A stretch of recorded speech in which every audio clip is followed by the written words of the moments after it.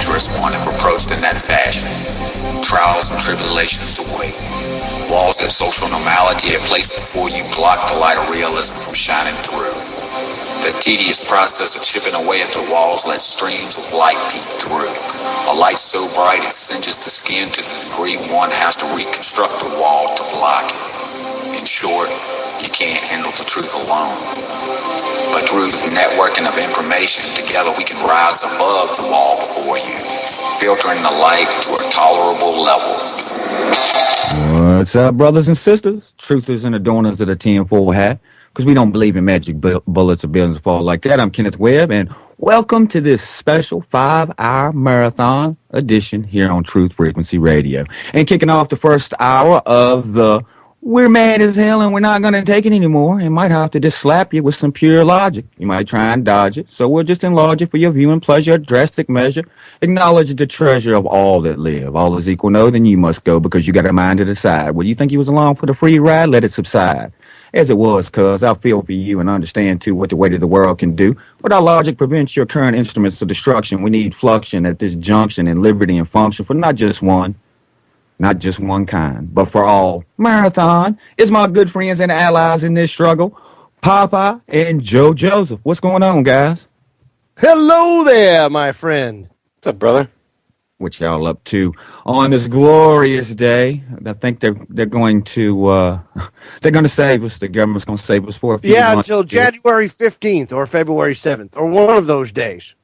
It's a short-term deal. You know what's good about this whole thing? Of course, it was theater, but it gives people a little bit more time to get their ducks in a row. Because as we'll go on throughout the night, we'll explain exactly why that is and the preparations that they're making for what appears to be a almost Cyprus-like scenario here in the United States. And there's dead silence. I'm telling you, folks, it's going to be a crazy night tonight. I was waiting for Bruce. Where's Bruce at? Yeah, I got to bring up Bruce. Oh, here we go. Yeah, so much bring up Bruce. There you go. You need to break him out on the bankers. Yeah, no. We need Definitely. to do something. No, Bruce needs to be broken out on the people that can't do math, which is like half this country. Oh, that's the war on stupidity. Definitely the one war we should be fighting. Yeah, the only war that I'm down with fighting is the war on ignorance. Totally. Did you catch the article on that they were was it Citibank worldwide was limiting the withdrawals? How much were withdrawals? Because you were talking about Cyprus and all that. It got me to just remind me of what I saw in an article earlier this morning about that they started to limit Chase. how much people. Oh, Chase, that's what it was. Okay, Yeah, Chase Manhattan. The beginning. They just testing the fields with everything that they're doing. It just seems like the the whole thing over the weekend. And Popeye, you were telling me before we came on the show something you had seen some articles about that was on purpose. Like they were calling it a glitch to start with, but you had seen some articles that it was actually a planned thing. Yeah, I mentioned this last night on air that I had. Was this why you were bashing your head in with a claw hammer? No, I was bashing my head in with a claw hammer because of my computer and my own. No, but I'm saying you were doing this at the same time. You were bashing your head in with a claw hammer. Oh yes, yes. I just want to say that takes talent. Yes. I was ready to bash the computer in with a claw hammer last night, but it's a pain in the ass to use antiquated equipment sometimes. Anyway, yes, the one of the articles that I saw, and I don't know. I have to look into this further, but I saw it not just on one news site. I saw it on. It was the local. It wasn't the big stations either. I noticed it was the stories that had talked about this. It was all the local stations, and I forget what state this local station was out of that I saw the one article on. But they had said that it wasn't in the article. It was talking about the whole EBT thing, and then there was this little line that said, and they said it wasn't a glitch. It was a test done on purpose or something like that. And I'm thinking to myself, why in the F would you do something like that, knowing what kind of trouble that would cause? Why would you do a quote-unquote test without telling anybody in the middle of this whole debt crisis and shutdown and, oh my God, debt ceiling? Why would you do that? Like, if you were going to do that, that's not a test. If that was done purposely, then that was done to poke the tiger. That wasn't done as a test. What do you think, Joe? You don't think it was a test? No. I think it was. I think it was a right. Just like their drills always happen when things. That's what I'm saying. It wasn't a test. It was. There was nothing good that came about. Oh, well, it was just a glitch. Don't worry about it. No way. No way.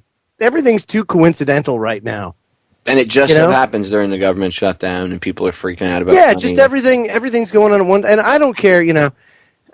You call me what you will, but I'm telling you, these things happen for a reason, and it was very revealing what went on that day, because the things that happened in those Walmarts and in the surrounding stores happened much faster than I thought they would. I mean, you're talking stores emptying their shelves in hours, not days, in hours. You know how they always say, well, within 3 days, all the food's gone? My ass. You know what it's going to be? Within hours, all the food's gone. That's what it's going to be. But what I found even more interesting was the attitude of people. Oh, we'll accept it with no limit. Like you think you're going to get away with that in this day and age, that you're just going to fill your wagon up full of food. One person had $700 and something worth of food, and they had like 75 cents on their EBT 49 card. cents. Something like that, she had right? 49 cents on her EBT card, and I guess when the things came back online and they tallied up how much she had in her cart, it was over $700 worth of food. Like, you have to know how much is on that card. Oh, it's like if an ATM spits out, or says your bank account has $1 million in it, and you start going out spending that money, they're going to get you. Oh, yeah.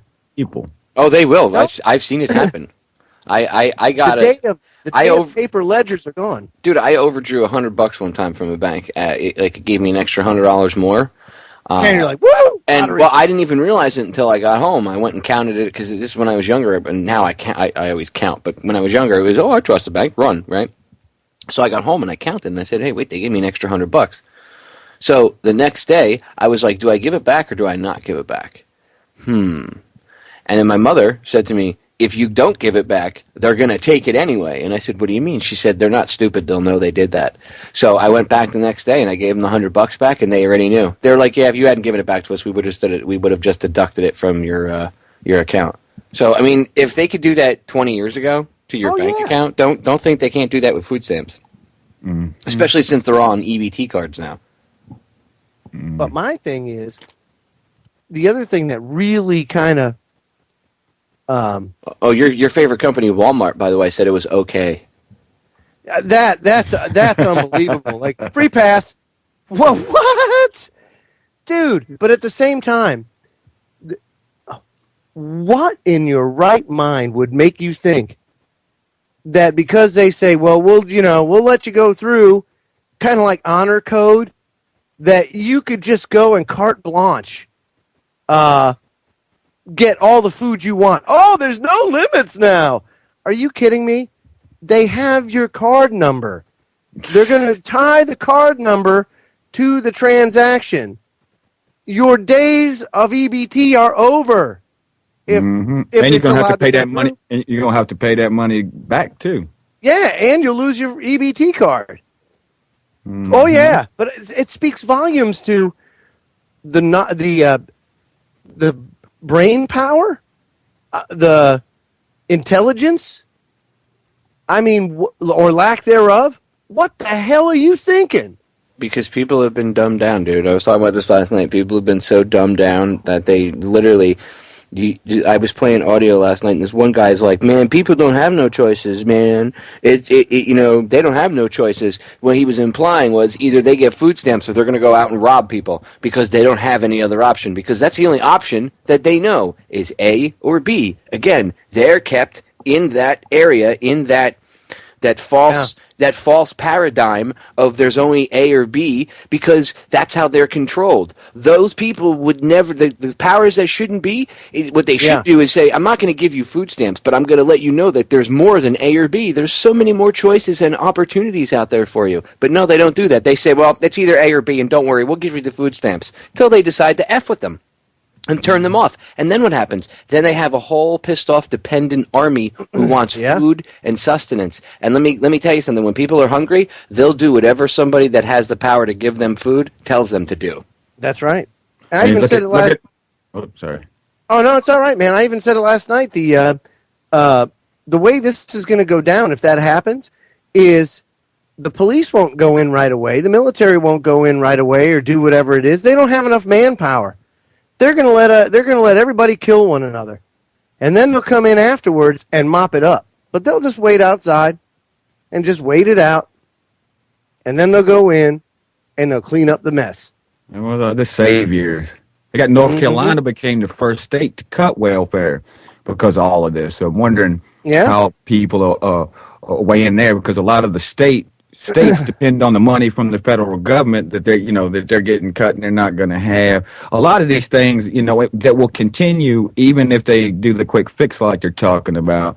I mean, you're taking these people and you're pushing them to crime basically, because they know that's what people will do. Yeah, they will turn to crime. You get people who are not going to go out there, and there's a lot of people out there that are needy, that, like I say all the time, there's a lot of people that need assistance and help, and I don't mind pitching in the pot for stuff like that, but we got a whole society of the give-me's. They want everything handed to them, and if you don't give them what they want, then they're going to turn to crime and then blame the system, and blame, not getting the gimme stuff as the reason why they have to do that. So it's like it's a rationalization for them. Yeah, and it's not a specific stereotype either. A lot of people would like to say, well, it's black people or minorities or Latinos. No, white people are just as hooked on food stamps as any other quote unquote minority or anything. This isn't about one group of individuals. They do want us to think along those lines so that we keep arguing and bickering amongst each other. But this is about people. It's not about what color or whatever, what your religion is, whatever, what your street value is according to Wall Street. None of that has anything to do with this. What this is real simple. It's about control. And the best way to do it is to get everybody eating the government cheese and relying on the government cheese, because what happens is they know how people are. They know that people will, if they get that food stamps, they know that people are going to, well, that's my food money for the month. And they're not going to kick in any extra. And food stamps, you only get, people, I don't know what kind of myth is out there. People think you get $500, $600, $700 on food stamps. You get like $200 a month if you're lucky. So I don't. A friend of mine is on EBT here in North Carolina, and he gets, for a family of four, like $390 in a month. Yeah, which is nothing. No. $390. I mean, $390 is about what I spend on my wife, my dog, and my 2 cats. Yeah, I was just gonna say, because my family, now I have a family of 6, so my family. It costs probably around $800 every other week. Yeah, in food.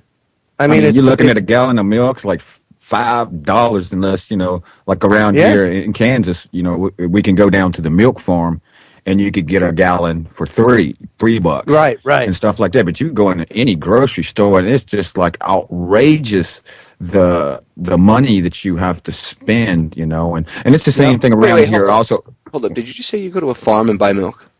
I know, I'm breaking this off. Echelon, I hope you're taking note of this, Echelon. Ken is NSA terrorist. We have an extremist. A food extremist. He goes and buys milk from a farm. Yeah.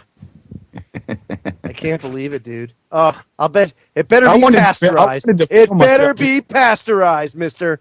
Oh, no, it's not. It's raw. I wanted to film myself doing it. And then I got to thinking, I was like, how ridiculous it would be if I actually film myself, put the video up, or just me riding to the farm, and call the video too, breaking the law, and have some Judas Priest in the background, Oh, I was going to say the Love Connection theme song. Oh. Or something like that, Maybe a Tic-Tac-Doe. Just get a good game show theme song behind you. I like that you play "Breaking the Law" in the background as you're grabbing the milk. Like it's all like peaceful, quiet, like dee dee dee Yeah. dee dee dee. I mean, you can ride there. You can ride there anytime, day or night. You just pull up in the farm, and they got a little refrigerator that sits out on their porch, and it's just got it's on the the honor system. They got a cup in there, Yeah. and it's just got the prices, and you just put your We money have in. farm stands here that do that. Like for watermelons and all that kind of stuff, cantaloupes. They just leave the trailer out there with a box. Do they have the proper permits for that? I mean, No, we don't do permits. Well, Matter of fact, I'm one of the two counties. Some- I'm one of the 2 counties in North Kakalaki that don't require a business license. well, that's just BS because without a business license or a permit, somebody could get hurt. I mean, Lord knows, as soon as you file the paperwork, a magical cloud bubble of protection forms over you. So Yes. It's funny. Speaking about the milk thing, now my wife makes everything from scratch. Everything is scratch. So we don't buy the processed foods. And just that in and of itself, the hell with organic, forget it. But just not buying the processed food is extremely expensive, So I don't know how people are doing it, first of all, especially in this day and age. That's why I think that all of this pomp and circumstance, this political theater that we've been seeing, is nothing but a giant smokescreen or distraction for what else is going on. Now, what that is, I don't know. But I'm putting it out there that I don't think anybody here thought that we were going to default. Not now. Not this time. no, I just didn't feel it. No. It's a dog and pony show right now, dude. Exactly. Bonner's crying. What is up with him? What is? How can? Okay, listeners, if you're Nothing against the homosexuals listening in the audience, but he's gay, dude. He's got to be. He's just in touch. Don't get that guy call me back again there, calling saying that I said some Oh, stuff back there he there. is. That guy right there, he is. I can't even do it.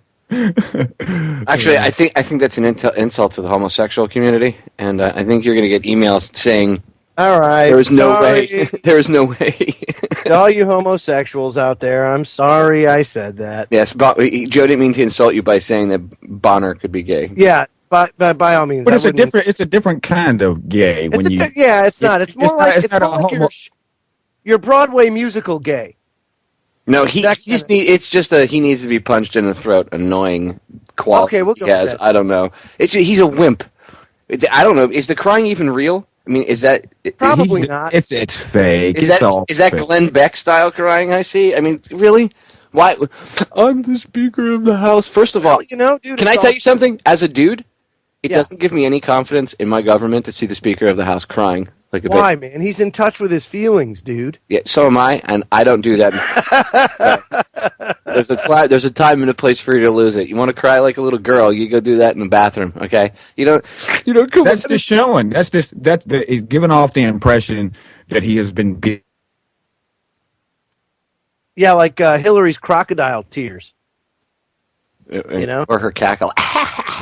Yeah, my pretty. No, she's like the wicked witch of the West. My pretty.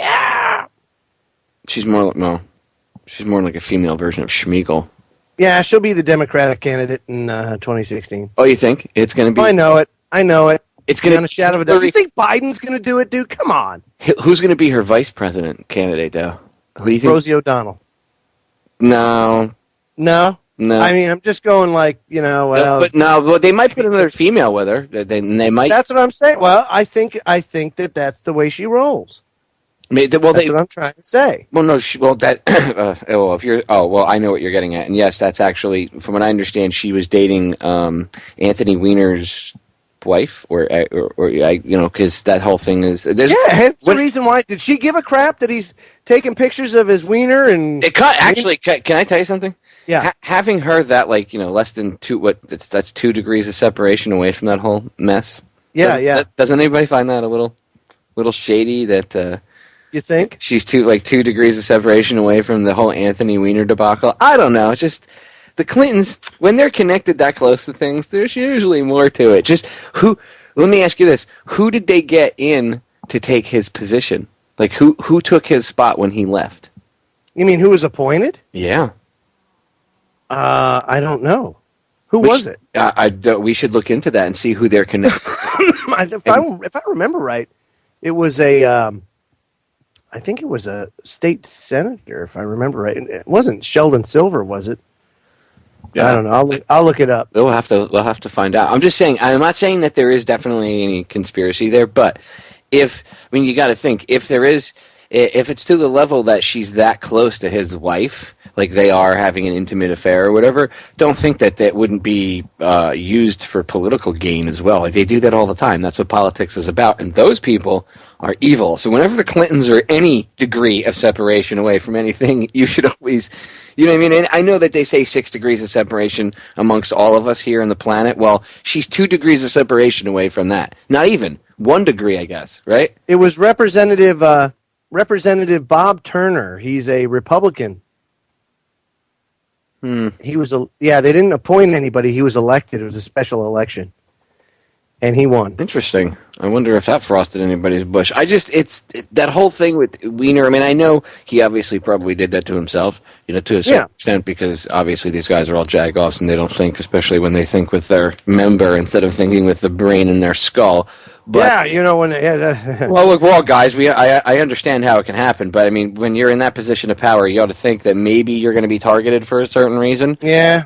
I don't know. So it just the way it went about, like all multiple times, all these pictures leaking out. When scandals like that happen, it usually doesn't happen because the senator or congressman or whatever did something, foolish. Usually that stuff is covered up. I mean, they do foolish stuff all the time. It's just usually. Dude, look at the one that he was chatting with last. She ended up being a porn star. Well, that's what I'm saying. Like, is she really now that he's out of office and now she's doing porn, and people, and that's because porn companies went to her obviously and said, even whatever companies that are out there, they went to her and they, even if you took it at face value, and they did it just because she was involved in that whole scandal. That shows you her character. I mean, any self-respecting woman would have been like, no, I don't want to be a human pincushion. Thanks. A lot of times they probably, somebody sends these women in to mess with the politicians. It's all a setup on them so that somebody can have information. But that happens a lot. Just the whole thing of setting people up to, be able to have something over on them or punish them in some way. It's pretty crazy. I find it interesting, just the names. If you could just list the names of people, like you were talking about Bush, Frosty Bush, is that what you said? Then I think Wiener, Boner, I'm thinking, all these names, man, Bush, Dick, it's just like, come on, man. Crake in the chat room says Wiener reminds me of Screech from Saved by the Bell. He kind of does look like, and that guy that played him apparently had like some epic meltdown of his own. So, I mean, who knows? The guy, he does look like Screech, though. The guy, obviously, you could see the way he carries himself. Did you see that he had like the worst rating, like publicity rating in New York City in the run for mayoral candidate. I guess when they were having their little primaries and all the Democrats were vying against each other to be the number one contender, and he was running around out there. He had like an approval rating of like 3%, and he's still and it's probably higher, but like we'll just say some low, even if it was like 10%, like really. And he's running around like, I'm going to win this. No, dude, you're not. They're not going to, just so you know, they're not going to give you the position because they don't want all that whole sex thing that you went through and the sexting pit. They don't want all that to come up during the race. They don't want to have to deal with that. You already got baggage, homie. Nobody wants to deal with that. Bye. The guy, and he's just so full of himself. He's so arrogant. When you see him walking around, it's like that's the typical mindset of a representative. Ugh. Just idiots. I want somebody like regular average. I want Kenn Webb as my Yes, I could see that. They shoot me quicker than anything. They would find child porn all over. Said I was a child porn producer. They would say I was heroin. I was a big drug kingpin. I mean, it would. I could see that. You fit the bill. You have a wide. you're painted with a wide brush. I guess You could be say. Heisenberg. You are. You're like a blank canvas, man. You could be so many things. You're like an international man of mystery. Kenn Webb. Well, look at Breaking Bad, right? Heisenberg, the drug overlord, was really a chemistry teacher. Right? Yeah, but I mean, not to mention the fact that you got that look. You could come off as like a Colombian cartel leader. Just put on your shades, maybe slick the hair back a little bit. Put on a hat, like put on the hat. had. That's right, or maybe a do-rag. You'd be there. I could see it. I could also see white. I could see white supremacists. I could see a whole lot of things. I'd have to get rid of the dreadlocks on that one. No, yeah, I mean, I guess that you shave the head. Yeah. Maybe no, like a high and tight. That would be the best. Well, get ready to go to break. We will continue with this 5-hour marathon special with Joe Joseph and Popeye. Catch you on the other side. I want Congressman Webb and his dreadlocks. Let's just get it straight. Yes, I'll take him the way he is.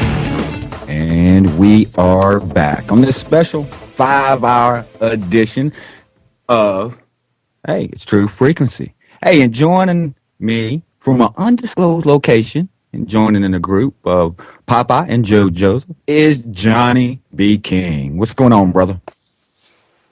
Just going to have a lot of fun and getting some information out with some good friends of like mind. Undisclosed location? Undisclosed. Come on, man. He's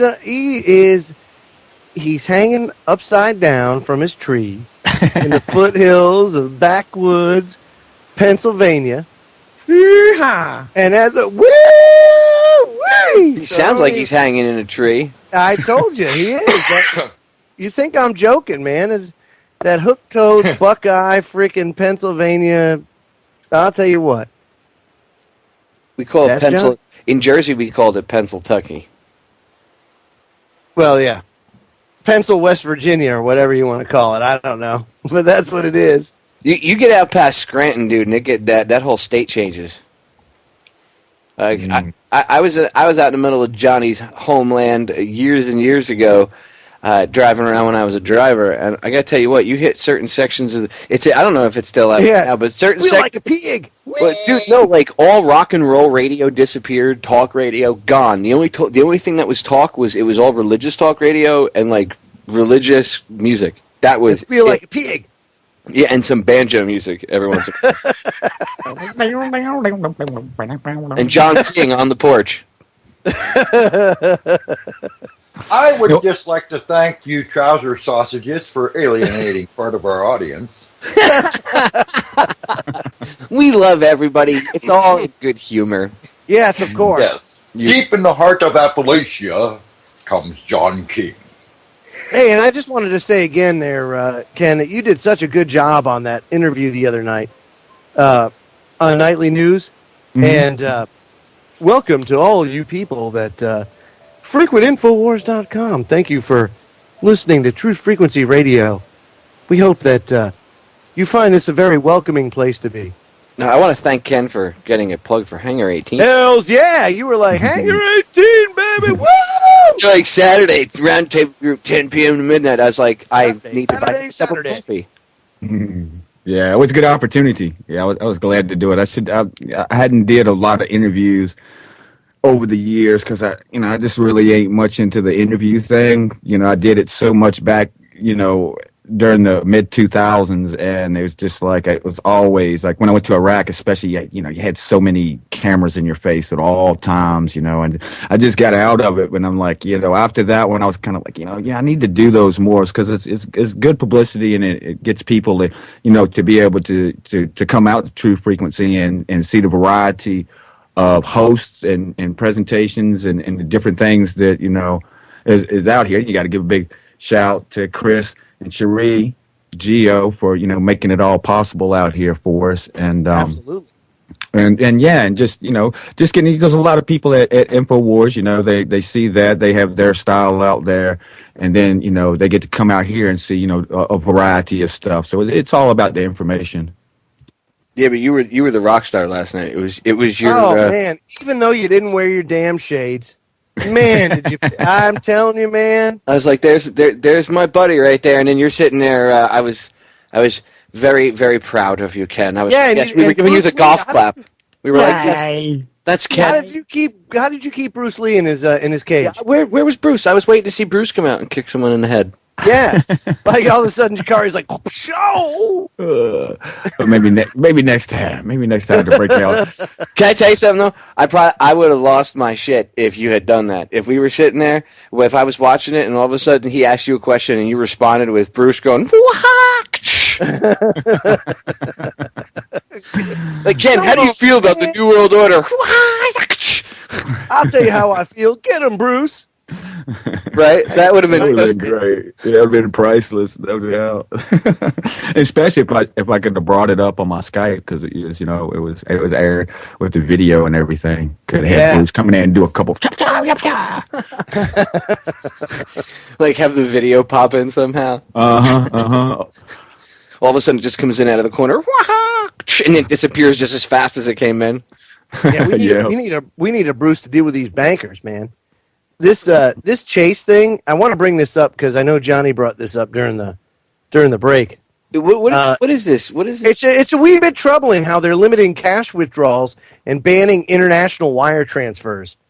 These capital controls are being. What do you mean they're banning or they're limiting cash withdrawals? Like as in going to the ATM or going to the counter? Because the counter on your statement, a certain amount on your statement, you're allowed a certain amount of cash withdrawal per month, from what I understand. So it's a percentage of what you have according to your statement. So if your statement is like $200, then you can only have like maybe 10% of that, that total withdrawal for the month, which would be nothing.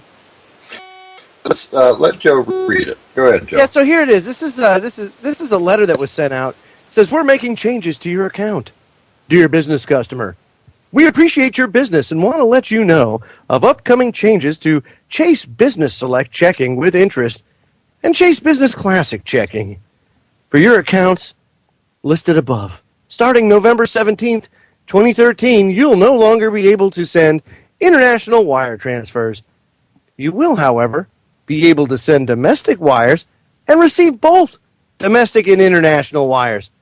We'll cancel any international wire transfers, including recurring ones, you schedule to be sent after this date.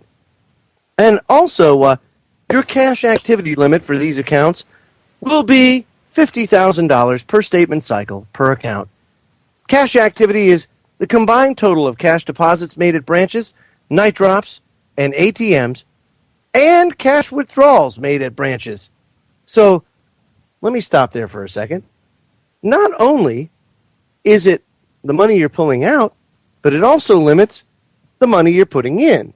Because that $50,000 per statement cycle includes deposits and withdrawals.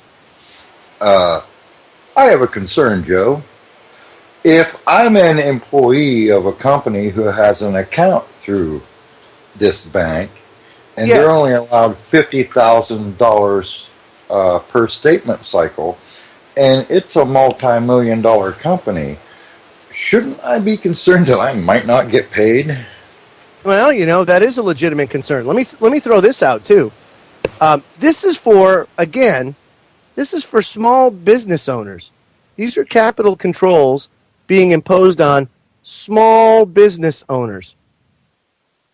And let me tell you something.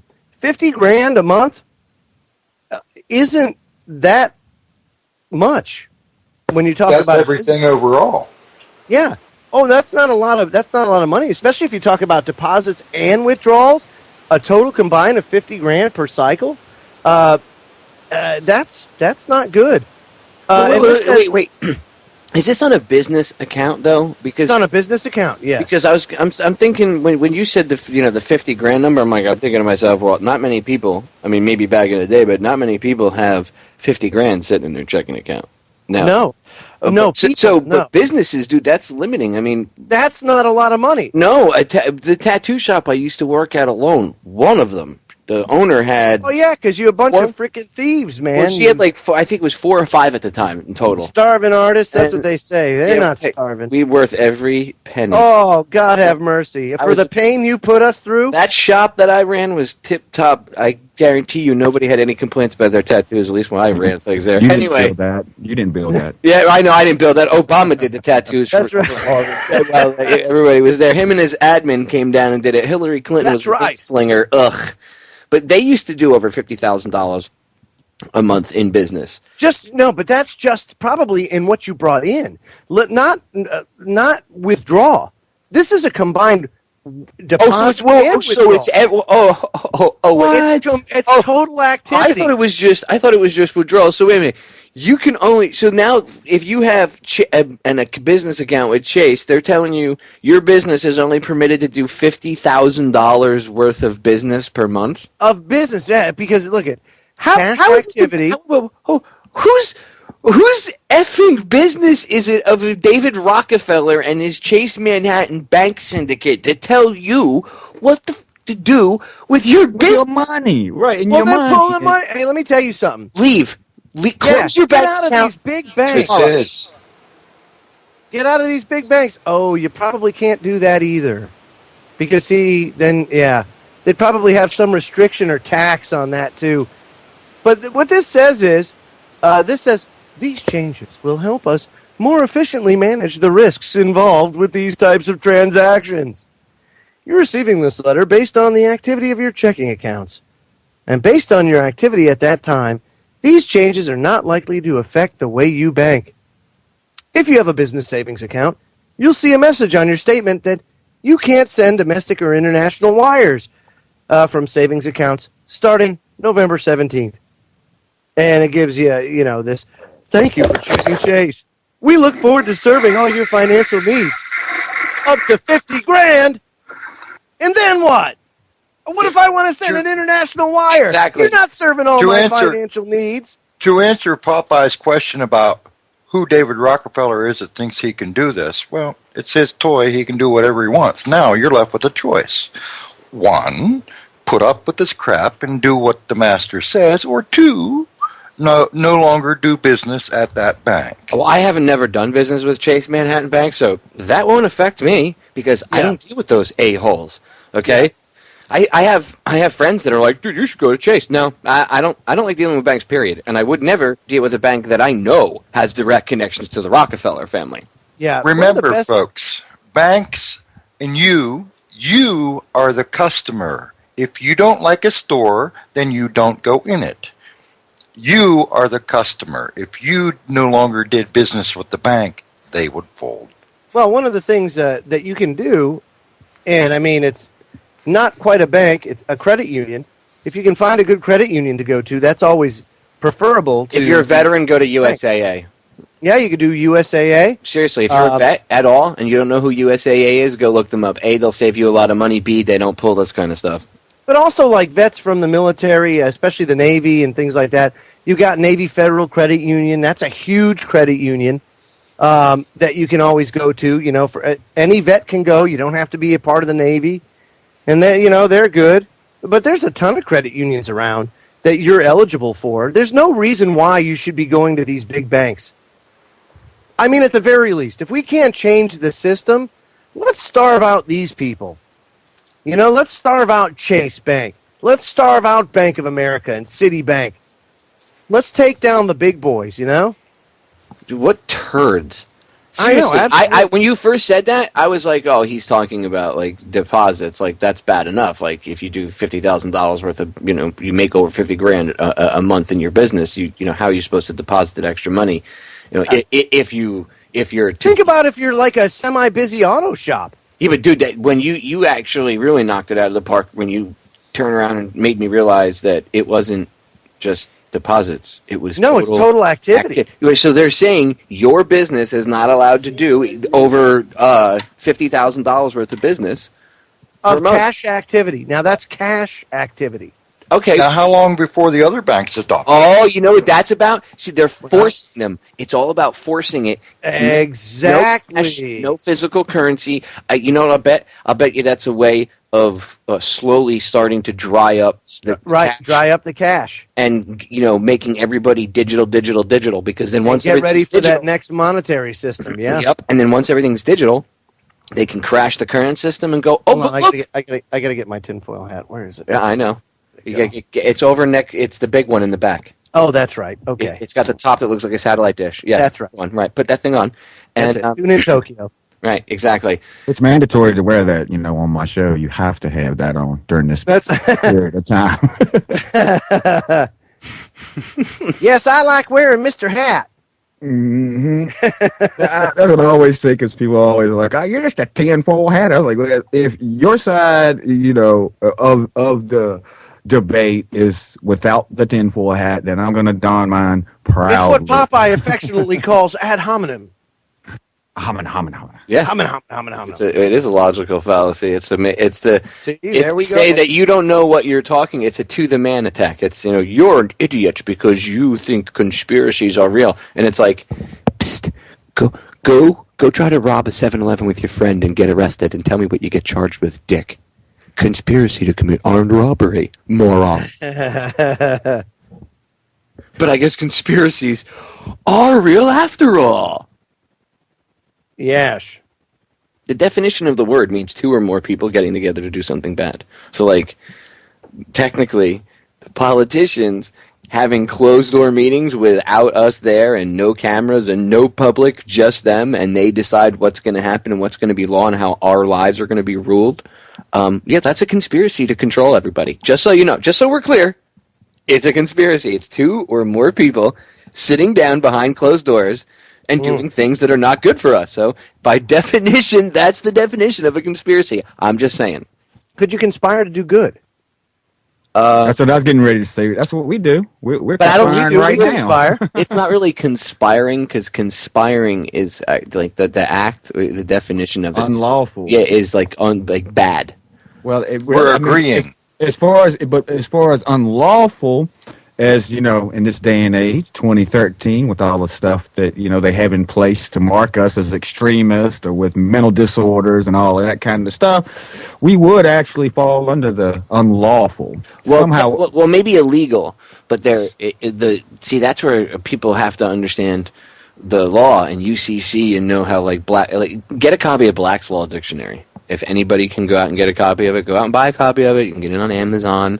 It's not going to tell you how the law system works, but it's a dictionary of definitions, so you can actually go look up the real definition of words of how the law, society, and everything works. There's a difference between illegal and lawful. The laws that they pass, they say it makes what we do legal. Well, what Hitler did in 30s Germany was legal, but is it lawful? The law that we need to be following is the law of the land, right? Which is the Constitution, and then now I can't remember the other one. Yes, that one. No, my brain is drawing. I hate my brain does this. Natural law. I couldn't remember. Can I jump in here with something that I'm aware of with my sovereign studies? Oh, God. Wait. Does this have to do with chicken feet and a Merlin hat? Just don't say that word sovereign, because if you say that word sovereign, then people are going to think you're one of those guys. No. I'm kidding. I'm not. However, Black's Law Dictionary has many English words in them. Now, it's written in legalese, and legalese is a language where they take a word and they give it a different meaning. When any police officer or court official says to you, Popeye, do you understand what I'm saying to you? No, When you say yes, if you say yes, you just agreed with him because you're standing under what the person says. You believe that you're acknowledging what the person told you and that you know what they're talking about, when in actuality, in legalese, you just agreed to everything they just said. That's where they get you. Yeah, that's why the cops repeatedly are trained to say, and they don't know this, but they're repeatedly trained to say, do you understand? Do you understand? Do you understand? And eventually the person just says, yes, I understand. Well, and then you just acquiesce to their supposed authority. And then, Yeah, but I was like 5'1", so I could just keep going. No, no, no. right, exactly. Well, that's what you need to do. When they say, "Do you understand?" You say, "No, I do not." Oh yeah, I could do it all day. I do not understand you, because that you're saying I do not stand under your fake authority, and that's why back in the day people used to be able to not sign tickets. Remember when people realized they didn't have to sign a ticket, and You don't have to sign your name to it. I mean, just put like alcoholic or Jacques Strap. Well, see, if you sign your name to it by physically signing the name to it, what people don't realize is that person getting the ticket is your straw man. I've talked about this on my show before. It's a straw man. He's dead from the time you're born, but he's the one that gets your parking tickets. He's the one that gets your credit card bills and all that other stuff. He's the one that racks everything up that you physically have to pay for. I mean, technically, the Constitution protects you as a person. Okay, not a corporation. So to be subject to their rules and laws, the Constitution protects you until you sign that ticket. Once you sign that ticket, well, now you're agreeing to become a physical representative of the corporation that is, Joe Joseph. So say, on your license it says in all caps, Joe Joseph. So that's not you. That's the corporation, this fictional entity, the straw man that was created when you were born from your birth certificate, your certificate of live birth. My manifest. Yes, your manifest papers. Like a ship pulling into port. Like a good, if you will. Exactly. That's why they call it a birth. Exactly. That's why they call it a birth. This goes back to, this all goes back to the Caesars of Rome. People have no idea. You know who talks about this stuff a lot? Jordan Maxwell. Yeah. That guy is a wealth of information. And he knows what he's talking about. This goes back to the Caesars of Rome. And that's why the IRS refers to the American people as a product. Yeah. It's your straw man that's traded on the stock market. There you go. Yep. Right. So you can actually take the numbers on the bottom of your birth certificate and go and check out your bond number. Go to a bond research website and enter that number in there. And it'll tell you how much you're actually worth. And it'll tell you who owns your bond. So Chase Bank just might own some of you out there. Yep. Rockefeller owns, the red number. Well, what? Technically, they can own my straw man all they want. They don't own me. Right? Nobody owns me. Okay, so they can kiss my rosy red ass. I know somebody that owns you. They don't own anything. They don't own anybody. It's a whole. I know somebody that owns you. Yeah, well, Mrs. Popeye is different. We all know, like, that's just like Mrs. Joe Joseph is really rules the roost. Oh, absolutely. Mrs. Kenn Webb really rules the roost, and we all know that Mrs. John King runs the show. Oh yeah, we know that beyond a shadow of a doubt. Yeah. Okay, guys, time to wake up. Your dreaming is over. No, I fondly remember. Hey guys, gotta go. See you later.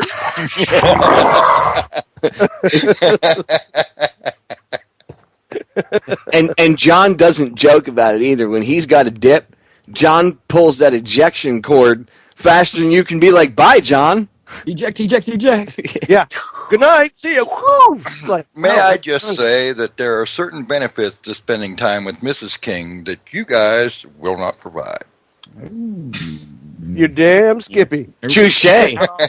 You're certainly right, Mr. John King. Cooking with the king, acceptable. Anything else with the king, not my job. Yes. We'll leave that for the experts. Please hang up and try again.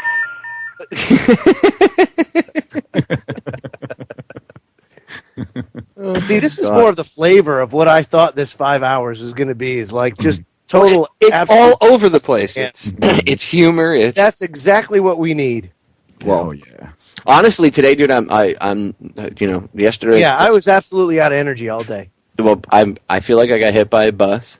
I'm having technical difficulties once in a while here. So doing just dealing with that crap, and then like I said, you guys know the listeners know I'm a disabled vet, so there are days I have where I feel like the Greyhound backed over me 7 times when I wake up, and today's one of those days. It's like, I'm looking at my body like, come on, work with me, please. Like the mind is ready to go, but the body's like, yo, you need to slow down.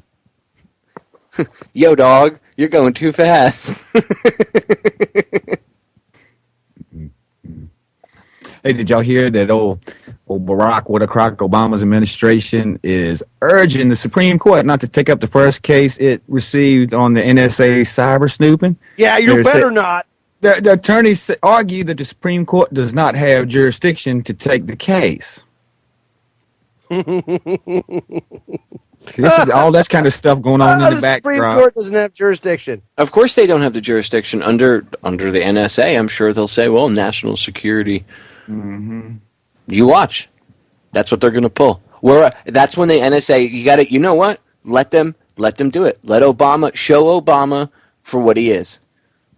Because that's one of the things that this whole shutdown is doing. I know the media, and when I said the Republicans are doing a horrible job of PR, they are, because they don't have a plan, and that's why I think obviously it's theater, and you can tell that. Oh yeah, there's something going on behind the scenes. Come on, man, obviously. They've got like an Emmy Award winner as the Speaker of the House. Crybaby Boner. Yes, best actor in a drama.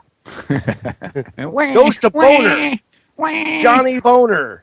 Well, it's just, dude, it's ridiculous. These guys, they're not solving any problem. So obviously, look, they're trying to set a precedent. I think what they're trying to do, personally, I think that at least a certain faction therein, maybe not everyone there, but a certain group was probably hoping it would go right up to the last minute, forcing the president to use extraordinary measures, therefore setting a precedent. And then he can go, well, I've done it once. I've had to do it once. I can just do it again whenever now.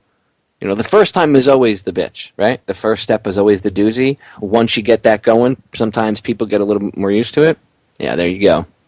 Mm-hmm. That's exactly what they do. They get people used to it, and people might complain, but they know Americans. They know how it works. They'll be bored of it after a week. I mean, look at Fast and Furious or anything that comes out. People get bored with it, and they go on about their business the next week because there's something else going on to occupy their minds. It's insane how it goes, but we are going to wrap up this hour and keep this thing going for another 4 more hours. Oh, man. 4 more hours. Craziness. Mayhem. I know. Cats sleeping with dogs. I'm going to go get the defibrillator. I'll be right back. I've got my coffee. And speaking of sleeping dogs, you could probably hear snoring. Look, I don't know if I can get close enough to... Oh, no, you can. Let me see. Oh, she's not snoring loud today. Normally, she sounds like a little chainsaw. Very fitting for the end of the hour song. Don't worry, we'll be back in like 3 minutes. Don't go anywhere. Next up, don't go anywhere. Hijacking Joe. Yeah. Hijacking my show. Very good. We'll be right back. And now it's time for the Freedom Link with your hosts, Joe Joseph and John King. And it's hour number 2 of the 5-hour extravaganza right here on truthfrequencyradio.com. I'm Joe Joseph along with Johnny King. Our shows, we have decided that we're all going to hijack each other's shows tonight. And joining me is Popeye, FederalJack.com, and Down the Rabbit Hole, and Kenneth Webb, the Change of Channel show. So this whole idea, since we're on the monetary thing, Popeye, you got a clip. Don't you want to play it for the peeps? That's what I'm saying.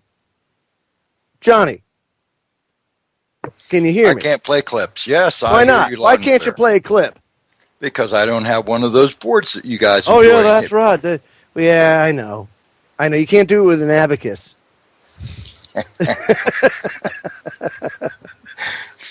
Is my cam on? Oh no!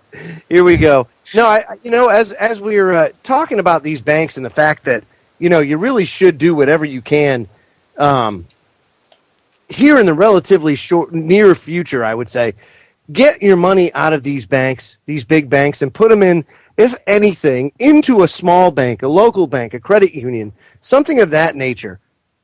Don't be associated with these banks. Because I'm telling you, there's some bad stuff coming down the pipe. For them to be limiting cash transactions, they're pushing everybody out of cash and into, the tracked transactions. And they're setting it up for this collapse. This is just another way to set it up. Simple as that. If you gear everybody up to this cashless monetary system, then you can collapse the dollar and bring about your new currency, which will probably be something along the lines of either a currency for, Mexico, United States, Canada, or perhaps even a one world currency. You never know. I mean, they love the euro. Woo! At least Well, Joe, they want to get everything set up by 2017. 2017 is when they want the New World Order's currency in place and operation. So if they crash it slowly and start now, it will be in place by 2017. No, you're absolutely right. Absolutely right. And all this stuff, too, you have to remember, the stuff with this debt problem and government shutdown, over the past week or so, we've all said the same thing and showed you things and brought about the evidence to justify the fact that this is a giant theater, a giant drama being played out before our eyes. All for what? To drag it on just that much farther. They just, and now the next, according to this supposed deal, and I don't know, that they were supposed to vote on it today, and I'm sure it's going to pass, that January 15th, the government's funded through, and this raises the debt ceiling to get the government through till about February 7th. So you're not talking about an extremely long period of time. However, it did buy off a little bit of a reprieve.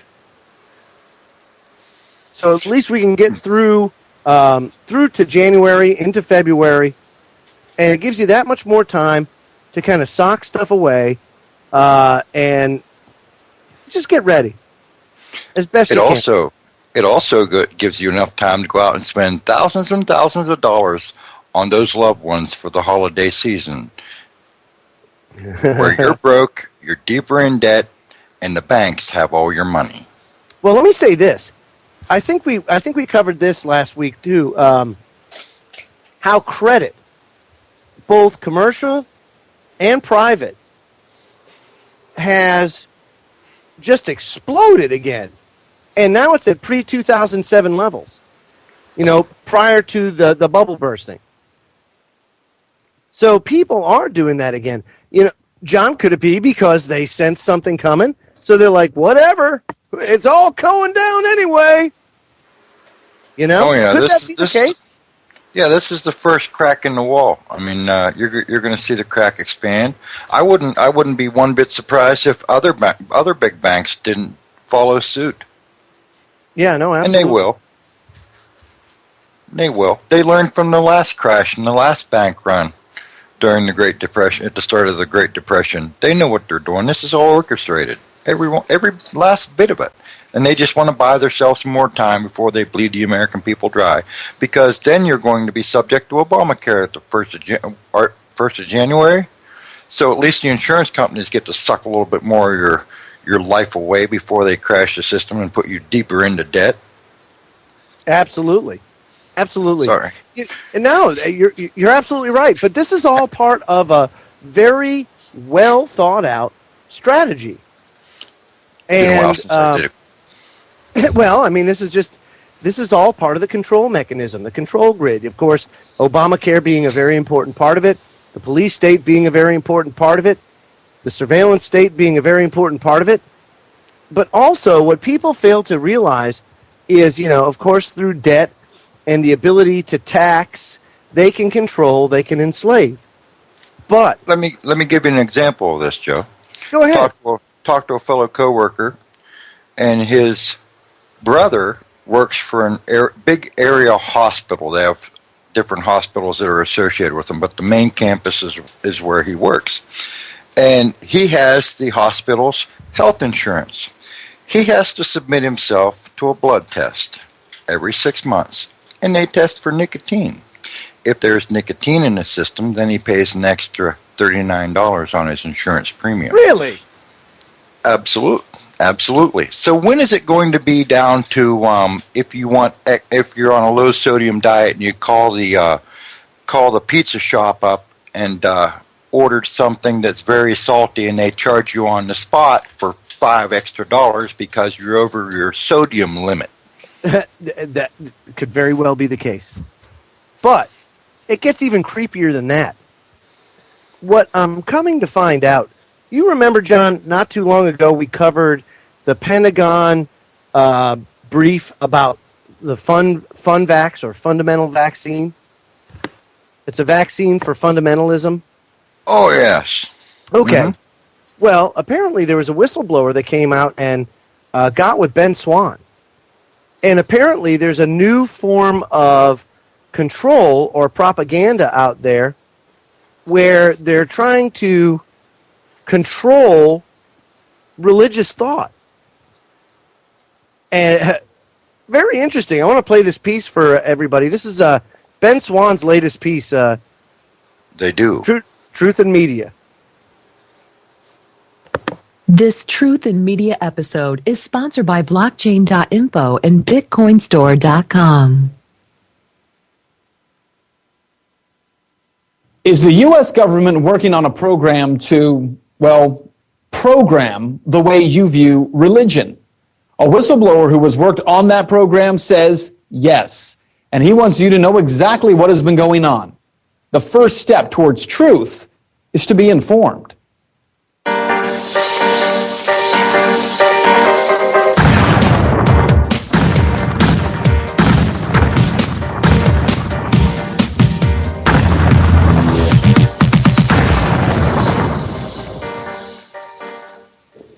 If I told you the Defense Department was using taxpayer dollars to learn how to influence people with religious beliefs in order to control those beliefs, would it really surprise you? Would you think I'm a tinfoil hat-wearing conspiracy theorist? Would you care if I told you the program was aimed at controlling fundamentalist Muslims? How about fundamentalist Christians? Here's the backstory.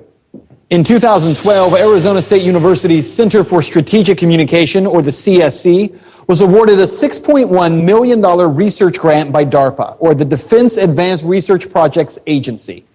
The goal, according to the project's website, on ASU's website, is to study the neurobiology of narrative comprehension, validate narrative theories, and explore the connection between narrative and persuasion. A lot of technical talk there, so let's dig into the details. The CSC program is actually about creating narratives using effective communication, largely video, to control the thought process of groups of people, and ultimately to be able to trigger narratives through magnetic stimulation. At its core, the program is focused on how to win the narrative against Muslim extremism. It's a fairly interesting concept. According to documents leaked to us, this project integrates insights from 3 mutually informing theoretical terrain. In short, the goal of the program is to combat and to change religious narratives because of their role in extremist behavior. The whistleblower who revealed this program to us worked for several years on the program. They asked not to be identified.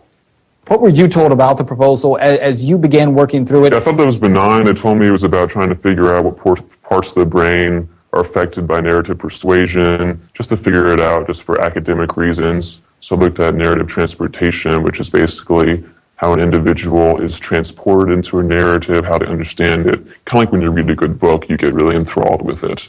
At its core, the program attempts to map the brain to determine which portions of the brain allow you to accept a narrative presented to you. It's called narrative theory. Mapping this network will lead to a fuller understanding of the influence narrative has on memory, emotion, theory of mind, identity, and persuasion, which in turn influence the decision to engage in political violence, or join violent groups, or support groups ideologically or financially. You see, the project is focused on the belief that the reason Muslims in the Middle East are swayed to religious violence is not because of the reality of what's going on around them per se, but because they are believing a local or a regional narrative. The local and regional narrative then is that the brain automatically assumes things because of a narrative we've been taught since our childhood? Yeah, that's true. We call those master narratives. So in America, we have this rags to riches master narrative, where if you work really hard, you can become successful and make a ton of money. So in the Middle East, they always use this example of the Pharaoh. That's a master narrative that's in the Quran, where there's this corrupt leader that is really bad for society. And they use the example of Sadat. He was assassinated, and when the assassin killed him, he said, "I've killed the Pharaoh, I've killed the Pharaoh." So they assumed that he was relying upon this Islamic master narrative to fuel his actions. So how does the program change this? Again, a lot of technical speak here, so stay with me, but it's broken into 3 phases. Phase 1 is to map the narrative comprehension network using a set of stimuli designed from the point of view of 2 different religious cultures. Phase 2 will test hypotheses generated in Phase 1, adding 2 additional manipulations of narrative, validity, and narrative transportation. And Phase 3, it investigates possibilities for literally disrupting the activity of the NCN through transcranial magnetic stimulation.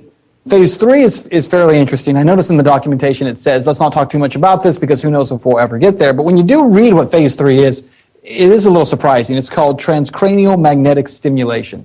This is not something that's science fiction. It's not something they've cooked up. This is a real technique that's already been used in the past, correct? Yeah, it started out in the psychiatry field where people were depressed, and when you're depressed, certain parts of your brain are not functioning correctly. So they created this technology, which is basically a big magnet, and you put it on the brain, and it turns off that part of the brain that's bad or wrong, and it would help them with the depression for several weeks to a month, and they go back and do it again. So this technology has been around for around 10 or 15 years. So it's very high-tech propaganda is what we're talking about. High-tech and validated propaganda, yes. If they're able to turn off the part of the brain and get rid of, let's say, the master narrative that would make you not believe a particular statement, they would have validated this propaganda. So if they turn off portion X, they know that the propaganda is going to work and the individual is going to believe whatever is being told to them. So why do all this? Because the project is based on the idea that despite the good work of the U.S. in the Middle East, the message of that work is not being received. Quote, the frequent rejection of U.S. messaging by local populations in the Middle East, despite U.S. insistence on the objective truth of the U.S. message, illustrates the narrative paradigm at work. The well-documented say-do gap, the document says, between U.S. messages and U.S. actions is seen by some as contributing to a lack of narrative validity in stories produced by the U.S. Similarly, stories of U.S. aid, they say, do not ring true in a culture wherein Christian foreigners since the 11th century have been invaders and sought to destroy and rule. So how to fix this? How do you move someone from simply watching a video or seeing a video all the way down that line to behavior? It's a pretty powerful tool if you're able to do that. Right, so first thing that maybe an extremist statement or a video like Al-Qaeda puts out will lead to some individuals doing a suicide bombing, for example. So they're trying to look at this video or this statement, take away a part of your brain that will think that it fits in with your cultural master narrative, and that will hopefully lead you to not do these extremist, this violent acts. So what you need to know is that this program boils down to one central idea. If people aren't reaching the conclusions the U.S. government would like them to reach, there must be a way to force them to accept these narratives. Remember that the claim is that the U.S., despite giving aid, is viewed in the Middle East as invaders. That, according to the program research, is the product of embedded narrative, not a result of action.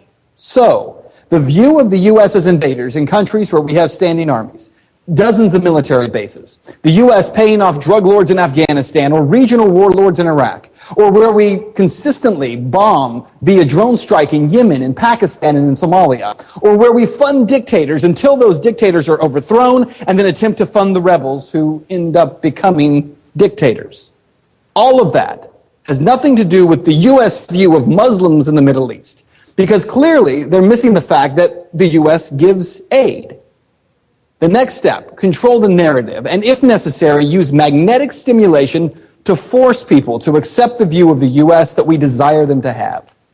After all, aren't extremist Muslims dangerous? Extremist Christians?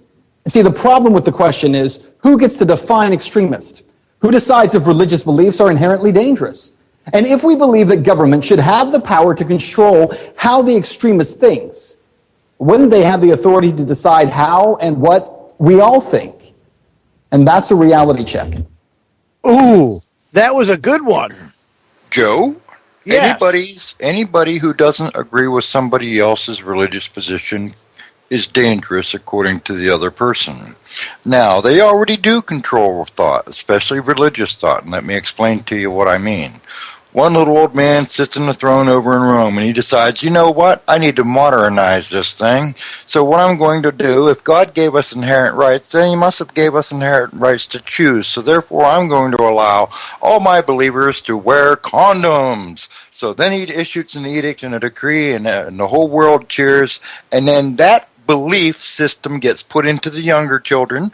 They grow up, have children, install the same belief in them. They grow up, and then it gets to be a religion, and it becomes accepted. Now they've just changed the thought process of the whole planet, because eventually it will resonate around the world.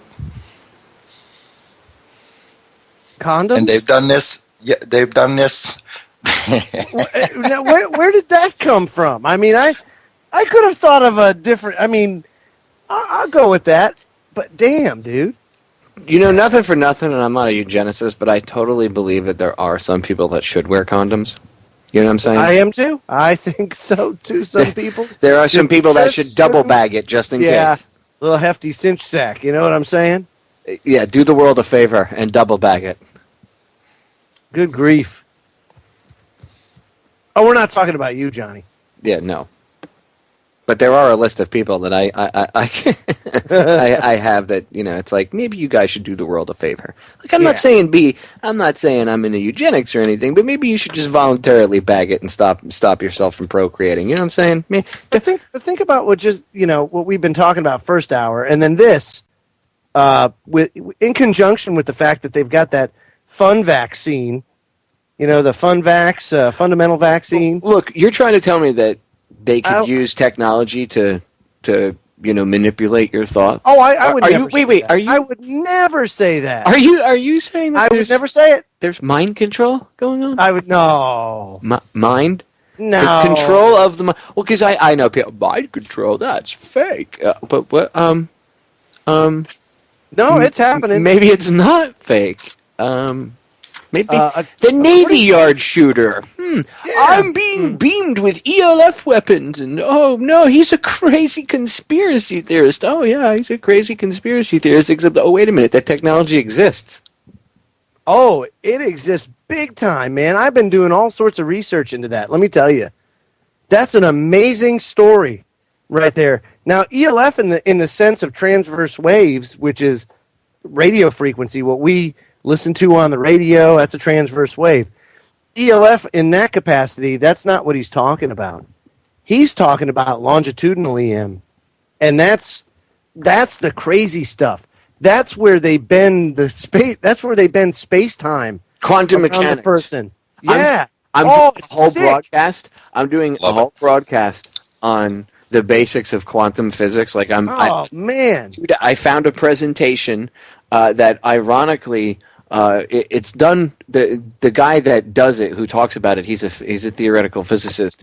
But it was put together, or at least it was aired on PBS. I found, but the way that they broke it down, because I've been spending a couple weeks trying to find some audio that I could play to help me explain the basics of quantum physics in a very simple, easy to understand, like the everyday man could get a basic understanding of it, because if they could, they would I think everybody would understand the nature of reality and how things really work much better.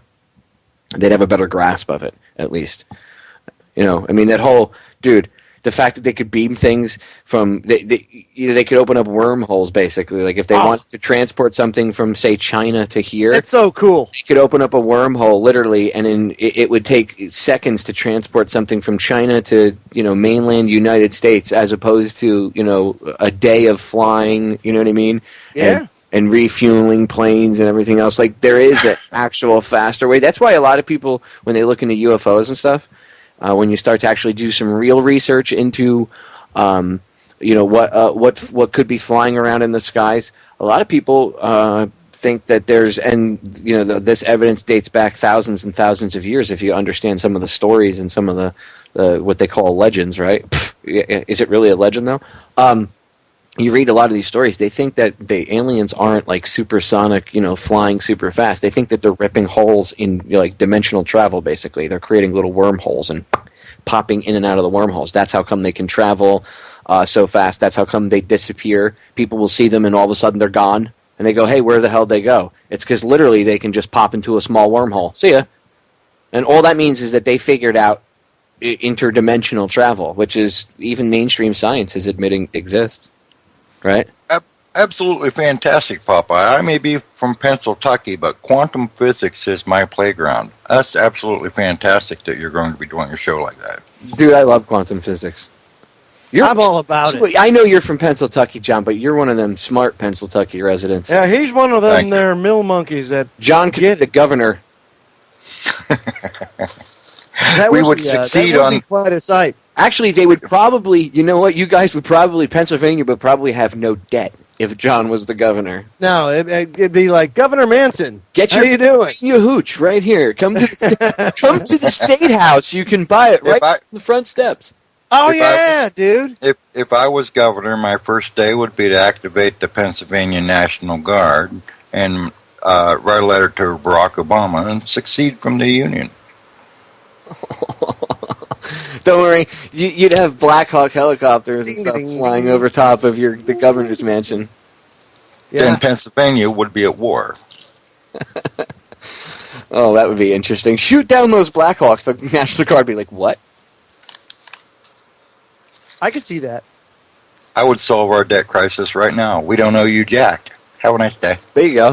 And like I said, you could sell Pennsylvania state-made hooch right off the state capitol stairs. It would serve as two things. A, it would bring tourists to the area, right? So you'd have tourist dollars coming into the local area of the state capitol, and whatever money made from selling Pennsylvania hooch, you could put towards into the state's economy. You could use it to hire more security or whatnot. No, the number one cash crop in Pennsylvania is cannabis. We would John, fund our state's economy with cannabis. I had no idea you were a Southern man. Good grief. When we come back, we'll get into this some more as the mayhem continues on our 5-hour marathon here at truthfrequencyradio.com. We will be right back. Welcome back, folks. I just want to introduce Governor John King from the great state of Pennsylvania. As one of his first acts as becoming governor is to secede from the Union. Now, by the way, Governor King, well, you are correct. I'd be president of Pennsylvania. Yeah, president of Pennsylvania, the great country of Pennsylvania, would saying during the break, gosh, man, eating Doritos with no teeth is really hard. So, I mean, that's the kind of person that we're dealing with right now, okay? So let me explain to you who I'm dealing with. I may live in Pennsylvania, but that song is not in my computer there, Mr. North Carolina. What are you talking about? It's not in... Dude, that's all you're about. And by the way, you're right. I mean, I technically am in Dixie, but it doesn't... What does that matter? No. Dude, I'll tell you what I thought. Hold up. I got to interject something. How does one eat Doritos with no teeth? Yeah, please explain this to me without because totally. Actually, I'm sure there are people that the lacerations in your gum. Well, I'm sure there's people out there that are wondering how the hell you do it. Because I mean, I know very that carefully. He suckles on it and gets it real soft. And I'll bet you he does, doesn't he? No. Suckle upon Doritos, dude. Yes, I suck on them and make it soft.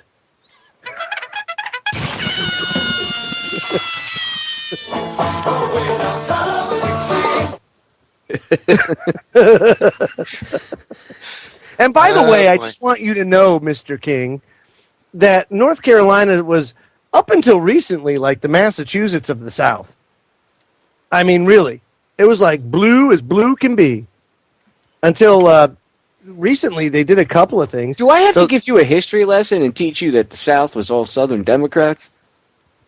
Yes, I know, but I'm saying that when they were Southern Democrats, They were more of Well, they weren't the same Democrats. libertarian, conservative type of Democrats. They weren't like, But what I'm trying to say is that it's kind of shifted. Weird, very weird. In that in North Carolina, they're introducing legislation right now to do away with the income tax. And it's got a lot of support. As a matter of fact, it looks like it's going to pass. That they do away with the state income tax. And then on top of that, they've reduced welfare. Who in their right mind reduces welfare? In a blue state. That's ridiculous. I mean, what the heck is going on? So, I mean, there's been some sort of consciousness shift here in North Carolina. If you actually look at the history of the blue states and red states, and there's a good transitional thing online. I have to try to see if I can find it. But it shows each year, each election. That's what it was. U.S. presidential election. It shows you which states were the blue and red. And I did a piece on this going through all of the states because you would see a lot of similarities in the switch, by who was running, and it just flipped. It, for the most part, the blue turned to red and the red turned to blue. Yeah. But it's somewhere online that shows you each one of those, and you just watch the progression. And back then, they were the Democrats, and then I forget which presidential election flipped that really strongly. For that's the one that's been basically for a right good while here now, the divide. But I would say Theodore Roosevelt. Now Theodore Roosevelt ran as a Republican, but he was a liberal as liberal can be. If you want to go left-right paradigm, he was definitely of a different ideology. So I mean, before that you had McKinley. He was kind of like, as far as corrupt presidents and everything like that, he was for the robber barons. He was for he was your typical president that was bought and paid for by the big corporations. So, I mean, very interesting how these, the politics in this country have progressed. How it kind of flip-flopped. And now, I kind of feel like we're where we were at the breakup of the monopolies. You remember that in your history books? How you had Standard Oil and Carnegie Steel and all these monopolies out there. And then Roosevelt comes in, breaks them up into a million pieces. And, supposedly that was that. And no more, we learned our lesson. I like Teddy. We will no longer let that happen. I like Teddy. I don't really like... You like him. Franklin. FDR was the greatest president. He brought us the New Deal. Idiots. Ugh. FDR's presidency, if you go back and you research this, okay, yeah. And a lot of this had to deal with the fact that of his own arrogance as well. But his whole administration was filled with communists. Yes. No way. Really? Spies for the Russians. Yes, of course. But that would mean that both sides were being played against each other like a big game of chess. Now who would benefit from that? Oh, look, U.S. Standard Oil. Oh, look, David Rockefeller admits in his they played both sides against each other in the Cold War. Oh. Mm-hmm. You know what else is interesting too? I saw this good tidbit of information the other night. 7 countries didn't have a Rothschild-controlled central bank in 2000, and I think it was Iran, Iraq, Afghanistan, Sudan, Cuba, North Korea, and there was one more. I can't remember. But anyway, now there are 3. All the rest of them have been... Libya. Libya was the 7th. And it's funny, all of those without a Rothschild-controlled central bank are being systematically taken out one by one. Now there's only 3. Cuba, North Korea, and Iran. Trace. So, doesn't it match, what's his name? Wesley Clark's, Yeah! That Democracy Now! Interview. Doesn't it match that list that he was shown of countries? Exactly. That's interesting. I guess that's just a coincidence, though. I mean, come on, there's no conspiracy. Oh.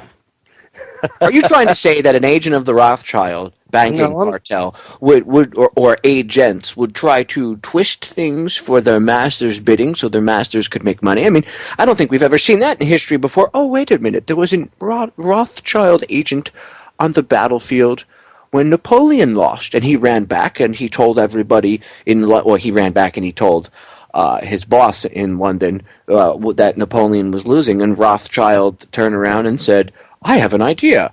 He said, oh my God, Napoleon is winning. And everybody said, oh my God. And all the stocks fell and everything plummeted and the value of things went down to garbage. And everybody was selling their crap to get out.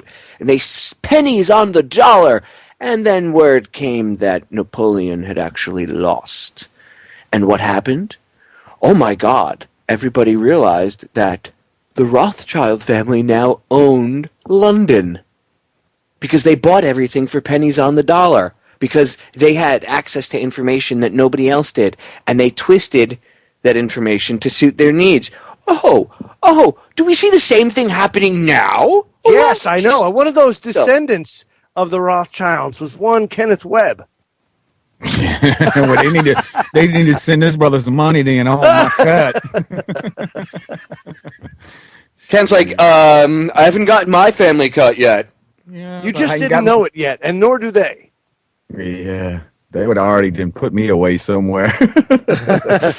Yeah, you give me a chunk of that Rothschild money, man. I'll take it. Yeah, give it here. Oh, it's on. It would be just. Oh yeah. Woo! Come on, it's like, come on, man. Let's make this interesting. Come on.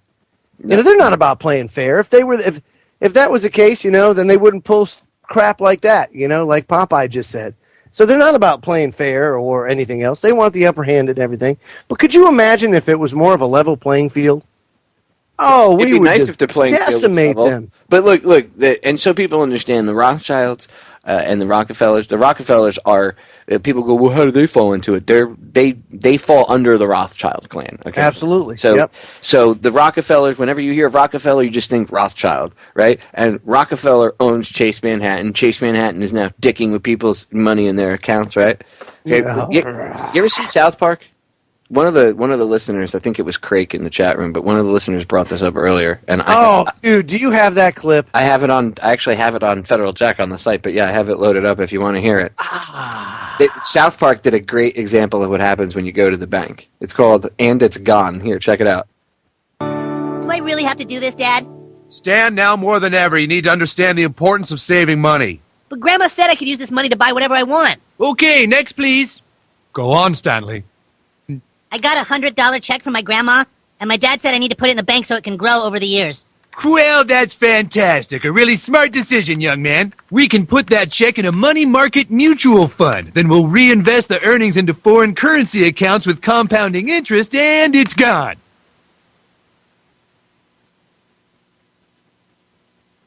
And he's just staring, looking like a deer in headlights. What?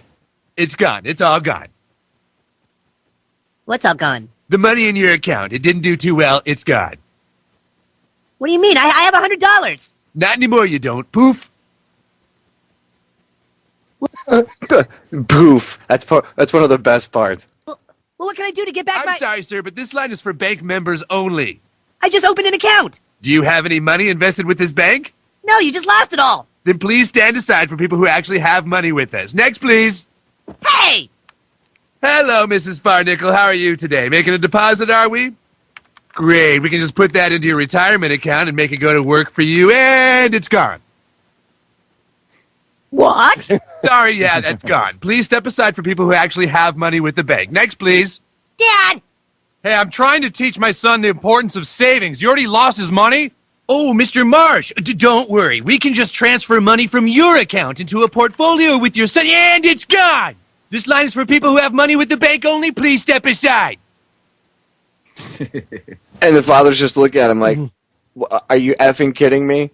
That's exactly how the bank handles your money. That's a pretty good representation of what happens.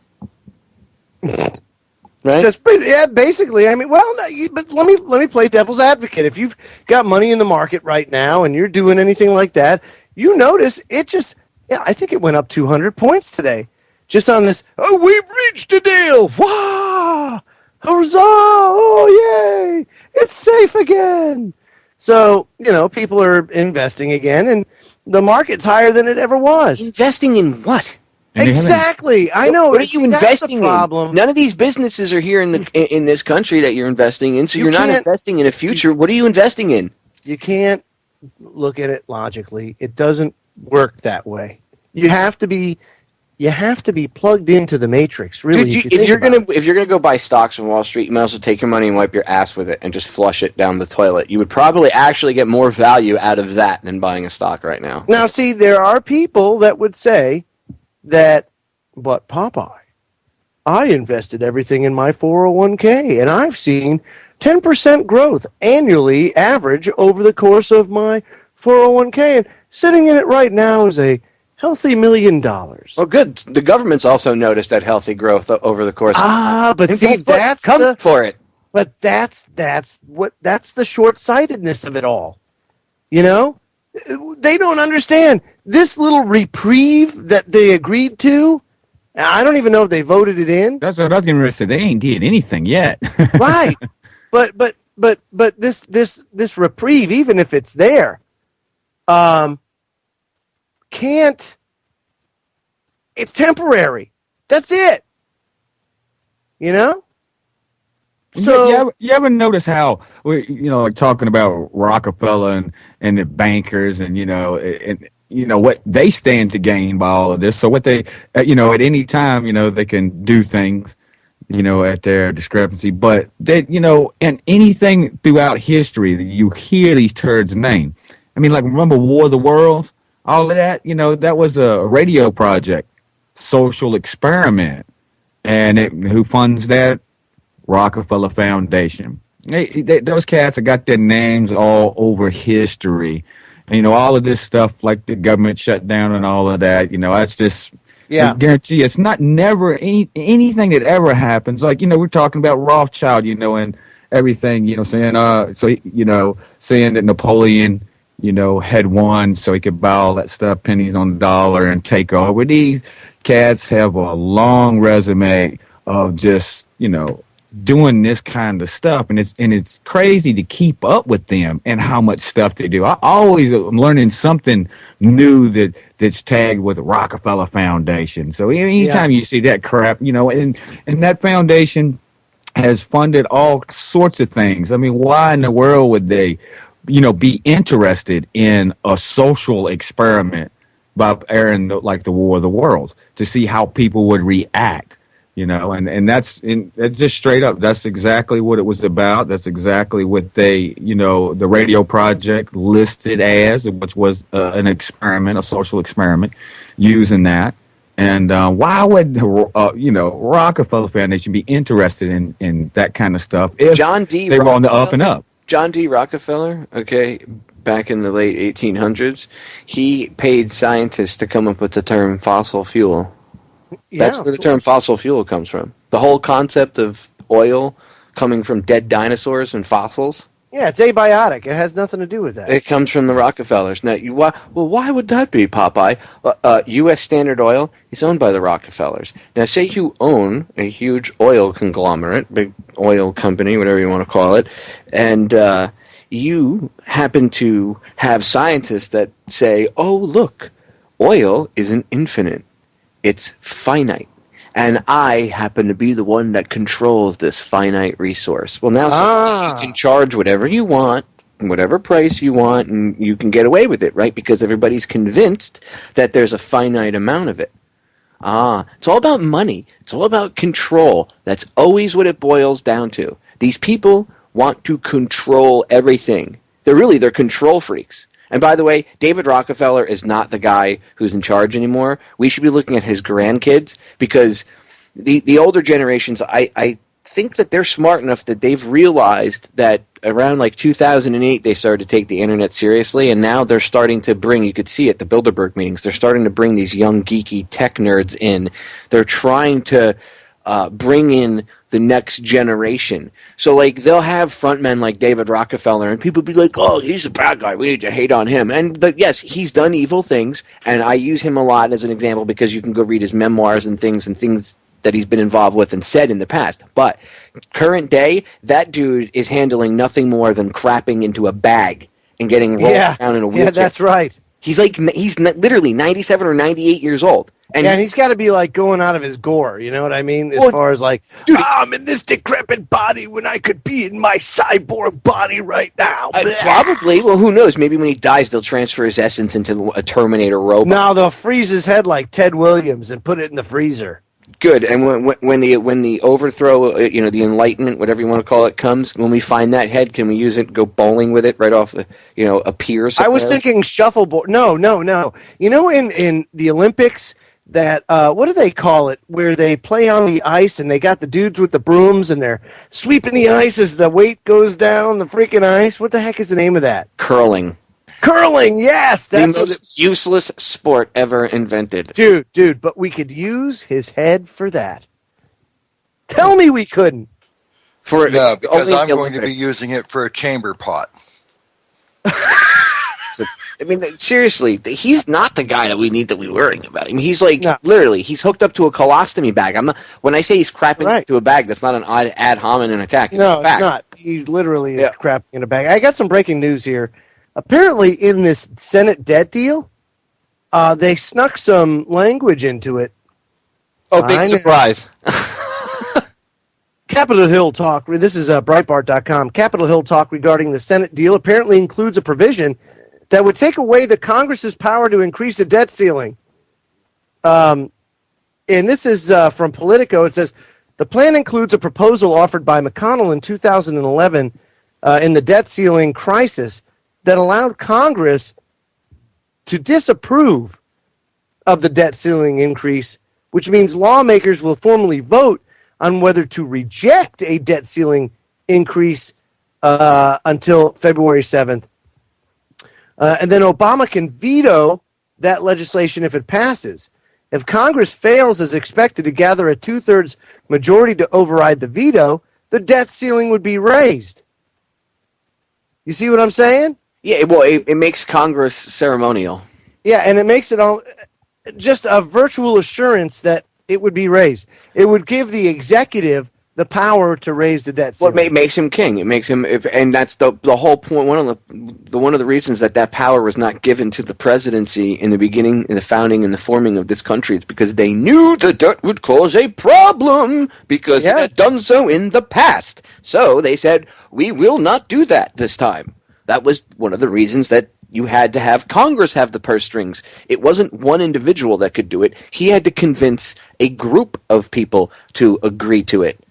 And now that group of people, 236 years later, the people that are in positions of power now, who are not the same makeup of individuals that were in power back, or, in these, that founded the government, I should say, back then, are now pretty much selling themselves out. They're saying, we don't want that. Because we have all these fights, and then it makes us look bad, because they're scumbag career politicians. That's why. Every one of them should be fired. What about all the new ones? Fire everybody. Fire every single individual in there right now. Fire all of them. Paul, you know what? Government shut down already, right? We need money. We got to stop the debt ceiling. I'm sure we could put the debt ceiling off by a month or two if we fired all these scumbags and didn't pay them whatever their friggin' wages are because they're ridiculous. Fire every single one of them. Fire the Obama administration. Well, he's the president. You can't. Yes, we can. Fire them. You guys are the managers of my store. I'm the franchise effing owner, and you're running my store like crap. You're all fired. Every single one of you. That's how it should be done. You fire the whole damn staff, clean house, and start over. But shouldn't that take a constitutional amendment? What, to fire them? No, there's already... No. To give the executive the branch of the purse strings. You'd think it would, but Congress would... They just do what they want. It's guys like Mitch McConnell, whoever else, they have backroom deals. That's why I said before, I think this whole thing is shady, and see, this just confirmed it. This is what did I say before? They're going to bring it right up to the last minute so that they give him, I have to use extraordinary measures for these circumstances. We can't default. That would be bad. Default on what? An imaginary debt. How about if we realized that the scary monster wasn't scary? In China, we're not going to lend you any more money. Good. Take your lead paint and everything else and cram it, you a-holes. Shouldn't have bought our debt anyway. By the way, I don't owe you debt, China. I don't owe you any money, China. The Federal Reserve owes you money. Not me. The corporation that is the United States owes you money. Not me. So exactly. You take it up with them. And you can come try to get some if you want it, but you ain't got nothing to give. Better off, China, you'd be better off rounding up George Bush, Obama, Bernanke, and all them, and seizing all of their assets. You'd actually probably get a lot of your money back. So if you want to do that, fine. Seize. You want to get paid back, then you have to come over. You can come on over, arrest George Bush. You got my full authority. Come on, get Cheney, Bernanke, Wolfowitz, all of them. Okay, Condi Rice, all these scumbags. You can have Clinton, everybody. Anybody that sold you a line of crap, come take them. And then we'll China's playing that, the grand world chessboard too, and they're kind of they're way ahead. I mean, as far as they're lending money out, they're buying up things. They got all the jobs. I mean, where all the corporations send the jobs is where they don't have any, child welfare kind of laws on working and stuff like that. So they have the sweatshops and people who don't make crap and, but they make everything that we consume around the world, all the products, everything, So I think they've been playing the game for long. They hadn't been fighting. I mean, they messed with Taiwan and all of that, got that thing. But other than that, they kind of stay out and been playing a totally different ball game than like the Western countries. It's all a damn show, dude. And people, I went off on this the other night. People have no idea what the frig the debt ceiling is. They have no clue. Well, these are the same people that thought that daggone volcanic lava was, destroying. Yeah. Did you see that Mark Dice video where he's talking about? That was hilarious. Well, because they hear the term debt ceiling has almost become like a pop culture term, right? Because the news uses it all the time. Debt ceiling, debt ceiling, debt ceiling. It's a magic word. People go, we just need to raise the debt ceiling. Come on, just raise the ceiling. We need to raise the ceiling. See, if they called it our nation's credit limit, then people would look at it a little differently. You can't think that the government is going to function by just continuously borrowing and borrowing and borrowing, yet in your own personal life you couldn't do that. In this system, you're absolutely right. In a debt monetary system, the national debt means something. In an interest-free or debt-free currency where you don't have the banks issuing it, means something totally different. Well, again, dude, if there was the reason why we're in debt is not the money that we really borrow, because the reason we have to borrow money is because we can never pay it back, because every month whenever we pay our bills, right? We pay our bills back, Popeye. No, you're paying interest. We're never paying towards the principal. That's the whole effing scam. The loan is never being paid off, and the loan, the money that we're borrowing, the amount is always being enlarged, hence they have to raise the debt ceiling, but the money that we pay never goes towards the principal. It always goes towards the BS interest, which is money BS interest. That's right. We'll be right back after these messages. Hour number 3 of the 5-hour marathon coming up after these messages. We'll be right back. And our Constitution. It's hour number 3 of our 5-hour marathon tonight, covering a whole smorgasbord of topics, ranging from the drama in Washington, D.C., to the stupidity of your average American citizen. Which is why the drama rages on in D.C. Exactly right, because you know what? An uninformed public will not hold our non-representing representatives accountable. It's just that simple. Yeah, exactly. Well, so anyway, just so everybody's clear, the whole reason we had that earthquake, about a year and a half ago in Virginia, where the Washington Monument, their little phallus symbol, got damaged. Yeah, that was the founding fathers rolling over in their graves collectively that caused the earthquake. And that's what's going on. Man, you're so right. But there's another reason why, and I think Mark Dice illustrated it pretty well in one of his latest, kind of man on the street interviews. Mount Rushmore torn down to pay off government debt is the title of it. Listen to this. Well, the government has sold Mount Rushmore to that developer. They bulldozed it, turned it into a housing project. Was that too soon of a move, or is that a preemptive measure to make sure that we don't default on the debt? What do you think? To be honest, I don't know a lot about this political issue, but what I am saying is the move of America. Is that a joint? No, it's not. It's actually tobacco. Okay, I'll believe it. One of the things I look at, one of the things I see and look at is more in the aspect of the reason why I see they're doing that is to actually drill more oil.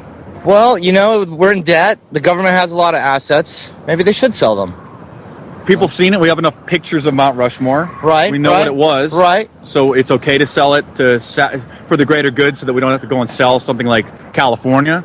I don't think Mount Rushmore was probably the best, sales purchase or, the best sale to the developer. Right. Maybe they should have down. sold some parks somewhere in D.C. or something. That might have been better. Something might have been better. Maybe nothing as momentous as Mount Rushmore. Yeah. That's pretty bad, man. I love Mount Rushmore. Yeah, they should keep it. Well, they tore it down to build a housing community because there's not enough houses for anybody in the area anymore. There's plenty of room over there. Do you think they did the wrong thing? I mean, yes. Should they have maybe preserved Mount Rushmore as a federal park or a monument to prevent it from being torn down and turned into a housing complex? Of course. We're talking about Mount Rushmore getting sold to that developer and torn down and bulldozed and turned into... I think the billionaires in America should bail out the government. We the people, for the people, by the people, and constitute the United States that we live in and become a greater people. So that's what they're doing then. So your support selling Mount Rushmore to the billionaires to give them however many $1 billion it was for the national monument from the private investors. I think we should go back that was to okay. the roots. Yeah, I don't know. I would try to stay out of all the conspiracies and all the politics. That's not me. Because you're a douche. I think they should take down a national monument. Mount Rushmore, the volcanic eruption at Mount Rushmore last week kind of wiped out, was it 1,500 houses with the lava and everything. Right. Do you think FEMA's doing enough to help the residents there, recover from the Mount Rushmore eruption? It'd be hard for me to comment. Honestly, I haven't been following it. I don't know what their stance is right now. We're talking about Mount Rushmore, the eruption. A lot of people are saying that FEMA should have helped the residents of Mount Rushmore evacuate before the volcano erupted. You have any thoughts on that? Or, they just spread too thin with everything else that's going on? I gotta go pee. You gotta go pee. Sorry. Okay, you have a good time. Al-Qaeda, dude, I'm pretty stoned right now. You're pretty stoned right now? Well, you can give us an opinion, though. Who's to blame for Al-Qaeda getting, Al-Qaeda blowing up Mount Rushmore? It's just these things kind of happen. You can't stop every terrorist attack. It's the liberals. It doesn't really affect me. It doesn't affect you. No, it doesn't really affect me. So you don't care about the poor South Dakotans having to evacuate and their houses being burned with the lava? I guess they'll have to figure it out. They'll have to figure it out. Okay. I'm sorry for those. That's okay. Poor people, right?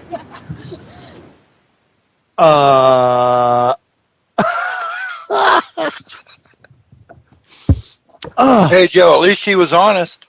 No, the last one was, yeah. No, but I admire her for honesty, but the other guy was... I don't admire her. I'm stoned, man. I don't admire any of them. They were all pretty much honest. They were all honestly stupid. I don't admire a goddamn one of them. Honestly stupid. And the one lady that said she had to pee, right before she said that, she turns her hat around and it's like, bitches. What did it say? It said, bitches love me or something like that. Something like that. Yeah, all bitches love me. It's like, what? Wow, it just speaks volumes. It does, and it shows us this is why. That's a perfect example of why. Now imagine, all across this great nation here is full of people just like that. They're off in their own lives. They don't care if it's not affecting them. They don't care. You could tell them anything. King Kong attacked New York. And people are like, what? Yeah, robotic Chinese King Kong came down, attacked New York. What do you think about that? And somebody would act like they know everything about it somewhere. Guarantee people, they feel that they need to already know. And a lot of those people were honest. Like the one guy said, be honest, I haven't followed it or whatever. But usually they lie. Usually, that's reality. Usually they usually Ken's right. Usually they straight up lie. Dice has other videos up, but I've done it myself where you could just go out as a social experiment. Just go out and start walking around and randomly try to make conversation, even with your friends about stuff, and just totally make up some fabricated story and see if they call you on it or not. And if they don't call you on it, I guess after 5 or 10 minutes, then you should throw it in their face and be like, are you kidding me? But you'll see people every day. I mean, just when people do these on the street videos, you see it where Dice, he in one case he was standing next to a closed road. They were doing construction, and he's like, "Yeah, they closed this road because Joe Biden died." And they're like, "Oh, that's sad." He's like, "You know who Joe Biden is?" And the guy's like, "Yeah, I know who he is." And he's like, "Oh, what does he do?" And he's like, he's the vice president, you jagoff. How hard is that?" But these people are so disconnected, right? They don't know. So, but it goes to show you, because he's like, "Yeah, I know what he does." No, you don't. You just lied. And then it's there's automatic too. It's automatic for people to do that. Oh, dude, have you ever seen when they get asked about political stances? Look when Howard Stern went out and he switched Obama's political stances with John McCain's and said that Obama was running with Sarah Palin. All he did was, and people were like, Obama. I think that's great. They're like, what do you think about his stance? And it's like a leading question. Like, do you think it's good that, that he wants to, further go nuke the Iraqis and everything? Yeah. He wants more troops in Iraq. Do you think it's good? And people are like, yeah. Well, Obama knows what he's doing. He's definitely tuned in, and I have to agree, because the man he knows what he's doing, and it's like, dude, you can't even formulate a reason why you like him. Because he's a pop culture icon. That's why. Look, exactly. I don't usually plug Alex Jones things. Okay, but his movie, The Obama Deception, does explain it. How they've created, with people like Zbigniew Brzezinski and others, they've created this, cult of personality that is Obama. Oh, and also, I'm going to go ahead and plug my video, if you guys don't mind. Obama, the man who fooled the world. It goes through his whole first term in office and everything that he did. And all available at Ken's YouTube channel. Shameless.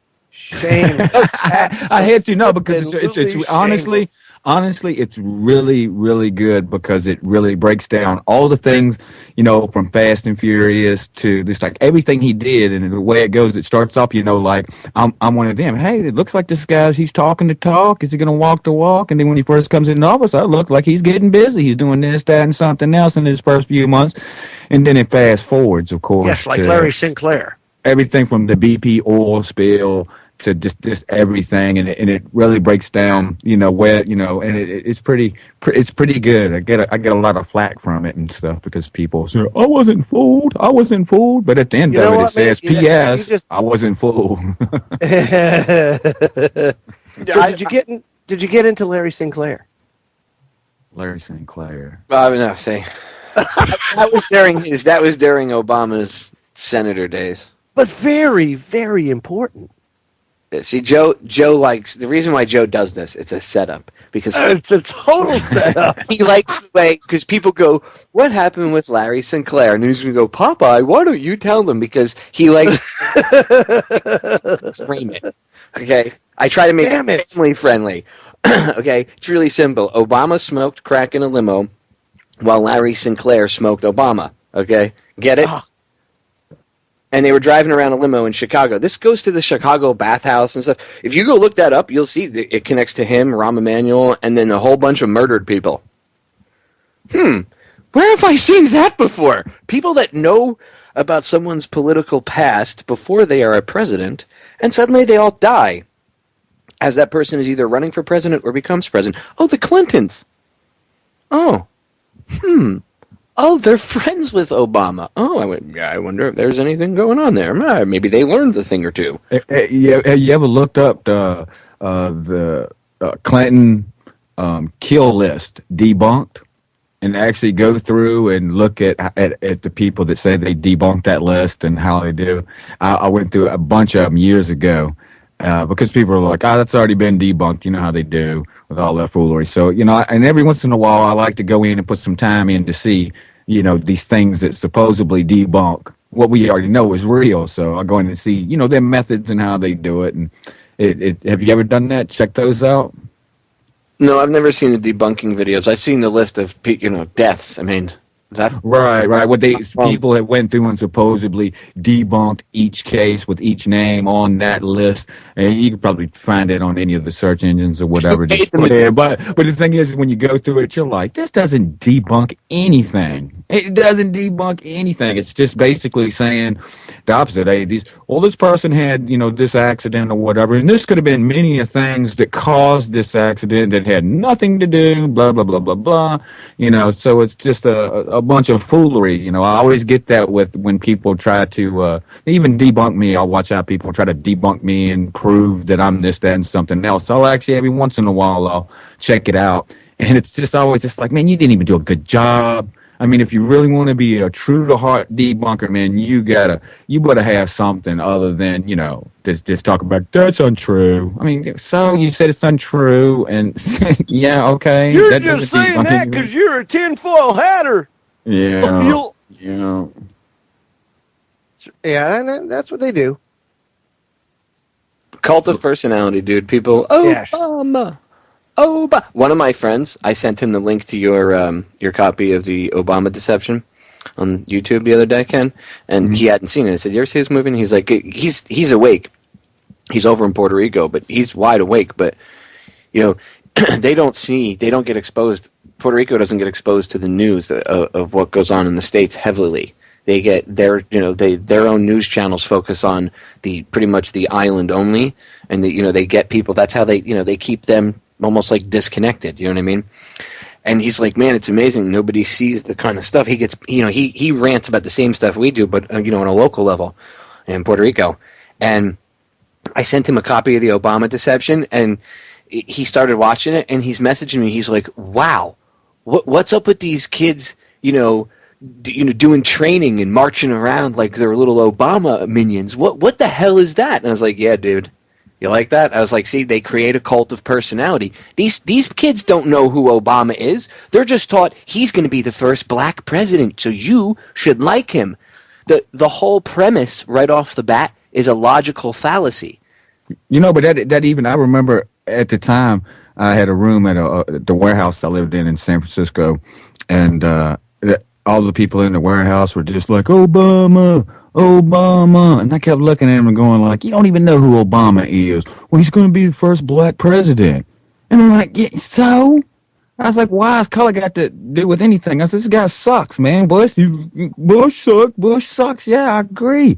Anybody that just, McCain sucks. They all sucks. What happened to the liberals that were like, out there that, were, people are different. People have different views. I always accepted their views, but it's like you were so anti Bush regime and all these politicians, and you marched in the street and you did all these things, and then this guy comes in, and because he's black, you're going to sit there and act like everything's cool when you don't know a thing about this guy, what he's done, who he's surrounded himself with, and the reason you can tell me herd mentality that he's the first black president. He's the first black president. And I'm like, well, I don't care if he's the first purple president. He sucks.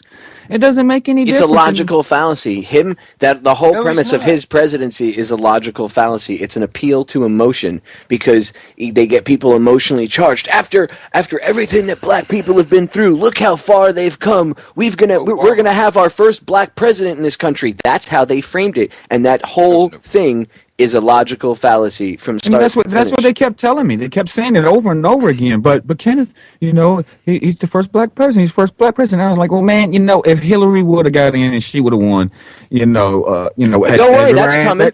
I know, and when it does come, it's going to be the same thing. You're not going to Yep, be able to first say woman anything president. about her, and that's what I said at the time. It's like, okay, you're not going to be able to say anything about this guy or you're a racist. Okay, if she would have won, I knew it's like we would have been in the same boat. You're a male chauvinist pig. You Yeah, you're can't handle a sexist. woman well, but yeah, exactly. You can't handle a woman in charge of things and all of this stuff, and that's probably to come. And they're Yeah, prepping it. Wait, they're prepping it because they got to defeat the chick that they nominated for the head of the Federal Reserve, right? And Yellen. what's her comment? She said that men can't run things, only women can. Something to that effect. Like, and I'm totally like destroying. Go ahead, John King. First of all, Oh, sorry, John. Sorry. thank you for Go ahead. sidetracking me. I forgot what I was going to say. Oh, that's too funny. Yeah, I am from the South. I totally derailed him. I am totally from the South now. Yeah, so yeah, watch yourself. Watch out now.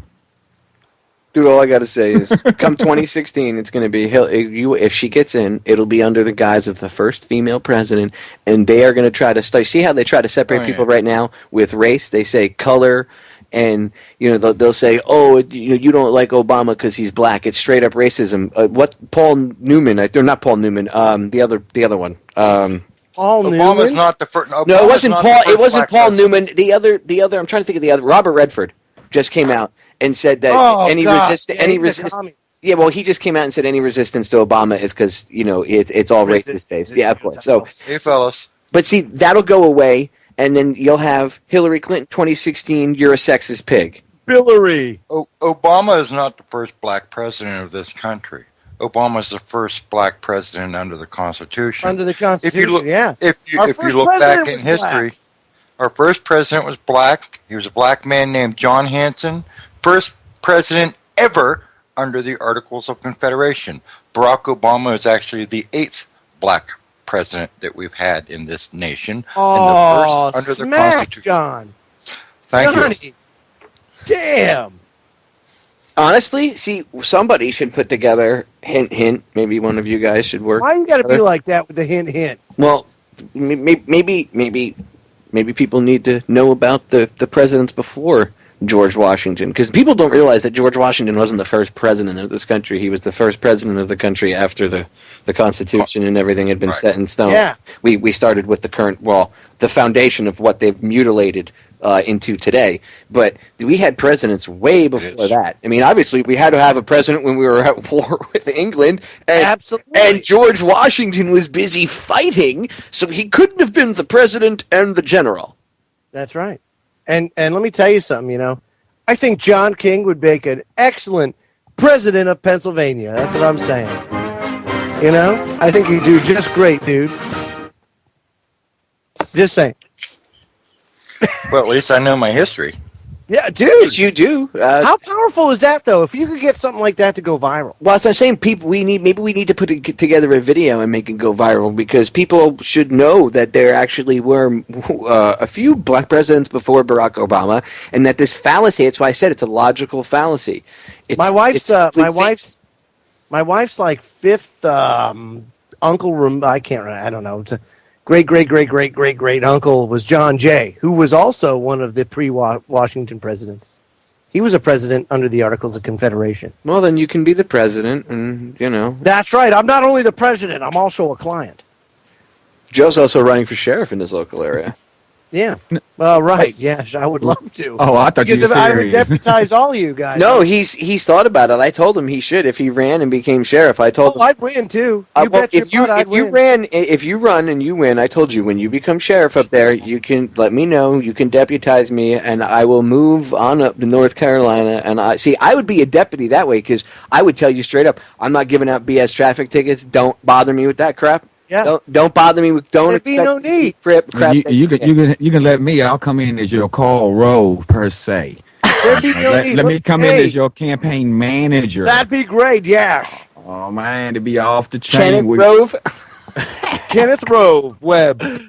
No, I'm serious. I work with a friend out in California who run up under a Republican ticket, and for a district, and the reason why is because it was predominantly searched it out and found out there was predominantly a Republican leaning voting district and everything, and we really pumped that and stuff like that. But he ended up getting a DUI, and it kind of messed the whole damn thing up. Oh, He even got him a house there in the district. You know, we went through this everything. So you know, I toyed around with it a little bit, but I do have some crazy concepts that if you know, learning from Rove, learning from Goebbels, learning from all these people that like, yeah, shoot, and then I want to be a deputy too.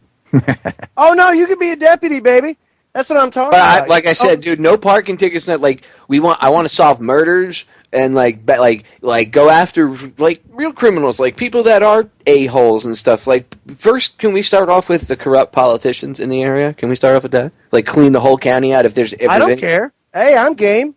You know me, man. I'm all about. The law. Okay, I'm just saying because I'm about the law. If that's the case, the first thing we do is compile a list of all the scumbags that are corrupt and need to go, that are in public office that we have the authority to remove. Here's how I would sell it. This is how I would sell it. And maybe if anybody wants to use this as a template, that's fine.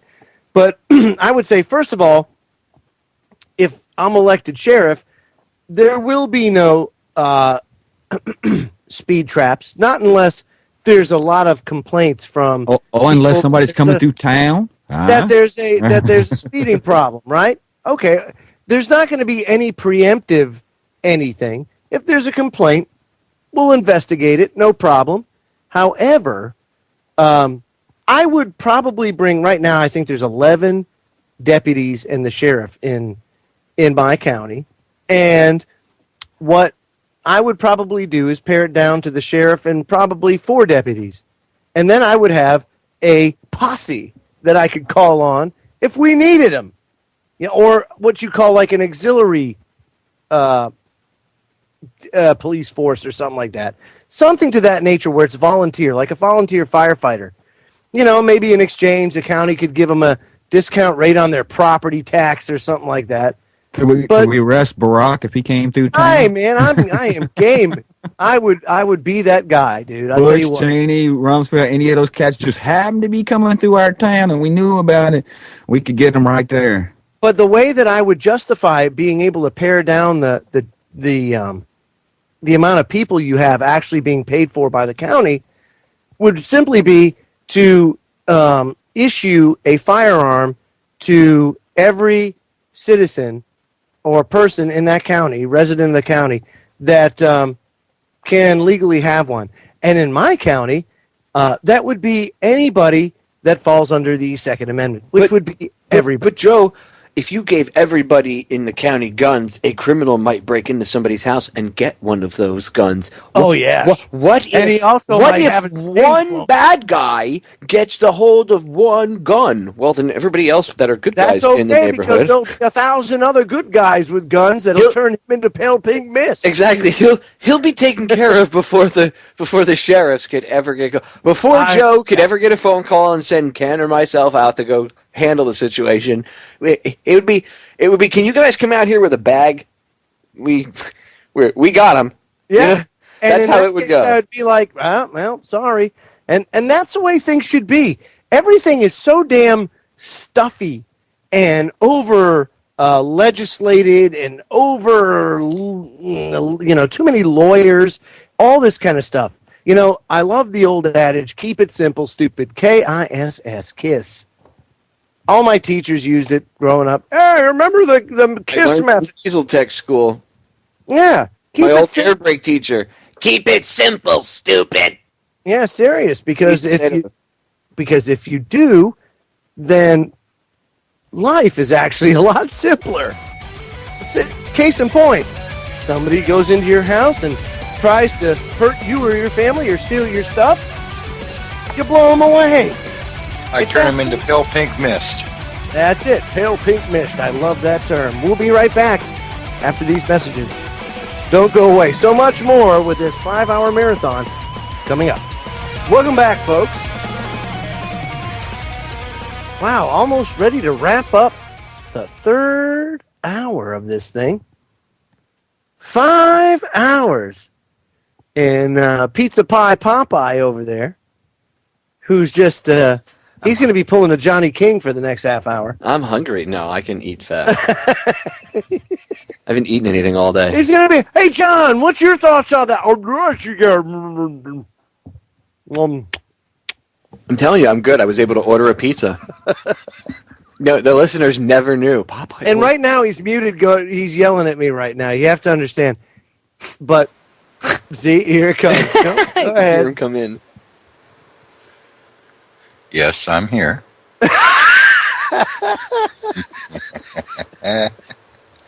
Hey, I work.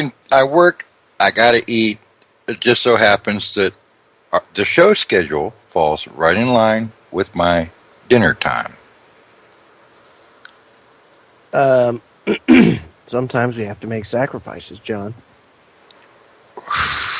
I'm an American. I don't make sacrifices. Oh, that's right. I'm sorry. Good point. Good point. Now, I want to also bring this up. That as of today, it's 150 days straight that the debt has been stuck at $16.699396 trillion. Don't they want to take it like to 20? I don't know what they want to do. Well, I do know what they want to do. Apparently, they want to vote away the ability to raise a debt ceiling. They want... See, so this is how it's going to work. The executive branch is going to say, I want to raise it by $2 trillion. And then Congress has to vote whether to approve it or disapprove it. If they disapprove it and they veto it and the president vetoes it, then they need a 2/3 majority and to be able to defeat the veto. So essentially, you're not going to ever see another debt ceiling vote again. Of course, because they'll just keep raising it. But let me ask you this. How come we never talk about spending? Everybody's like, we need to raise the ceiling. Just do it already. The people are all, oh, my God, just open it already. Because now, 3 weeks on, people are pissed. Hey, geniuses, how come we're not having the conversation of, how about we just stop spending? How about we close all the military bases that we don't need and bring our troops home? Oh, that would save billions of dollars. How much have we spent in 12 years of war? Now, yeah, how much have we spent on the... Who became rich off of that 12 years of war, and who became poor? Follow the freaking money. Yeah, for real. You know, in actuality, though, we wouldn't have to really cut back on anything if we just took power away from the Federal Reserve. Well, that's why we started. You send the Federal Reserve to China. You say, hey, by the way, they owe you money, not us, but here, you can have them. Yeah, you can have them. And here's all their stuff. Yeah, but the problem is, see, the Chinese bank is central bank is Rothschild owned too. So, and that's why, of course, you see the emergence of China in this, and as the next power player. Do you honestly think that the Rothschilds and these the powers that shouldn't be have? Don't think they have an interest in China? Of course they do. They're going to have an interest in whoever it is that succeeds the United States and even succeeds China after that. If we don't put a stop to it, only way to put a stop to it is kick them out. Don't participate. It's really not that hard. We just got to get everybody to do it at one time. What do you say, buddy? They're spending our money. Yeah. I don't think people get this. They're like, this is the main, we just need to raise the ceiling, open back the government. The government needs to operate. Blah, blah. No, I don't think you people understand. They are spending more than we can pay off. Geniuses, okay? So here's the deal. Everybody wants universal health care? I'm down for that. Everybody wants, the infrastructure fixed and bridges not to collapse and people to die on their way to their slave jobs. I'm down with that. We need to stop bombing other countries. If our national security really depends on war, it depends on us not being at perpetual war. Because the longer we're at war, the longer we weaken our military, and the more people we piss off around the world. Okay? Both very bad things for true national security. So it'll tell you something. These people don't care about you. They don't care about any of us. And spending money on endless wars of aggression is pointless. Every cruise missile we fire is $1.5 million. How much money have we wasted in 12 years of war? Now, can you imagine where this country would be if all of that money that was wasted on useless wars like Iraq, right, and Afghanistan, what would happen if that money was put towards the country itself? Healthcare, and fixing the infrastructure, and focusing on new technology and manufacturing for this country. Where would we be now? We'd be in a lot different place, and the world would be a much better place. So, think about it. Follow the friggin' money. Who did we borrow all this money for 12 years of war to pay off? Who's getting the money? Who owns the companies that make the tanks and the rockets and the bombs and the bullets? Follow the money. It's not hard.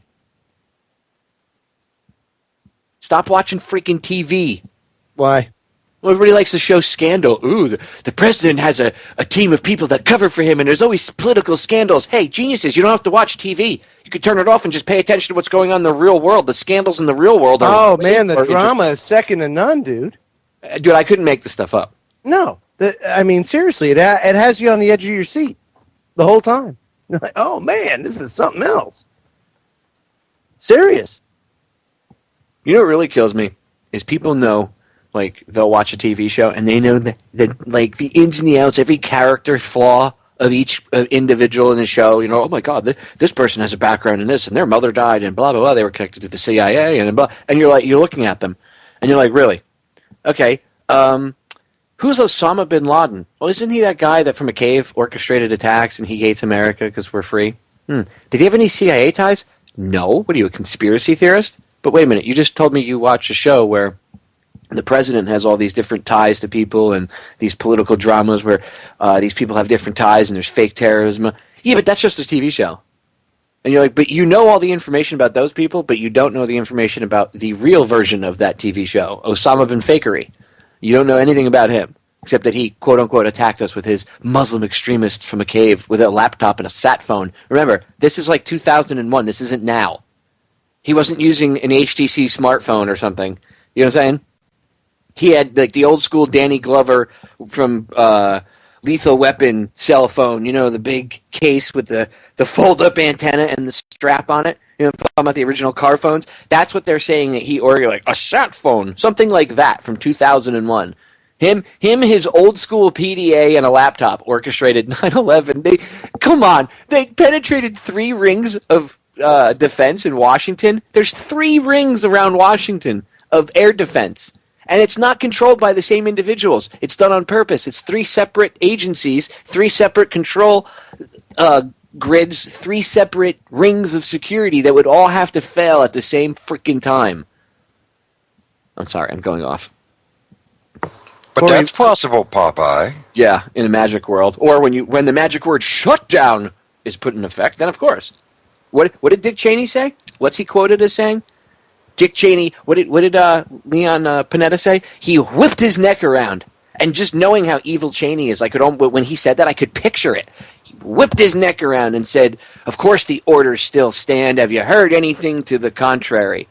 And he was talking to a member of the military that came into the PIOC and said, "Sir, the plane is 1.5 miles out. Do the orders still stand?" And he whipped his neck around. And he said, "Of course the orders still stand. Have you heard anything to the contrary?" Well, what orders would that be? Because, see, standard operating procedure would be to shoot it down. There wouldn't be any question. After it reached a certain limit, you don't ask anymore. You act. That's how the military is. And I don't want to hear, "Oh, there's no such thing as anti-aircraft weapons." Right. Wrong. Trust me. They have... The Pentagon and the White House are very, very heavily defended. I would be remiss to tell you otherwise. Okay, I'd be remiss in my duties. I'd be lying to you too. What do you think he was talking about? He's talking about a shutdown. Why would the military come in and say, "Sir, do the orders still stand?" Because SOP would be to do your normal job that you drill and train for, right, Joe? You train to fight. Train the way you fight the way you train. Exactly. So they obviously would be training for defense, right? And while they're training for their defense, now they're told to stand down. Now they have to come in and say to him, "Sir, do the standard order still stand? The plane's a mile and a half out." Yes, of course the orders still stand. Have you heard anything to the contrary? So that's exactly what that exchange was, by the way. But hey, there's no camera footage of it either because the cameras didn't work. I couldn't make this up. The cameras never work. You ever notice that? Yeah, absolutely. What company are we buying these cameras from? Because they should be sued. Because apparently they don't work and we've been getting ripped off. And by the way, I guess every government around the world has the same problem. Because every time there's an issue, even if it's in another country, like Diana's death, oh, the cameras weren't working. Really? Oh, well, it just so happened the security tapes were being changed at that moment or some crap. That's always the excuse. Or the power went out. Where's your backup? Oh, we don't have any. Really? Really? You don't have a backup on the surveillance system. All right? You spent like $500,000 or $1 million installing this surveillance system and you don't have backups? You just put the cameras up? Right? No battery backup? I'm supposed to believe that? Yeah. Who designed it? Maybe they're the same company that designed the website for Obamacare. That could be. Oh, boy. Now they're batting 1,000. Here's something else. Somebody very important from your hometown there, Popeye, just got elected senator of New Jersey. Oh, God. That's right, Cory Booker of Newark. He beat Chris Christie, huh? No, Chris Christie wasn't running. Chris Christie is a governor. This guy's a senator. He took over for Frank Lautenberg when Frank Lautenberg. I thought he was running. I thought Chris Christie was going for the seat as well. I thought he was. Oh, no. He's running for re-election for governor. Oh. He's going That's why they're warring. He's another dirtbag. Oh, yeah, totally. Totally and completely. But anyway. The Republicans voted him in, and they're like, whoa, what the hell? Cory Booker, a.k.a. it's like the second coming of Jesse Jackson Jr., is going to be sworn into the U.S. Senate. And his term will be 14 or 15 months, I can't remember, until the next election cycle comes up when Senator Lautenberg would have been up for election. Now he'll go and have to run again. Darn. So, interesting things afoot as the Senate just got that much wackier with Cory Booker being elected to the Senate. Let us not forget that Cory Booker is the same guy that won, if you look this up, when he was the mayor of Newark, he charged the employees, he made the employees of Newark bring their own toilet paper to work. Like if you worked for the city, you had to bring in your own toilet paper. Go look it up. Well, there's no money. Yeah, those suits he wears are expensive. Come on, you got them at the thrift store, dude. Yeah. Copier paper would work. All I'll say is when I was like 17, I worked for a printing press that we used to run we used to make all the ballots, we used to make all the signs for the different candidates and stuff.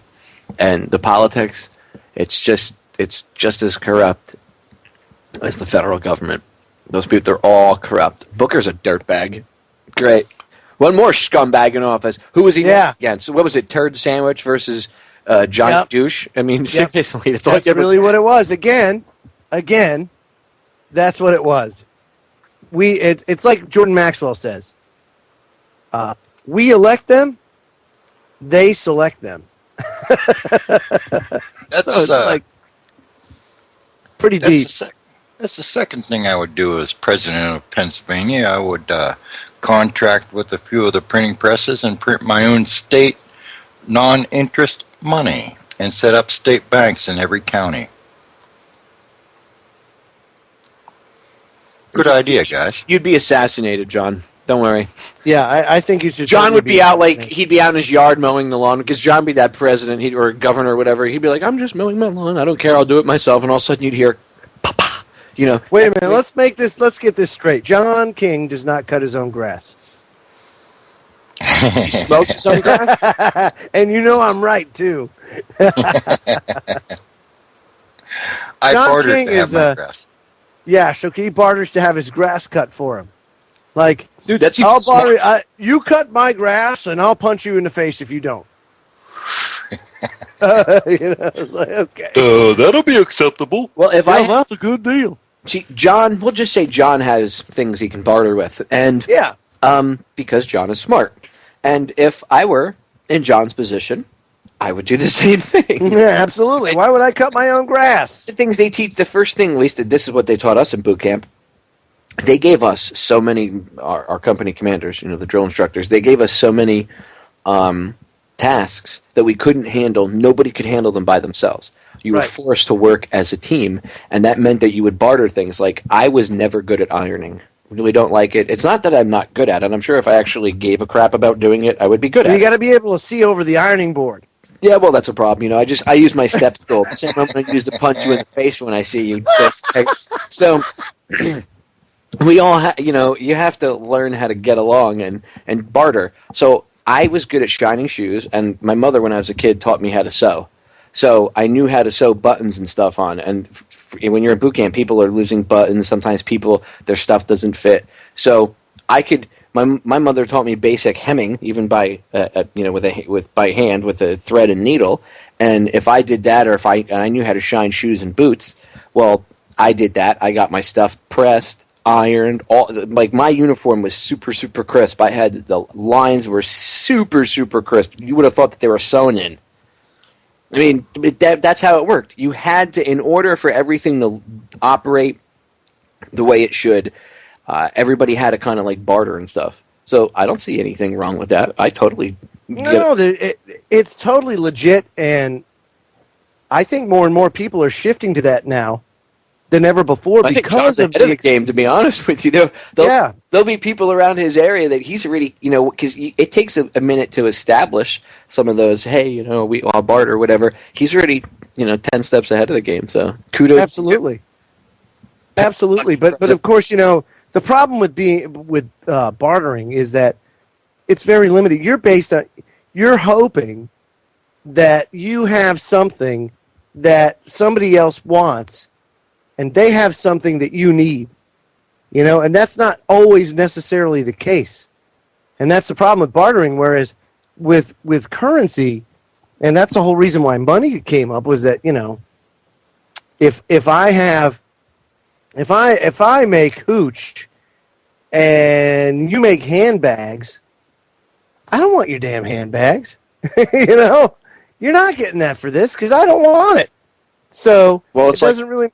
I know how to blow glass. I'm a glass blower. Not a lot of people know that, but yes, I haven't done it in a while because I've had 2 operations on my one of my hands. But How is Mr. Glass? Oh, dude, Mr. Glass. Mr. Glass is very fun when I break up. Okay, except if you. Oh yeah, you got to be careful. You can either burn the hell out of your fingers, or you can cut yourself really bad. Which I've done both. And anytime you do a trade like that, what he's saying, John, is Mr. Glass is a sadomasochist. Yes, Mr. Glass is a sadomasochist. No, I'm only kidding. You just got to be careful. But I can make certain things out of glass, which I know that I could barter with. Yes, I know you. Oh, I'm sure you could. So you and I need to talk off air, Mr. I even have I have the whole setup. I have a kiln and everything. Looks like you may be coming out of retirement. I'm gonna tell you what, dude. It's honestly it's one of the funnest things you could do. I don't know. I could think of some more fun things to do than blowing glass. Personally, I'm just saying. No, well, I have many different talents. But see, now that's the thing, is you have a more artsy fartsy kind of thing. You be in the. That's how that's the way I can express my artistic stuff, because I cannot draw stick figures. My wife is an a talented artist. I don't know if you've seen some of her drawings, Joe, perhaps, but she can. My wife can draw extremely well. Me, it's I really I can envision all this stuff in my head, but I can't from there to my face. Oh, no, I can't even do that. I get blocked when it comes to that. When it comes to visual arts, forget it. Now, as far as music's concerned, always been pretty good with that. Self-taught musician, the whole nine. But the problem is with visual arts, the image in my head does not translate down to my hand. I can't do it. And a lot of times, what I've seen is that a lot of people will get discouraged by that, so therefore they don't think that they can draw. When that's just one means to drawing is to have an image in your head, which you might look out at something and draw it. It might not look the same, but you put your own edge on whatever it is. I'll put my 'cause a own lot of edge people, on it, all right. no, a lot of people. Well, a lot of times, a lot of people, if you don't practice anything and you don't practice it or you don't do it, then of course, either A, it doesn't really interest you, but for a lot of people, they would love to be able to draw. But a lot of times, you're just not born with that. Being able to do something like that, it takes practice, and dedication to work it, just like learning the guitar or learning anything like that, So what you're saying then is I could be a Picasso and I don't know it. Yes, exactly. Get out of here, no, man. I'm serious. I've seen people. I'm gonna try back when I went to the Art Institute in San Francisco. It's like you see all these people, who think that they can't draw, but they have to take a certain course, in their curriculums. And then, so they'll have to take a drawing course, and it's like, I just can't do it. I can't do it. But you watch them doing it. If they have to do it, in a curriculum, they will do it, through a semester. But you'll see how they improve as you go through the semester. Just like, myself, I always improve if I have some structured course, because you start learning different styles, you get to practice them and some things, So I think everybody is an artist. Everybody is a musician. Everybody is that if that's what they really want to do. Because if you wanted to do it, you would do it. Like some people will take a guitar lesson, they'll do one or two, but they ain't not sounding like what they want them to, what they wish to sound like. They want that instant gratification. They want to be able to do some Eddie Van Halen, some crazy stuff. They want that right off the bat. And I watch many people do that too. But the people who really want to learn will stick with it. And then they will learn, and they will progress, and they will become whatever it is. Yeah, I know how that is, because when I was teaching myself the drums, that's the way I was. Because it was just a way to express myself. That I really couldn't do before. And I can totally understand that. But again, translating that to a visual side, oh man, forget it. I know guys like that I grew up with, and these guys, like, I haven't talked to them in years, but these guys some of them are amazing, musicians. I mean, they can just, like, I see people that, like, I know people that they can look at, even now, some of the friends I've made, living down here in South Florida over the years, the musicians I've met down here, especially working in South Beach for a long time. I've met people that literally, dude, it's almost like they could see musical notes. Well, like a theoretical physicist would see formulas. It's incredible how everybody is different, how they can express themselves. I have friends that can draw, and I shouldn't say I can't draw, because I know I have abilities, because when I've put it to the test and I've practiced it, yes, I can do more than stick figures. I was being a little bit sarcastic. But my wife has this natural talent where, like, she can look at something and pick up a pad, and without any type of formal training.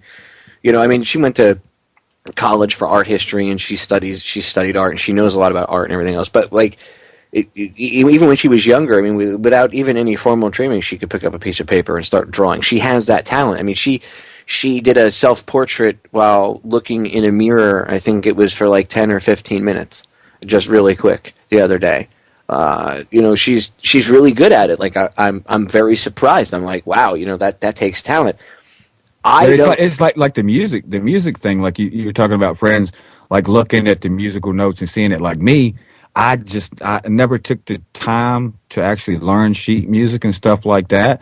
But I've always been able to, since I was young. There was just something, I don't know, it was bestowed by my family. I had a uncle who, played in Grand Ole Opry, played as a musician, bass studio musician for Elvis Presley, played with, and all of that. If that was some kind of genetic thing or just whatever, but I've always been able to listen to something and be able to play it on any instrument, just like, just picking it up and fooling with it for a little bit and hear it in my head.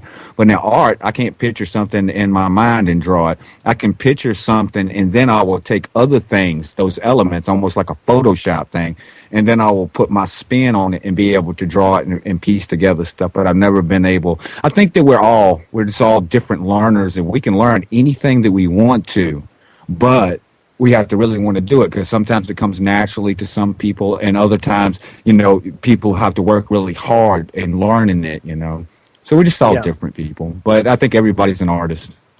I play an awesome air guitar. And that's an art form in itself there, Johnny. Johnny, you got to make it look good. You got to make it look good. You got to make it look good. You got to hit the note for note. If you're going to air guitar, I mean, you got to come off the chain with it. Well, your choreography has to be right. Definitely has to be right with the air guitar. It's something to see in the middle of the shop. Yeah, absolutely. And don't forget, folks, coming up, we have 2 more hours to go of this 5-hour extravaganza, getting into all sorts of things, from Johnny air guitaring to the drama in Washington to Bruce Lee. So make sure you stay tuned. It's time to hijack Popeye show coming up. Renegade. Hot diggity dog. 2 hours to go. And now, welcome to another episode of Down the Rabbit Hole. Here's your host from federaljack.com. It's Popeye. Ladies and gentlemen, it is hour number 4 of our special 5-hour marathon broadcast here tonight on Truth Frequency Radio. Myself, Joe Joseph, my good buddy Kenneth Webb, and Cooking with the King, the President of Pennsylvania, John King, have been hanging out for the past few hours, although President King had to go to attend to his presidential duties over there in Pennsylvania.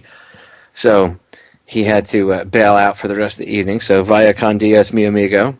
But the rest of us are still here. Joe and Ken are going to be hanging out with me for the next 2 hours. Yes. Why are we doing a marathon broadcast? Well, just because we can. There is no. That's really all there is to it. I mean, there's nothing, no special occasion, really. I mean, this isn't a fundraiser. This isn't a special event. We're not throwing fireworks into the air. We're not selling anything. We're just doing this because. Hey guys, man, you got to check this out real quick. And I hate to interrupt, but it's only got a quick second because my oldest here has got to finish this. But here's a question that the school sent home for homework. Oh, gosh. Listen to this. Make a list of all the people in your family, including all the people living at home now. Also include any brothers and sisters who live somewhere else. The people who live at home do not have to be related to you. Don't forget to write your name in the list. Now, it's got 9 spots for this, and this is homework now. This is homework. You want to know anybody's name and everybody's name, who is it? And, he was showing me this, and I'm like, what? And my lady was like, can you believe this crap? And I'm like, what do you think, guys? How is that homework? How exactly? What is it homework for? I would respond back. I would write on it as a parent. How is this homework? Well, it says you will need this information to learn about the sizes of families in your class. What are they doing, like a mock census? Exactly. That's what it looks like. Seriously. That's what it's programming. No, I would write if that was my kid. I don't care what. I would obviously sit down with my wife and talk to her about it. But regardless, I would write right on top of it. This is not homework. This is stepping over the line. You can word it however you want, but this is stepping over the line. That's getting your kid to be their little spy. Yeah, basically, that's exactly what it is. And that's an example, because I talk about this often. Kids look at school figures, their teachers, the principals, as the authority figures when they're growing up. Once they're out of school, you replace that authority figure with a cop, a politician, or whoever their boss, right? Yeah. Well, they're setting a precedent right now that, these authority figures can ask you all these invasive questions, and it doesn't matter. They can ask you whatever they want. What happens when they start asking you other questions? They start asking you other things. Oh, I'm just saying that's ridiculous, dude. Like, you're a parent. What would you do, dude? I mean, if First of all, they wouldn't be in public school. So I wouldn't get it. I mean, unless I send the form home or the homework home for yeah, I guess when you myself. homeschool. Yeah. But if it's a like a homework assignment on the census, like I don't know if that's what they're doing, but the census is a constitutionally mandated thing that's supposed to happen every 10 years. It's been bastardized and manipulated now because what it was is direct taxes. At the time that the Constitution was written, direct taxes were apportioned among the states based on their population. So they needed a census to be able to know how the direct taxes would be distributed to the states. But now it's been bastardized into not just how many people are in your household, to how many people are in your household and how much do you make and what ethnicity are you? And what's your political leanings? And all this other stuff. I mean, if you look at the actual census data, oh, man, I mean, what the hell does that have to do with appropriating taxes or apportioning taxes to the states? I fail to see it. So, I don't know, dude. I don't like it. Not at all. Did you see? Did you see in this deal the McConnell Reed deal? They're called. Bleh, I can't stand the way they label things. What a vomit on their faces when they talk. Ugh, just bleh. But it includes $3 billion with a B, not million with an M. Billion. $3 billion. A $3 billion earmark for a Kentucky project for some sort of dam. That'll keep Rand Paul quiet. That McConnell has been, I guess, a supporter of since like 2009.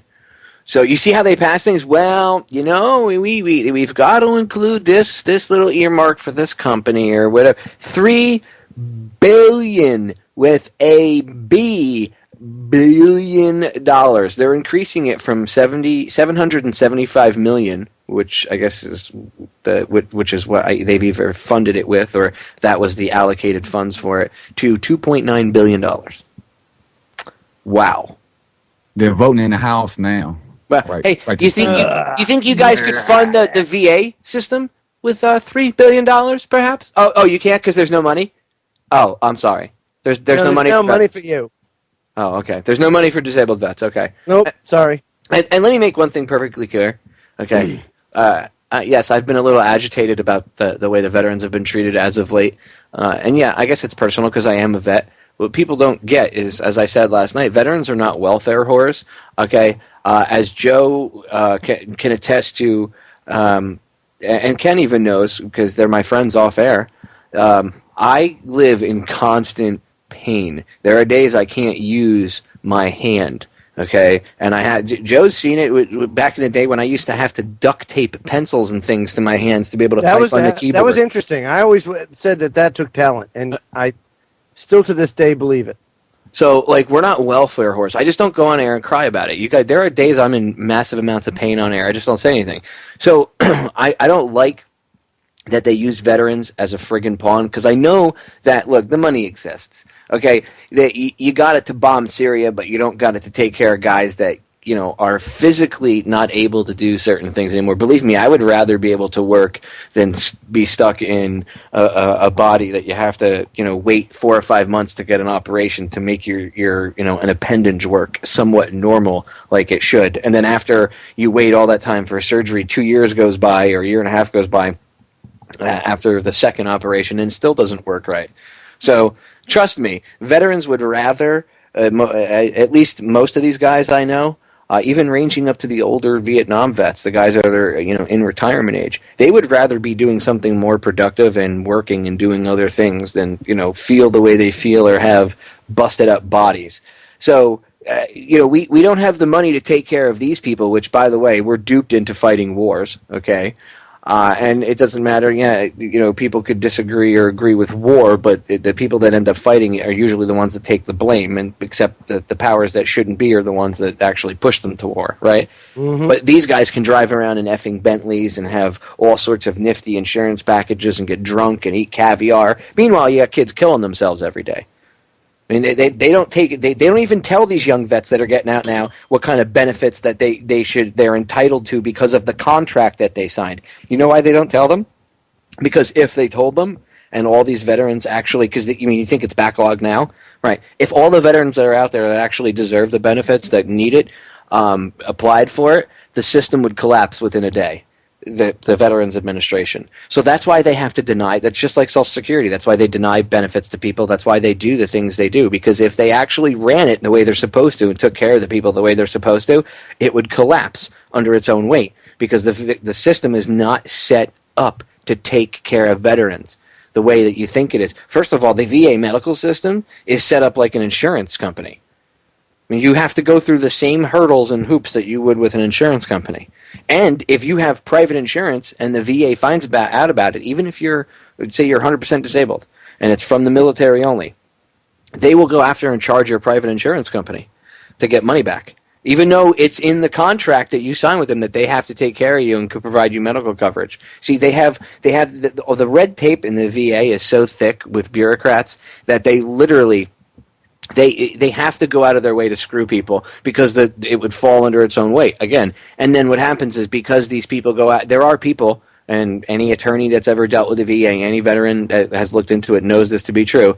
There are people at regional offices where their job is to go look through the whole claim, and they get bonuses at the end of each month for a certain amount of denials for claims. The VA gives bonuses to its employees for denying veterans their benefits. Let me repeat that again.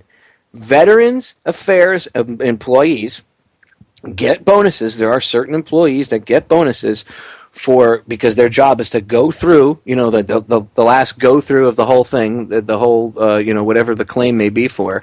And if they get a certain amount of denials each month, they get a bonus. So there's a monetary incentive to the employee, incentive-based training, like Charlotte Iserby has talked about, Pavlovian, whatever you want to call it, the Skinner method, incentive-based training for these people to screw people that are just applying for the stuff that they've earned because that was the deal that they signed when they joined the military to begin with. I mean, that's how twisted is that they give somebody a bonus. They give someone a bonus for denying an injured veteran what they're due. Not that this guy's trying to, I stubbed my toe. Yeah, the insurance companies do it too. Yeah, and I'm not talking about, I stubbed my toe. Okay, there are people that try to scam the system, but let's be honest. All the vaccines and all the stuff that these guys are, the DU. Yeah, why don't we be honest? How about half the young veterans that are getting sick nowadays is because all the depleted uranium they were exposed to or the vaccines? But no, we can't talk about that, Joe. We can't talk about that. And when all the stuff that you went through with Gulf War syndrome, that wasn't real. That's not real. That's in your heads. No, just my memory. It's just like now. This is something that just pisses me off because I experienced the physical pain of, and I didn't get wounded in some cool G.I. Joe combat type thing. My injury, I had a few basic injuries that if the military had taken care of me at the time, wouldn't have gotten worse and I would have been okay. But because they dragged their ass and they didn't do the things they were supposed to do and they just cast me aside, it took me 5 years from the time I got out for the VA to take me seriously because when I got out, the doctors weren't, it was all older Vietnam guys. The younger vets, we were laughed at. I had a doctor literally tell me, "You're young, you'll bounce back" once. And I had to go literally fight to get to see a different primary care doctor, but that took 3 months. So it took me, over the course of fighting, it took me 5 years for them to finally look at, a few of my injuries. And when they did, they were like, "Wow, you should have had surgery years and years and years ago. It made the issues worse." Which now, because it made them worse, there's certain permanent effects I have to live with for the rest of my life. And all for what? Because they wouldn't take care of me, and I couldn't afford to pay for that stuff out of pocket. So I went back to work when I got out of the military. I didn't sit on my butt. I went right back to work. I had to do what I had to do to survive, right? And the only reason why I even applied for my VA benefits was because I needed to see a doctor, because eventually I got to the point where I couldn't do my job. I couldn't use certain appendages until they fixed them. You know how many guys have it worse than me? But you know what sucks is, and I'm not crying about me or anything. I'm trying to explain a part of of something that some veterans go through that people don't even realize. If you're not blown up, it's not cool. So you don't get any spotlight. The military doesn't try to rally around you or use you as a talking point. No, none of that. No, there is none of that. If you get hurt, which actually, I would say at least half the injuries that occur in the military during a period of time of war are stupid accidents or other accidental things or whatever, not due to enemy action. Those injuries, and those can be very life-changing for many people. You don't get a medal for that. You don't get any pat on the back, attaboy. In fact, actually, you get chastised for things like that. You get made fun of. You get made to feel like you're a piece of crap for that kind of stuff. Quite the opposite. But there is no fanfare or nothing. And those people get, they get really, I've seen people just really get crapped on. And like I said, at least half the guys that I've seen in the VA that are disabled are, if they got out on a medical, it was because they got out due to some, like there's people that get like crushed legs in forklift accidents and stuff. You don't get a Purple Heart for that.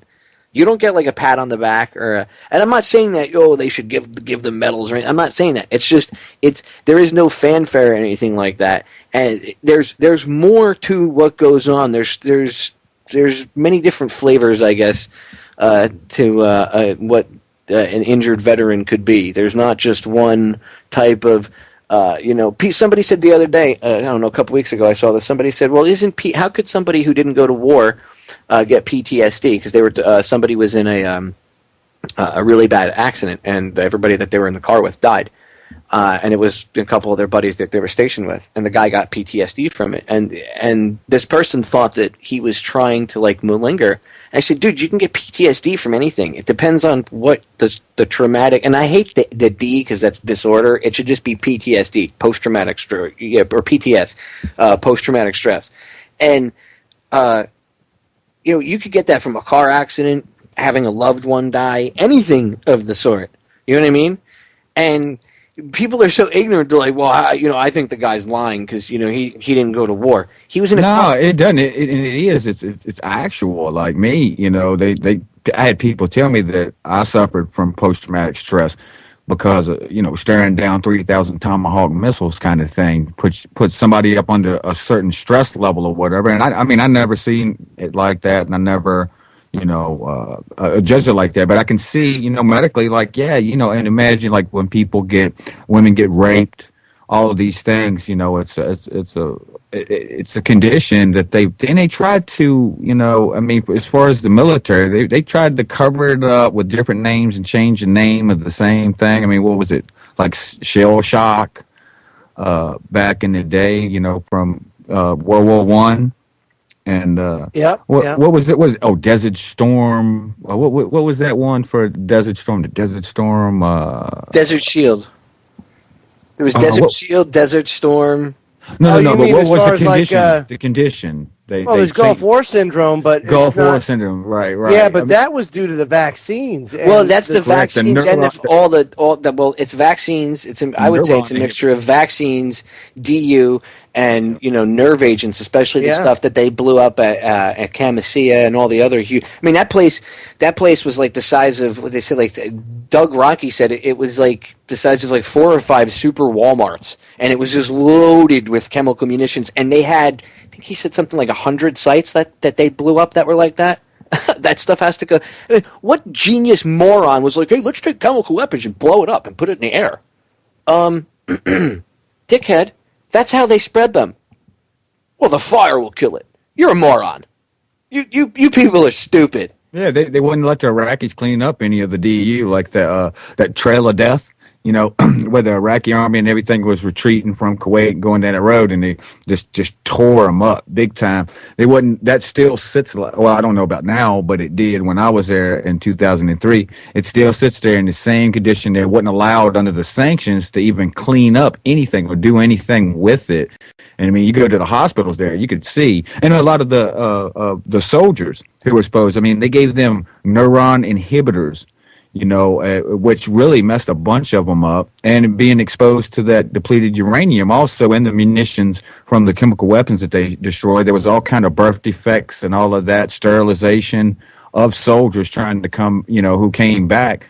And then they didn't want to, it's the same thing they always do with everything. They don't want to admit that there's something that happened, so they don't have to, give them any kind of benefits or help them out at all. Like they go workers at ground zero. The EPA saying, the air's safe to breathe. Everything's Christy cool. Todd Whitman, ladies and gentlemen. Christy exactly. Todd Whitman was the head of the EPA. Former New Jersey Governor Christy Todd Whitman. The air is safe to breathe at ground zero. It's fine. And look what happened. And look how long it took them to get any kind of benefits, any of those workers, and how many of them died. It's the same thing with the veterans and stuff. How many of them died from cancers and all of that stuff, as well as the Iraqi people and civilians. It's like they don't care. They don't care. Soldiers they just use. They use them to drape themselves, and for the photo ops and act like they care. But at the end of the day, if they really cared and, meant what they said, about the brave men and women who have sacrificed all of this, and still are sacrificing now back home, trying to, keep it together and deal with their disabilities and things that they occurred, during that time.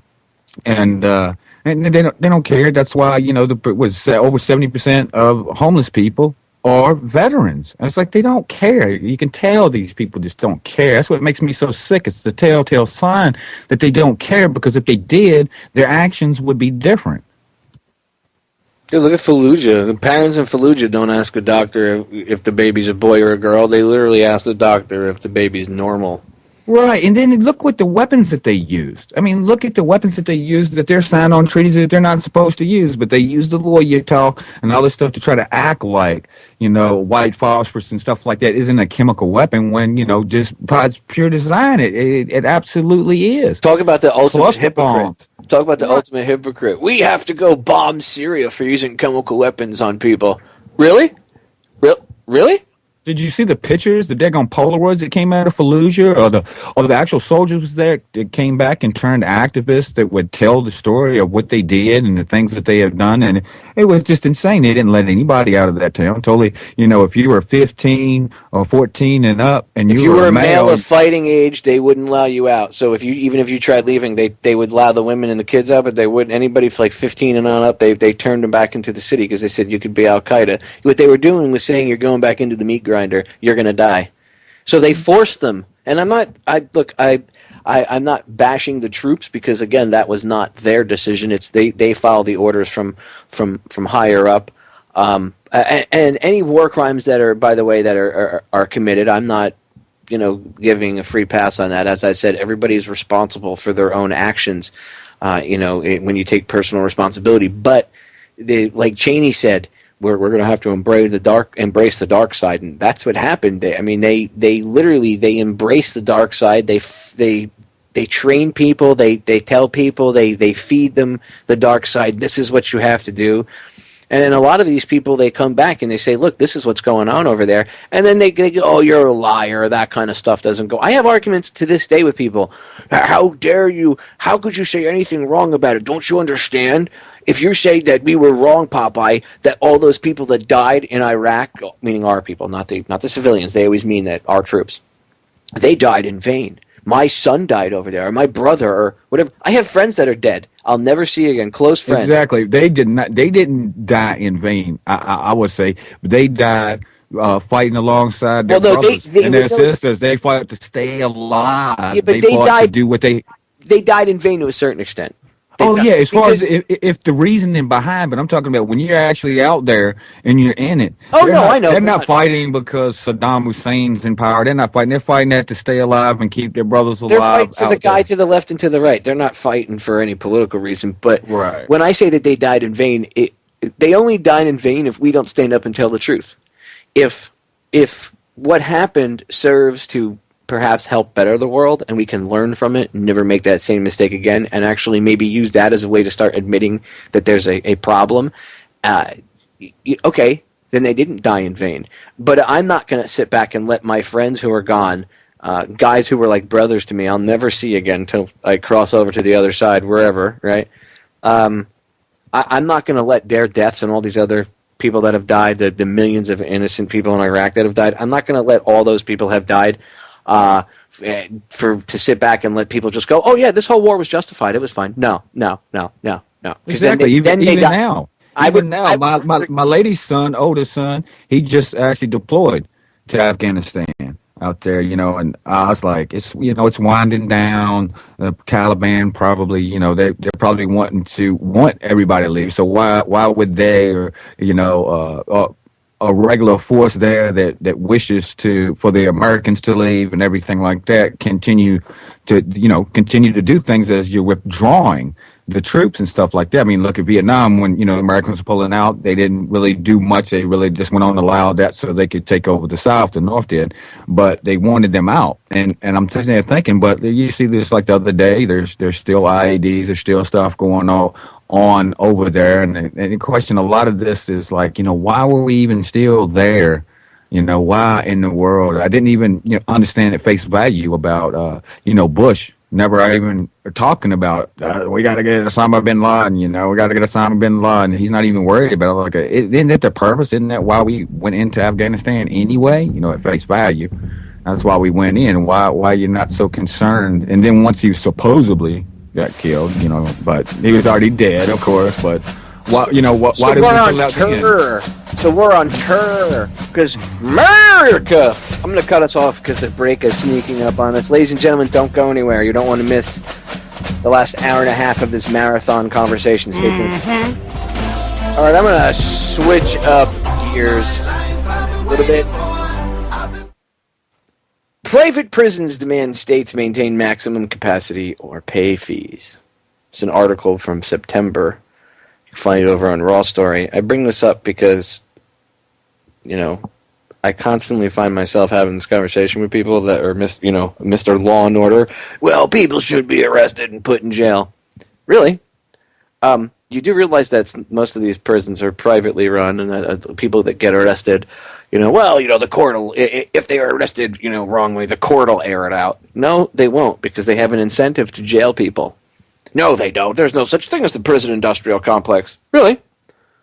Then, again, private prisons demand states maintain maximum capacity or pay fees.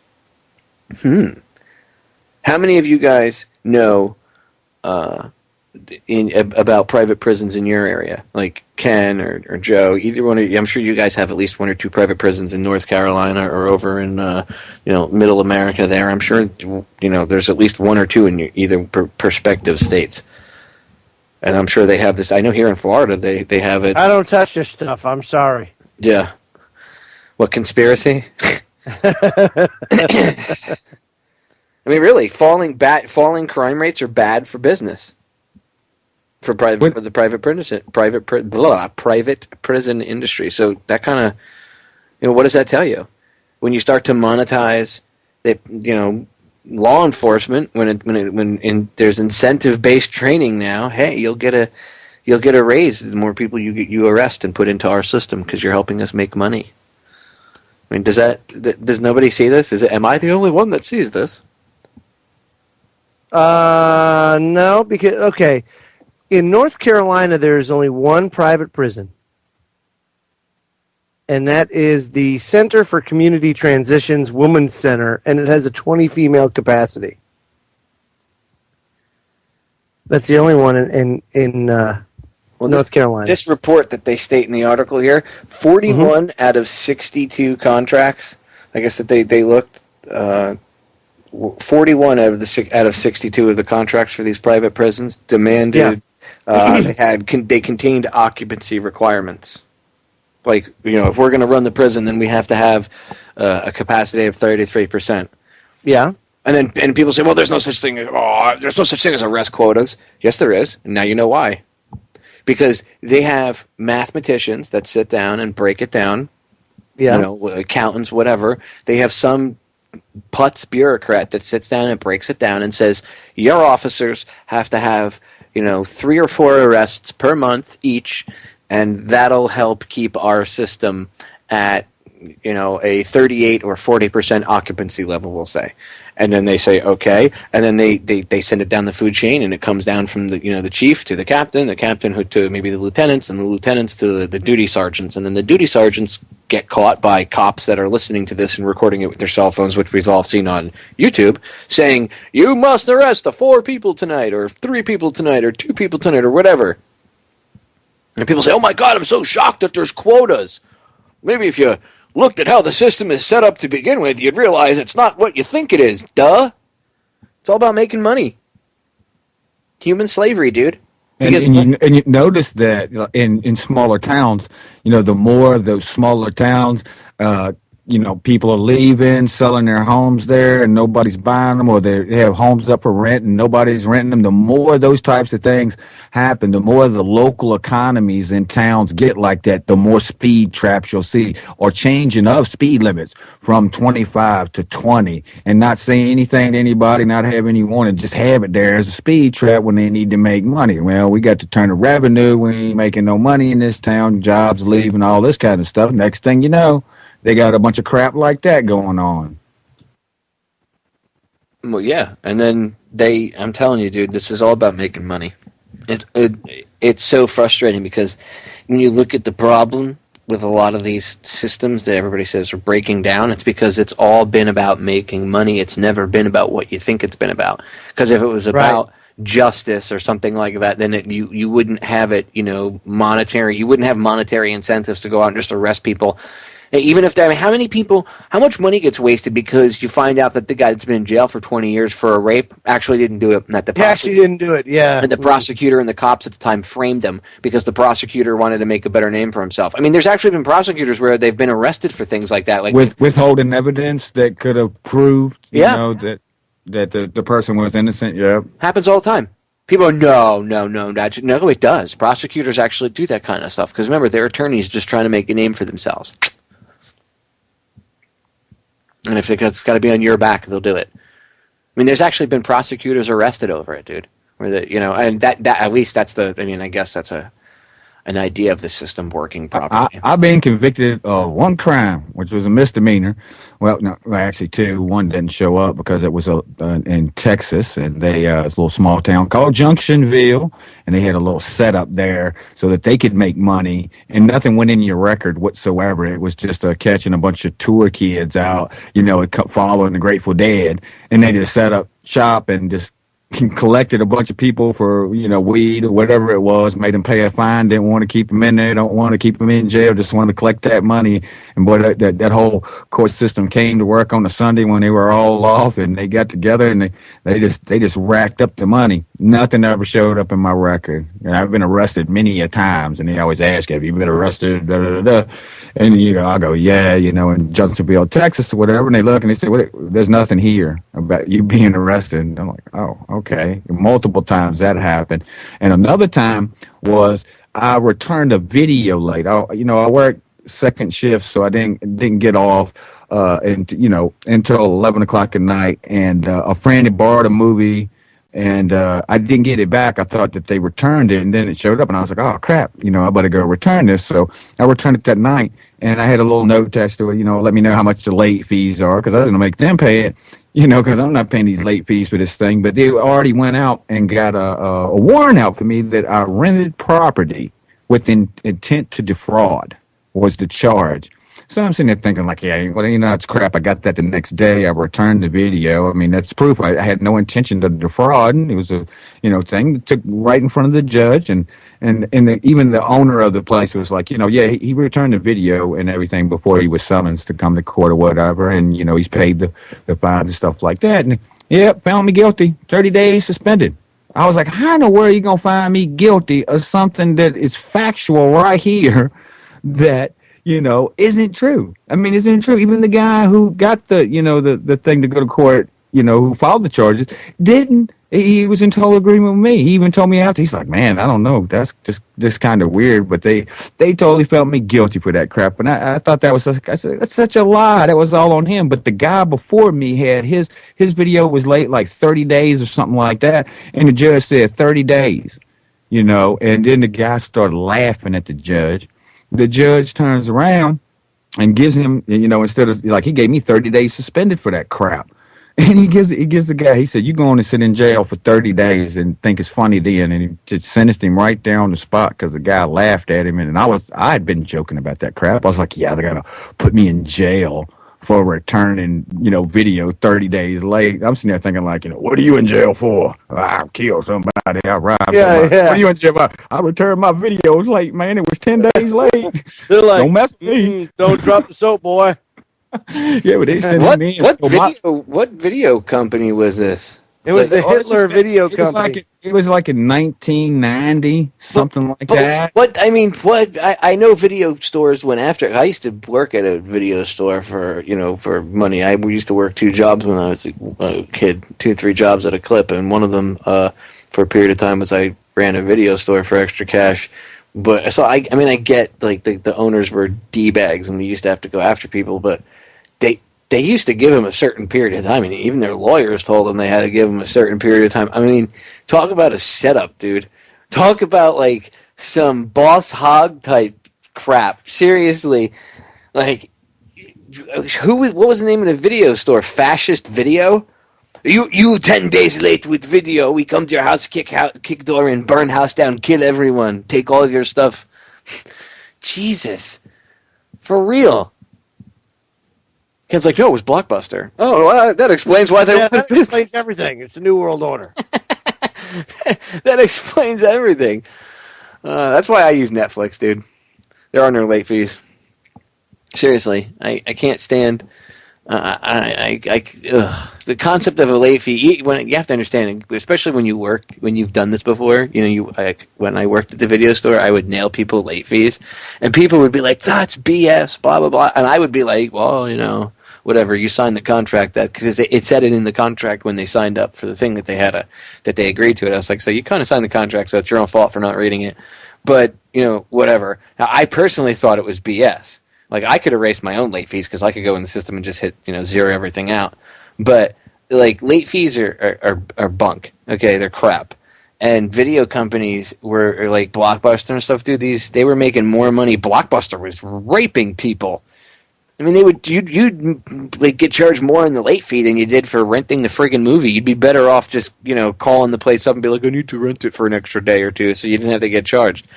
So that's why it's all a scam. I can't. It's like interest to me. Late fees to me, even when you get nailed like on your cell phone bill or whatever, and they're like, "Oh, we're going to charge you a $15 late fee." To me, that's all a scam. It's a total like, how are you going to charge me $15? Because I can understand if it was like 30 days late, but say the person's a day or two late or an hour late on their bill. Oh well, you didn't make the deadline, so $15 or $20 extra. It's such a scam. What makes it? What's the difference if they pay it? Like, how does that fine? Like, how do they justify that fine? You know what I mean? It's just like interest, money for nothing. Seriously. Yeah. I can't stand the concept of interest. It irritates me. I went off on this the other night because I was talking about the national debt last week, and how people have no idea what the national debt is. They they have no idea what the debt ceiling means. I should say they think the debt ceiling is like some nifty term. They don't have any clue that it means the nation's credit limit. It's just like I want to bang my head against the wall.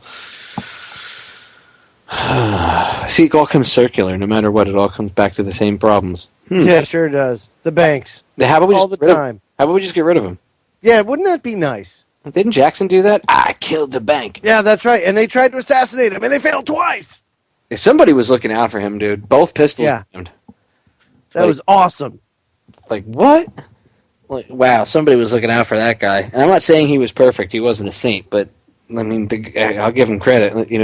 He actually zeroed out the national debt, and his last words were, "I killed the bank." Yep. And then they didn't learn from that, and they brought back another one. No, I mean, as if that wasn't divine intervention enough, having the 2 guns fail. Right? Like, no, they had it. No, you know what? That Andy Jackson, he was nuts.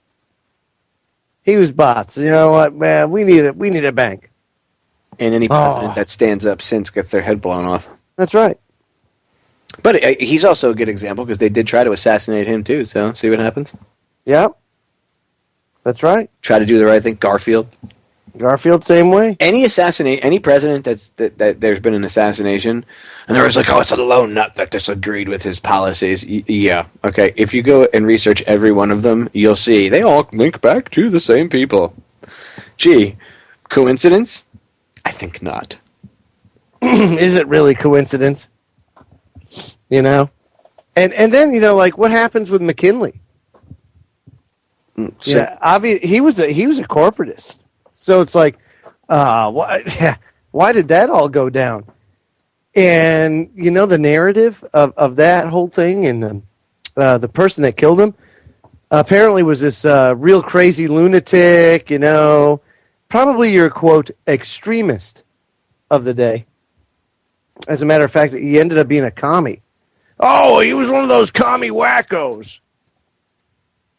And so it's justified, but he was assassinated too, and probably for much more nefarious reasons than we know or are aware of. And the same thing with Lincoln and JFK. Not just because they shot. Not every president that, just because maybe McKinley, who knows, maybe he couldn't, maybe he wasn't a hero, but maybe he wasn't going along and playing exactly as, maybe he was going to do something his way because he was the president. And they were like, okay, this ain't working out for us. He didn't understand. We got to get rid of his ass. So just shoot him and we'll put somebody else in because we have a habit of doing that. I mean, that's how they do it. This is what, you ever see Johnny Dangerously? No. You come on, you have to have seen the movie Johnny Dangerously with Michael. No, never. Yeah, right. Okay. No, see, because as a man, you cannot admit to watching those bad '80s flicks. Oh, come on, Johnny Dangerously was a great movie. I don't care what anybody says. Yeah, and what happens when he's talking to Danny DeVito, and Danny DeVito represents one of the mafia heads. Yeah, and he's talking to his brother. He's the young DA, and he says to him, "This is what you could get if you play ball." That's kind of like the conversation they have. And then when you don't play ball, your brakes fail, or you get shot in the head. Exactly. something very happens. mafioso style. Yeah, something bad always happens when you defy the powers that shouldn't be. It never seems to fail. I mean, like Kennedy wasn't perfect, but I think in his case, I think between the Bay of Pigs invasion and that whole fiasco and the things that he realized, I think that was like an awakening for him, and he realized just what he was up against, and he started to make he started to take strides to fight it, and he scattered the CIA to 1,000 pieces in the winds, as he said. He was going to get rid of the Federal Reserve. And I think, plus other things, his brother was going after the mafia. He pissed off a lot of people, so they had to get rid of him. And again, most of the presidents like that too. I mean, I don't agree with everything Lincoln did, but they had to get rid of Lincoln because he had the Lincoln greenbacks. He wasn't going to be beholden to the banks. So it doesn't matter.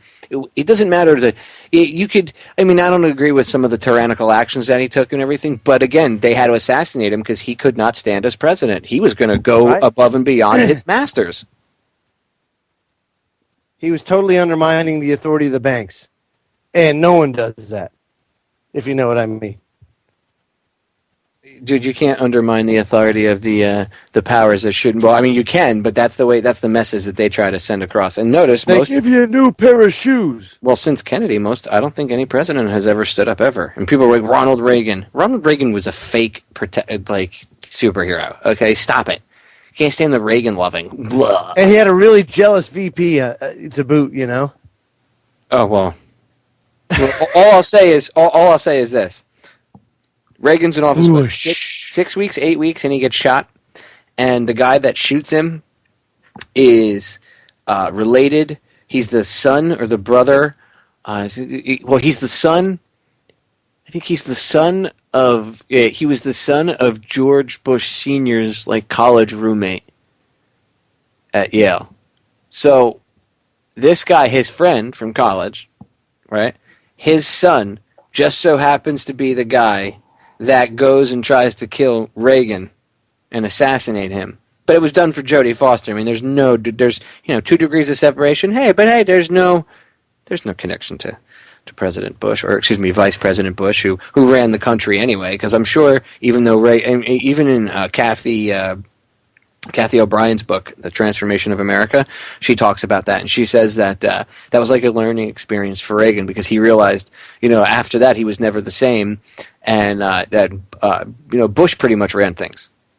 So, I mean, Bush had an 8-year presidency. Whether people actually, I would say he probably had a 12-year presidency, because he had his 4 years too. So, I mean, he ran the Reagan administration, and then he was the president, for 4 years. So, Mr. 1,000 Points of Light, New World Order.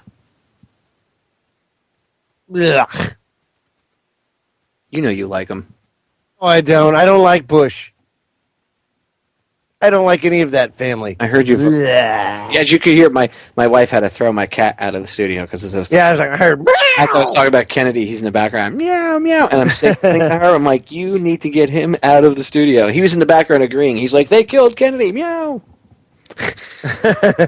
Trying to speak up. Well, hey man, my animals. I have 2 cats and a dog left, and they're like children, They barge in. He doesn't care if I'm on radio. He doesn't care. He's like, live radio? What's that? I don't care. I'm hungry. I don't care. Whatever. No, he's. I'm hungry. I want food now. Meow meow. Yeah, that's yesterday's news. I'm hungry right now. Exactly. My mother. My mother used to say to me, "What's that?" She was alive. She used to say, I hope one day I come back as like a cat. And she goes, yeah, but my luck, I'd come back as a cat in some like testing facility. That would be my luck too. I'd come back as like a cat in some like makeup or fabric, or what do you call it, fragrance testing facility. I don't know how the people. How do you do that to animals? How do you test things on like? I just. People are so out of touch. That's why this world is so whack, dude. Because people are so out of touch with like the world around us. Well, we're here to master everything. No, we're not here to master everything. We don't have the right to just pluck things out of nature and use it for our tests because we don't want to do it to ourselves. Because hey, that would be unethical. Oh, but killing another life form is totally ethical. What? I don't know, man. I fail to see the logic. Well, and don't get me wrong. I'm not one of these Maitreya worshippers where I think a rock, rocks and humans, we should have the same equal rights under the law. Well, I mean, that's a whole different scam. The point is, I think all living things, if everybody realized that we're not above everything else on this planet, that we should be more in tune with everything on this planet, as a whole, things would be much better. We'd be less sick as a society. There wouldn't be this wanton lust for things. You and I've had this conversation, the lust and love of things. Oh, God, yeah. Yep, absolutely. The materialism. Dude, it's sickening. It is sickening. By the way, it's over. The government shutdown is officially over, as the House and the Senate has passed what do you call it? Like a temporary continuing resolution funding the government through January the 15th. And then come mid-January, now it looks like, according to the legislation, that now Obama will suggest the debt limit increase. Oh, and King Obozo. Yes, and then the Senate has to vote it down, in which he can veto it. Oh. Okay, but if he vetoes it, what does that mean? Does that means the Senate has to override his veto with a 2/3 majority, or it passes. The debt limit increases. Oh, so basically, King Farouk can just do what he wants now. Yeah, basically, it's carte blanche time. Oh, here we go, Banana Republic. Oh, we're already there, dude. Well, we are already there. Oh, people need to realize we can't continue doing this, but they don't. They just, everybody's like, oh, the president knows. I don't know about that stuff, and I really don't pay attention to politics. Politicians, that's why they're there. No, jerk off. You're supposed to pay attention to politics, and that's exactly why we are where we are. I get pissed off because this country is going down the crapper, and people are, we should do something about it. Well, vote him out in 2014. Who are you going to vote in? Voting doesn't solve the problem. Fire all of them. Well, that's what voting does. No, it doesn't, because the honest people can't get in. Fire all of them. Clean house. I'm telling you, I could see I could see Kenn Webb on the Senate floor debating some of these people and just, now I'd like to, my colleague, Mr. Turd over there from from the great state of Kentucky,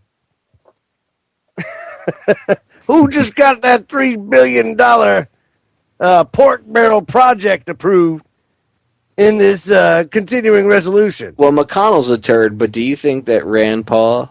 oh, dude, they totally did that to silence him. You know that. I don't like him. I don't either. I like Ron, but him, it's I don't know. I mean, I like a little filibuster. I like a little something different in there. Just standing up yapping for whatever. Making stands and stuff like that. But end of the day, I don't know. I don't. It's still out about him. Is he just playing the role? For the for Tea Party, the Tea Party support, and trying to get in. Into a position to where he might actually have a chance, playing the rules, being corrupt, doing all of those kind of things that everybody else does, just to get in. Nah, I don't know. It's just something about him. I don't know what it is. I could just look at him, It's like he ain't proved himself nothing. Like Ron Paul's got a long decades of resume of things that he's done and he continues to do now that are really good things. Even though he's not in, he's got the the homeschooling thing going. It's really cool. If anybody's checked it out, I think it's pretty cool anyway. So yeah, as far as him, I don't know, man. I don't know. I don't like Rand. Joe, thoughts? Rand Paul? That's right. Joe hates Rand Paul. Oh, man, I can't stand him.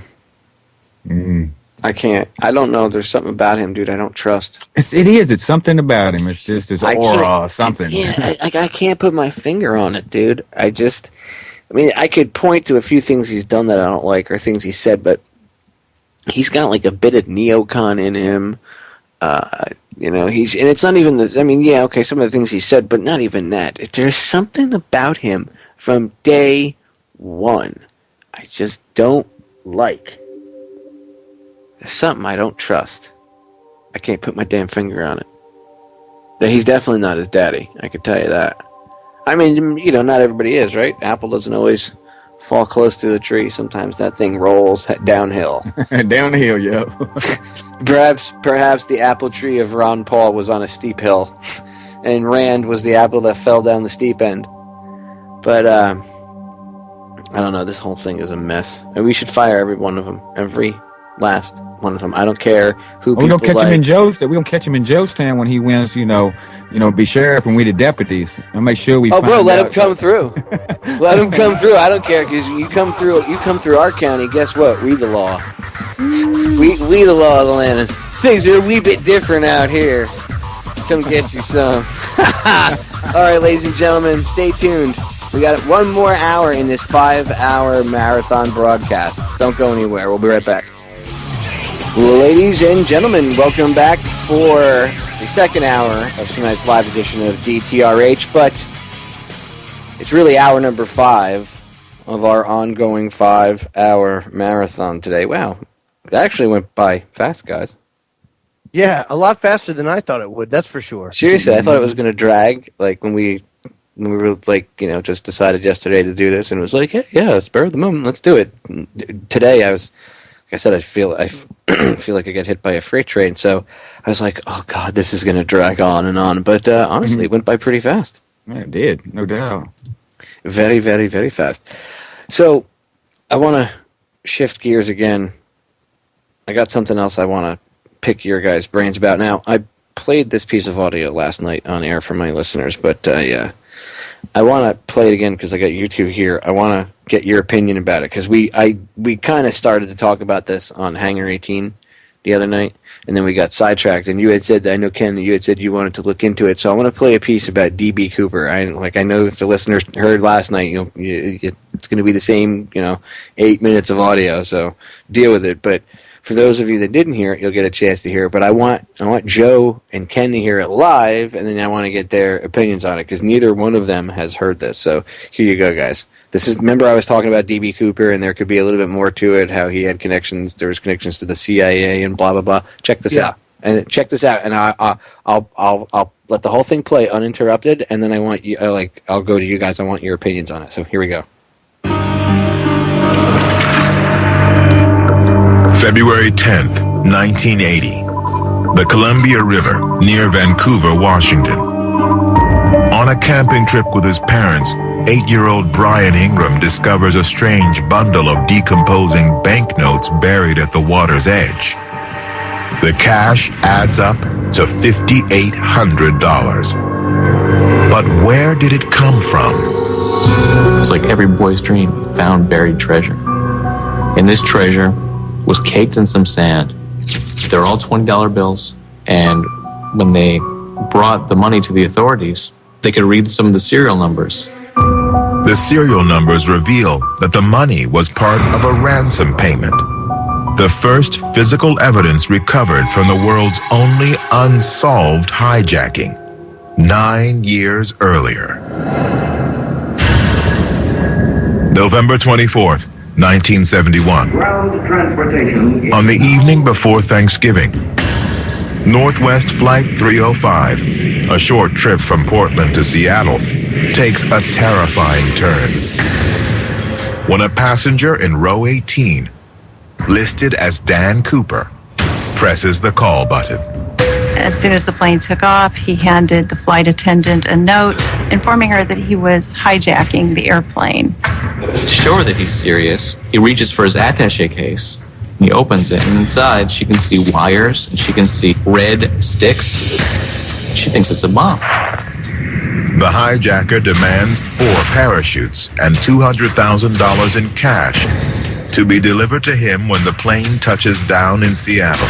Once he landed and the money was on board, the passengers were released. Nobody was physically harmed in the hijacking. 36 passengers got off the jetliner in Seattle last night. Left aboard 4 crew members and the hijacker. The hijacker wanted to go to Mexico City, but he had these very specific instructions on how the plane should be flown. He wanted it no higher than 10,000 feet. Couldn't go any faster than 200 miles an hour. Furthermore, this was a very unique kind of plane because it had these rear stairs that came out. But passenger Dan Cooper, later known as D.B. Cooper, never made it to Mexico. As the plane flew over southwestern Washington, the hijacker strapped the money to his body, lowered the plane's aft stairs, and jumped. Over the following days and weeks, teams of law enforcement officials scoured the region for any sign of him. But despite the intense efforts, nothing was found. No money, no parachute, and no suspect. The FBI still has an open case on Cooper. He was indicted, so it has not closed the case. There's always a possibility that he could be found. But who was the mysterious passenger known as Dan Cooper? And is there a secret reason why he has never been found? People know this case as the D.B. Cooper case, but really it should be called the Dan Cooper case, because Dan Cooper is the name that the hijacker gave when he bought his ticket to board that flight. On the night of the hijacking, a lot of reporters were trying to figure out what was going on. A miscommunication between a journalist and the FBI led to the hijacker's name being reported as D.B. Cooper. The FBI decided not to correct the record, believing it would help them to eliminate suspects.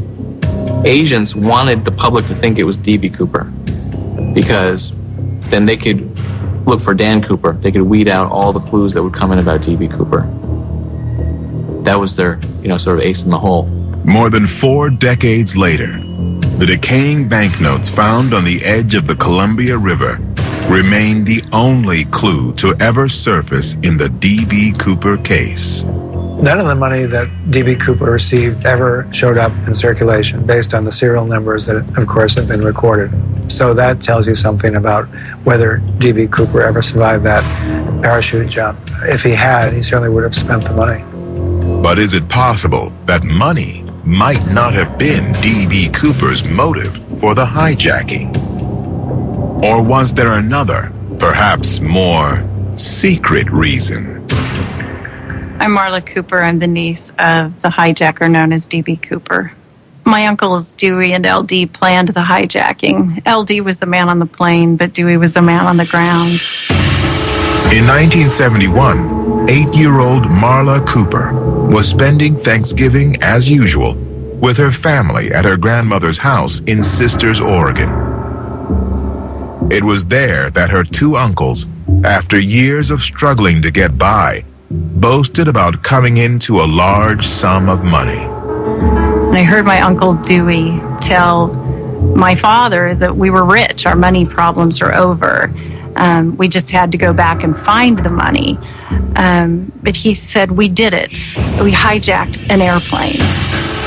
A few days later, her father's two brothers, Dewey and Lynn Doyle, known as LD to his family, disappeared. And Marla Cooper never saw either of her uncles again. Could LD Cooper have been the mysterious hijacker known as DB Cooper? And if so, might he have audaciously used skills he learned as a U.S. Navy paratrooper during the Korean War? Skills that tied in directly to the unique make and model of the aircraft from which Cooper made his escape. From the documents I uncovered, what I learned was that that plane had been used by the CIA. And the CIA, in the Vietnam War, had specifically used this Boeing 727 and the rear stairs, which came down on hydraulics, to drop parachutists and guns and food. Was Cooper somebody that potentially had connections with the CIA? I think that my uncle LD Cooper was used by the CIA for the hijacking. Used by the CIA? Why would the CIA want to hijack a domestic airline flight? In the 9 years prior to D.B. Cooper's daring seizure of an aircraft, nearly 50 commercial flights had been hijacked in the United States, often by a politically motivated attacker demanding to go to Cuba. There was an epidemic of hijackings taking place during that time. President Nixon was desperate, and so was J. Edgar Hoover, who was in charge of the FBI to improve airport security. But like today, changes like that bring into question, are we losing our freedoms? You have to look at the results of the Cooper case. Very high publicized, very famous, not necessarily for getting away with the money, but for changing the climate of airport security in our nation. Now we go to an airport, we're scanned. The sterile terminal all came about because of Cooper. I didn't start out to be a conspiracy theorist, but I've really come to believe that there's classified information about the hijacking that has never been made public. Is it possible that the U.S. government was behind the world's only unsolved hijacking? And if $5,800 of the ransom money washed up on the shores of the Columbia River, might the rest still be out there, waiting to be found? Perhaps it has vanished forever, along with D.B. Cooper, leaving nothing but unanswered questions and a colorful myth that persists to this day. I like how they call it a colorful myth. I mean, obviously, it's not that much of a myth. The guy actually did jump out of the airplane, but so okay. That's Ken, a wild story. Well, all right, Ken. First you, then Joe. What do you guys think? I mean, I've heard the official story of DB Cooper and then this before, but I've never actually gotten a chance to pick either one in your brain. So live right now, first time you're hearing it. What do you guys think? I think that I want to look into it more too, and dig in it, because I think there's something there. You know, when we talked about it, me and you talked about it, I believe. It was on Hangar 18 this past weekend. I think we talked about it a little, and I don't know. It makes me think. You know, who was this guy? Why did they let what was their excuse for just calling him DB Cooper? What was the excuse that they gave? They said it was a mix-up with with the name with a newspaper reporter, and the FBI actually let that go because that way, if anything came in like, oh, I'm DB Cooper, or no, I'm DB Cooper, it was, they knew it was a mix-up, so those would be false leads. It was a way for them to weed out any real leads from false leads. So what do you think? Do you think that this guy, was just an actual guy who stole some money and got away, or do you think that there's more to the story? Seems weird that all those bills never went back into circulation. You know what I mean? None of the serial numbers ever came up as being used. That was interesting. Ever. Yeah. And people say, well, that's a sign that he didn't make it. He didn't survive the jump. That they found, that the rest of the money hasn't been found, and it's out there, but he probably didn't survive the jump, and blah, blah, blah, blah, blah, blah, blah, blah, blah. Just like the cats who escaped from Alcatraz, they probably didn't make it, It's a good question. I don't know, man. But really, the intriguing part to me is I always, D.B. Cooper's case always intrigued me because I was a kid. I was born a couple of years after it happened, but when I was a kid, it was always one of the stories, the legends, this, campfire stories, whatever somebody would tell. The legend of D.B. Cooper. He could be out in the woods right now. You'd never know it. Blah, blah, blah, blah, blah, blah. You know what I mean? But I had never thought about the false flag aspect of it. So, and when, now there's evidence or whatever, or whatever you want to call it, that says, hey, he could have been doing this at the behest of the CIA to push for a sterile airport security type environment. Yeah, because didn't that usher that in? Well, yeah, that didn't exist until then. So you have all these supposed hijackings that people wanting to go to Cuba, including like a 72-year-old man trying to hijack an airplane, right? To me, it reeks of false flaggery done. Mm-hmm. You know what I mean? To keep the fear up, and see, we need security at the airport, and then that was the prelude to what we have today with a nut touching by TSA. So what do you think's going to come with these dry ice bombs? That a supposed worker that they have arrested now. What's the official story with that crap? That he made these little dry ice bombs, but he put them in plastic containers, so it was just all bang, whatever noise or whatever the ones that went off. It wasn't it didn't compress it into something metal or anything like that per se. And because it wouldn't have blown up. A dry ice bomb, for a dry ice bomb to work, it has to be inside of a plastic water bottle. That's all it is for people that don't know. Oh my God, it's a bomb! Ugh, I hate this. Ugh. It's a noisemaker. Yeah, all it is a piece of dry ice, okay, which is thrown into a water bottle with a little bit of water in the bottom. And what happens is, as the dry ice evaporates and starts to turn, it goes from solid to a gas form, right? And as it goes from solid to gas, that vapor takes up more room than the little solid chunk of dry ice would. And because it, just like steam, it takes up more and more room, the bottle can't contain all of it. And eventually the pressure on the inside of the bottle becomes greater than the atmospheric pressure on the outside of the bottle that's pushing in, that's all around us. And when that happens, poof, the bottle explodes. Usually the bottle will rupture, or the lid will pop off, or the bottom will blow off. But you can add shrapnel. Well, it can. You could try to, but it's not really going to be effective. It's not an explosion. Well, right, it could still cause like blunt force trauma and stuff like that. I mean, it is dangerous to. You'd have to have a big one, dude. I mean, we were firefighters. My idiot older brother, one of them wouldn't go off. We were playing with dry ice bombs in the firehouse bay, trying to explain what they were to the probies. And one of them wouldn't detonate. My older brother ran over like a moron, and he kicked the thing with his boot, and it detonated.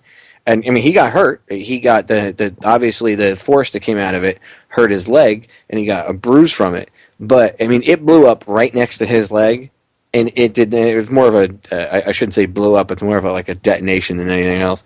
But it went off next to his leg, and it did not tear his leg off. I mean, you would need a huge piece of dry ice. And right, and I mean that's just not logistically possible. No. So what do you think is going to be the excuse that they're going to give that this guy actually did? I mean, is it just a crazy dude out there doing it, or is this for something? They'll say a prank in an a-hole, like a prank or nuts. But see, what I think what this serves for them to do is to push, and who knows, maybe that's why it happened.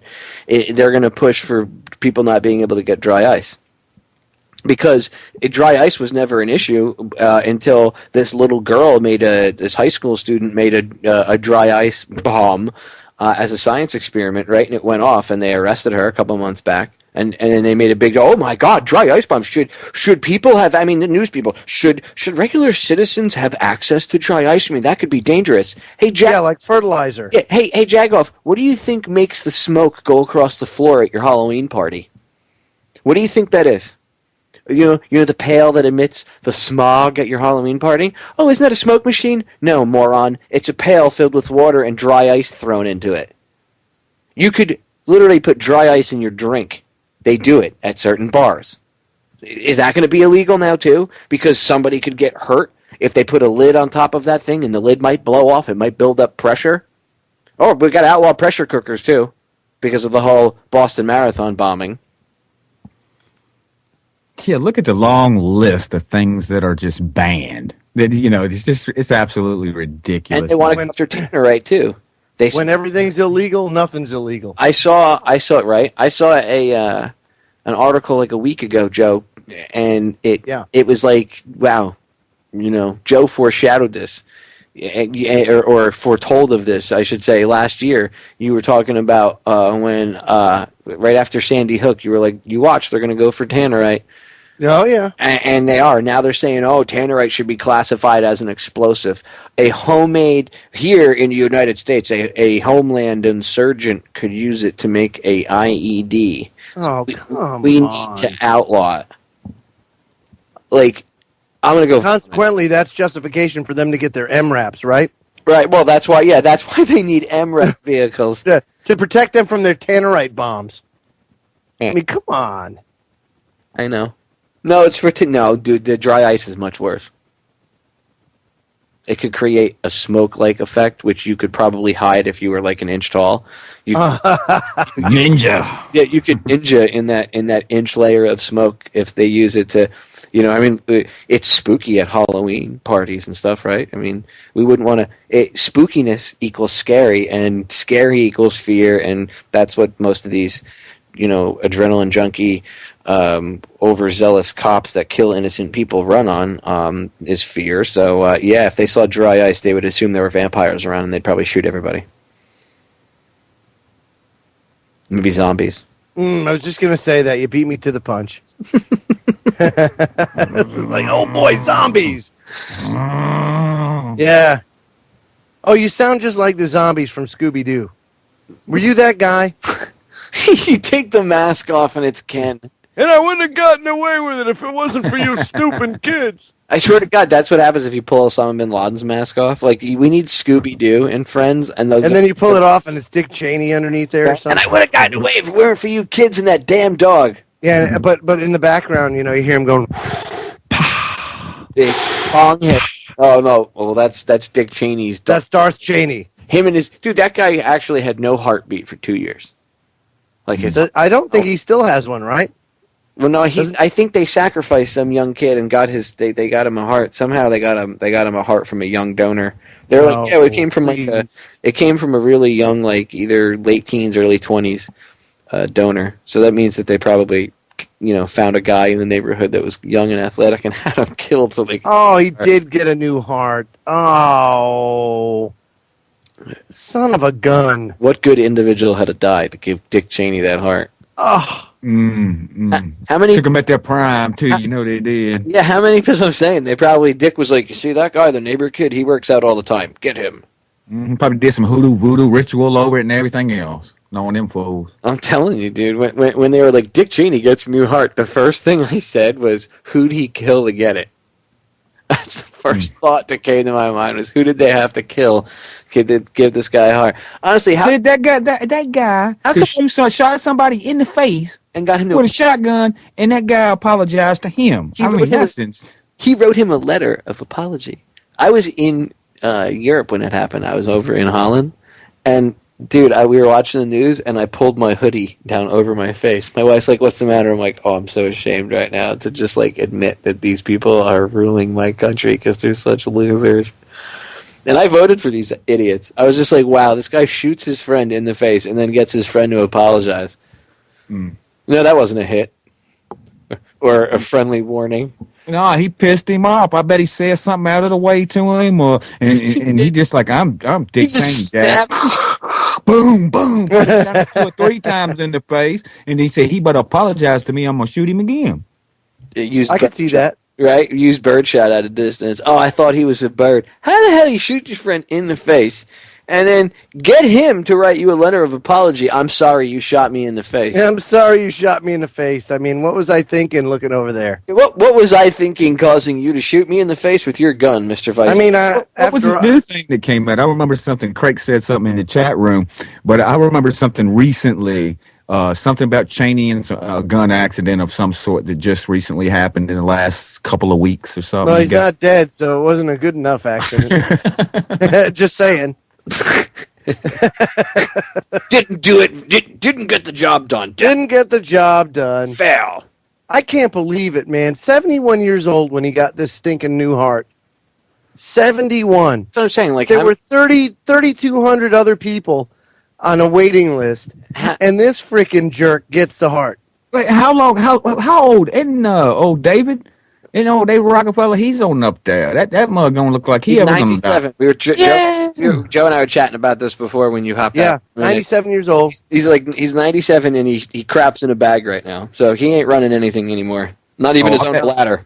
Oh, that's a silk bag he's got. I bet he got like a golden bag or something. It's probably lined with gold. You know it.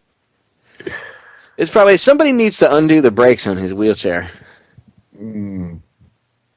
I thought it was interesting how Luke got up close to him at one time back when they were getting that's when how you get so close and not just want to smack him right in the face. I would have pushed him out in the traffic, dude. I would have been arrested because I would have shoved punch that big nose of his, just his old ass out in the traffic. And the guy controlling the wheelchair, he would have gotten knocked out, and then David would have gone for a ride. I would have taken him to the nearest stadium, and it would have been like O.J. Simpson in the end of The Naked Gun. When they knock the wheelchair, he goes down the stairs. Goes up for the rail. Yeah, and then he hits the railing and he goes flying up over the railing. That would have been. I would have been like, "Come on, David, we're going to the biggest stadium." Would y'all have thrown that shoe at Bush, knowing that you was gonna get tortured? Oh, I would have chucked that dude. I think I would have too. All I gotta say, I was actually impressed with Bush only for one reason, because I didn't think that stupid oaf could move that fast. Oh no, he put the bobbing and weaving in on. I thought, what crap? The second one would have got him. The second shoe would have got him. Whatever, put his hand up and blocked it in front of Bush's face. I think that second one would have got him, or the first one, whichever one. Well, he was just ranging on that first one. He was just trying to get his range, and the second one he was dialed in. But if he had time, he had dialed in. He was. Did you see the look in his face too? He had them eyes open. Wah, wah. I could definitely see if he got that second shot off, he would have definitely nailed him right in the face. I couldn't believe the Muppet could move. All right, guys, we are back. Final segment of tonight's 5-hour marathon broadcast. Like I said, for no other reason other than we felt like doing it. Just because sometimes we do things like that. Anyway, final half hour here, guys. I want to ask you about one thing that we should be talking about, which no one's talking about because of the whole debt ceiling crap. And maybe now this will get focused on. It has been talked about a little bit. I'm surprised even the mainstream has been covering it more than I thought they would. But the Obamacare enrollment rollout train cluster F, I guess you could call it. Nobody can sign up. I mean, there are people that have been trying to sign up for, 2 weeks straight, 3 weeks straight, whatever, 2.5 weeks straight, trying to get on. They can't enroll 40, 50 times. They can't enroll. Even CNN did a piece on it, which I was quite surprised. But one of their little repeaters couldn't get on. Here, check it out. I mean, they couldn't even get on. This is what, again, when I said the GOP shot themselves in the foot, if you wanted to have a stance, you guys could have been bringing this up. That's why I say that whole thing was just theater and garbage. But check this out.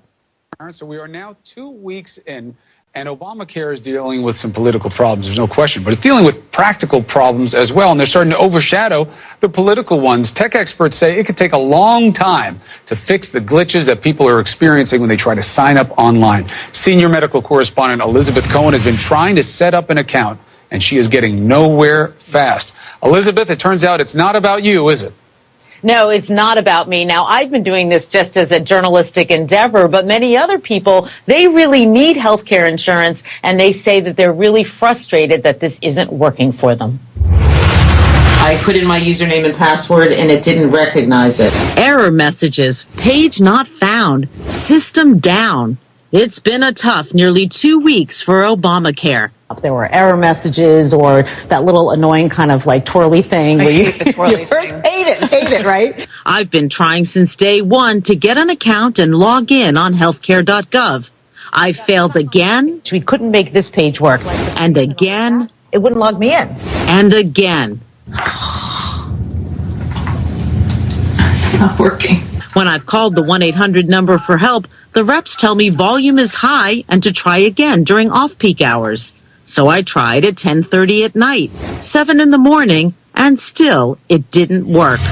So finally, I set my alarm clock for 3 a.m. Sunday morning. But guess what? The system was down for maintenance. I'm not the only one having trouble. On Facebook, people took to the healthcare.gov page to vent by the thousands. And on CNN's iReport, I've tried it literally hundreds of times since October the 1st. Independent analysts tell CNN the problems go way beyond high volume and minor glitches. They say the site fails to follow even basic protocols in its coding. There is always the old-fashioned option of enrolling over the phone and using snail mail. And you do have time. To be insured by January 1st, you just have to complete the process by December 15th. Right, and like nobody's been able to, so don't worry. You know that whole backup. You don't even want to. Well, I know, but they don't talk about the backlog of people that it's built up already. But it's just even joke. those that have their own insurance right now. I just so happened in the mail today get my 2014 rates. Now, let's just say, for example, I wanted to go for the high plan. You know, of course, like in my insurance, you've got the high and the standard. And I have to do the standard because I can't afford the high. Be nice to be able to get the high plan. The high plan costs $400 biweekly. So $800 a month. That's the employee share. And then the standard plan is like $134 biweekly. I mean, that's a lot of money, dude. And the standard plan probably covers nothing now. It's crap. It's garbage. Yeah, and you notice how they flaunted the 9.47 million unique visitors at the site, and then it says including 3.72 million who tried to register. So out of 9.47 million people, which isn't much as opposed to all the people in this country, and hundreds of millions, right? Out of that, only 3.72 million tried to even register. Right, you even tried because they know you give the government anything and they take over anything. They suck. They suck at every bit of job that they do. They suck at it. Yeah. So I don't know what people actually expected from these turds handling national health. It's ridiculous. Well, there's over 350 million people in the country, and if only how many? 35 million, something like that, signed up. No, 3.7. Oh, okay, 3.7. Yeah, 1%. Yeah, like that's not even 1%, dude. It's like 1 million. Then 1 million successfully registered, and 36,000 who completed enrollment. And I'm thinking, you notice how these numbers always seem to just be, even. It's only 1 million. Why not 1,200,000 and some, or 36,100? They wait until they get to the round number and then they stop enrollment. They're like, aha! We've got a round number, right? We made it. It's never like 297,000 and 106. You know what I mean? Yeah. Mm-hmm. Like There's never some like that would be more realistic if you gave me some made up number, but just made it like sound more real. Like they don't try. Attention, you're not trying. No, not at all. Okay, you're not fooling it well. You're At least make it a little bit believable, please. Yeah, they act like that this is some big thing, and it's like if it was all like great, everybody would have been on it. It would be more than 9.47 million unique visitors to the site. I mean, think about how many people just want to go laugh at the damn thing. Yeah, and go like, let's go check this out. And I mean, even people that hate it are curious. They're going to want to see what it looks like. Well, and even then, that's still not a lot. Did you see Anderson Cooper? Did you see him the other night? I don't know how. How come they're not giving us the numbers? The government. I don't know how come they're not giving us the numbers of people that are signed up because the federal government's excuse is we don't have the numbers or we're not sure how many people have been able to successfully sign up. And he's like, well, I don't know. His whole piece on it was, well, I don't understand how they don't have the numbers. You understand. You just won't say it. You shill, because they don't want to give you the numbers because the numbers are probably abysmal, and they'll say, well, it's because of the snafus.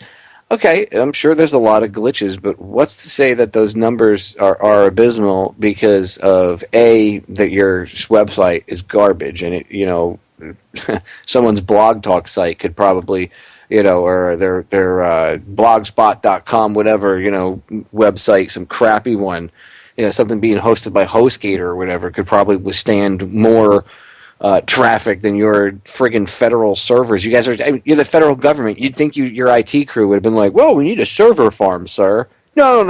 Let's just use an IBM 386. We'll run the whole website off of that. Bunch of a-holes.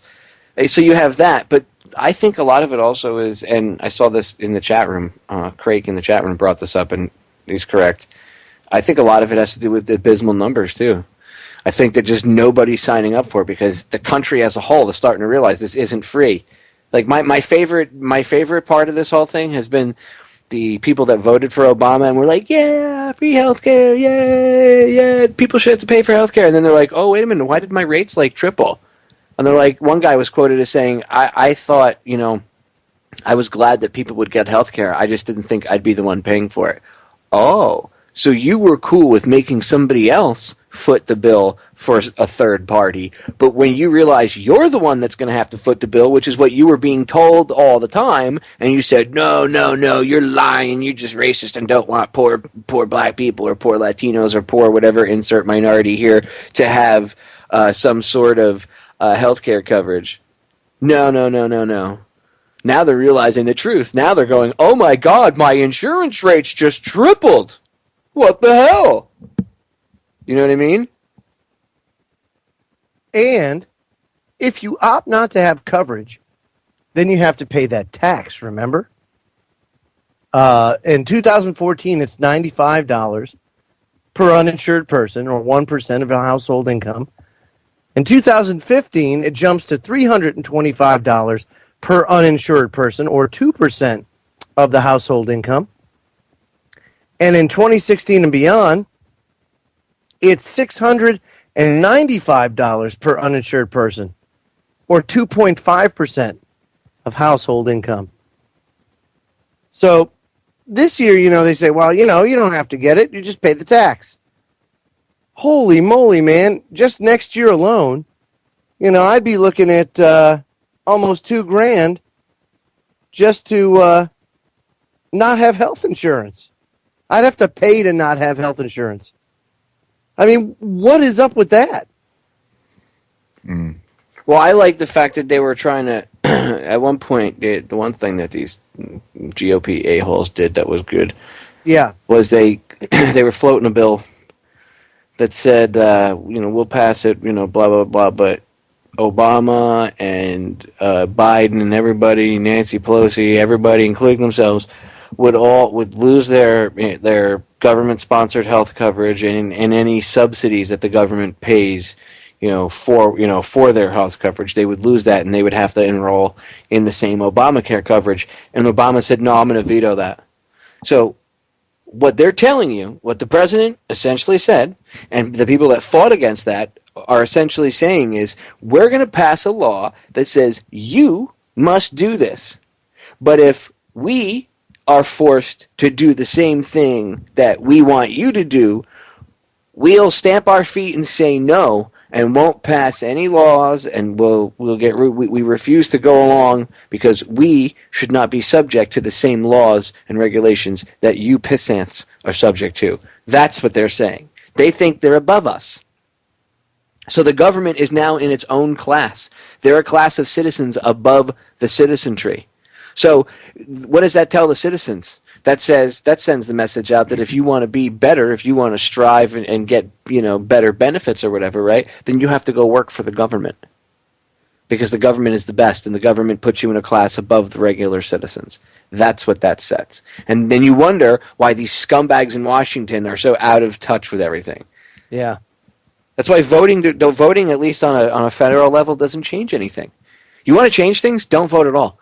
How about if nobody voted? If everybody only voted on local issues, nobody voted on a federal issue at all, or at least, maybe if there was a federal thing a law they were trying to change or implement or something, and the people were going to vote on it. Okay, but let's say you don't vote for senators, congressmen, or presidents or vice presidents, and nobody voted. Everybody voted on the local stuff, county stuff, state level stuff, but not federal stuff. And then, they start coming back with returns of, oh my God, it's so close. Holy crap. President Obama and whoever, blah, blah, blah, or candidate this and candidate A and candidate B, they're neck and neck. And then you're like, I have a question. How the hell could they be neck and neck if nobody voted? That's how you show that they're liars.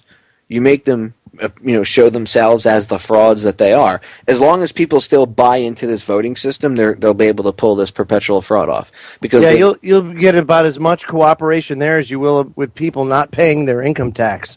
Oh, I know. Well, but that would stop the problem tomorrow. Well, can you imagine if everybody just told the IRS to eat it? Yeah. Well, you would have to take the have the businesses that automatically take stuff out of your check. Federal tax, income tax, and state, and all of that. But you don't get a choice in that matter. They'll never ask you at a place of employment, hey, do you want to take all of this money out? Because imagine how many people would say, no, that's okay. When you fill out your W-4, when you get that job and you fill out your W-4, there's a box in there that says, check it if you're exempt from paying income tax, because the W-4 is your contract between you and the government, saying that you voluntarily will pay this tax. You have to say that you're exempt because you're not required to pay it. That's one of the things that Joe Bannister talks about. Yeah, but if you check that box and you say you're exempt, then they're going to say, well, we need a tax-exempt ID number. But you're not required to pay income tax. I know you're not. But then if you check that box that say you're exempt, what do you do when the you just cite the code in the tax law that says that, look, it says here, here, and here. This is who pays. This is who pays. This is who pays. I don't have to pay. I don't fall within that guideline. I'm not paying at all. I refuse to F income taxes. I'm a disabled vet now, so I can't pay. But I mean, F them. And personal property tax too. I don't like that. Oh man, that's the biggest Travis Shamockery there is. Yeah, you could be given the piece of property, and you still got to pay taxes on it, or otherwise the IRS pay your tribute to the county, to the city. Whoever the boss hog of the area will come in and take your property away from you and sell auction it off. No, well, we can do that because we're the government. No, technically you can't do that. It's the whole point of personal property. You see, they want to destroy that whole concept because the concept of personal property stretches into so many different directions. Bad. Doesn't fit their agenda now, does it? It's a basis of... Even us, they pretty much got the ownership on us, I mean, if you think about it, and these turds will probably end up patenting some kind of something that's in us, like Monsanto's or something, so that they legally own us, Mm-hmm. And then they'll bounce it back who owns who, and, I own 25% of the population. They want to patent the human friggin' genome, dude. Yeah, exactly. Well, we own the human genome. And it's like, dude, you don't own anything. Yes, we do.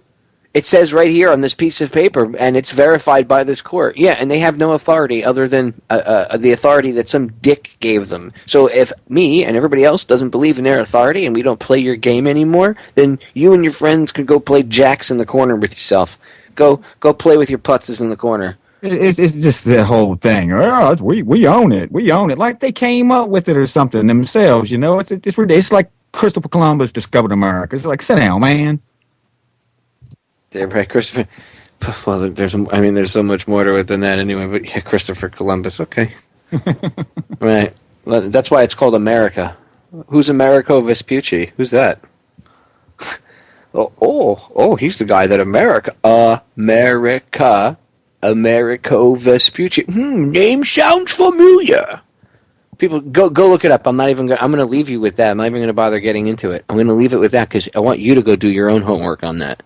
But anyway, that's besides the point. Christopher Columbus. Columbus Day.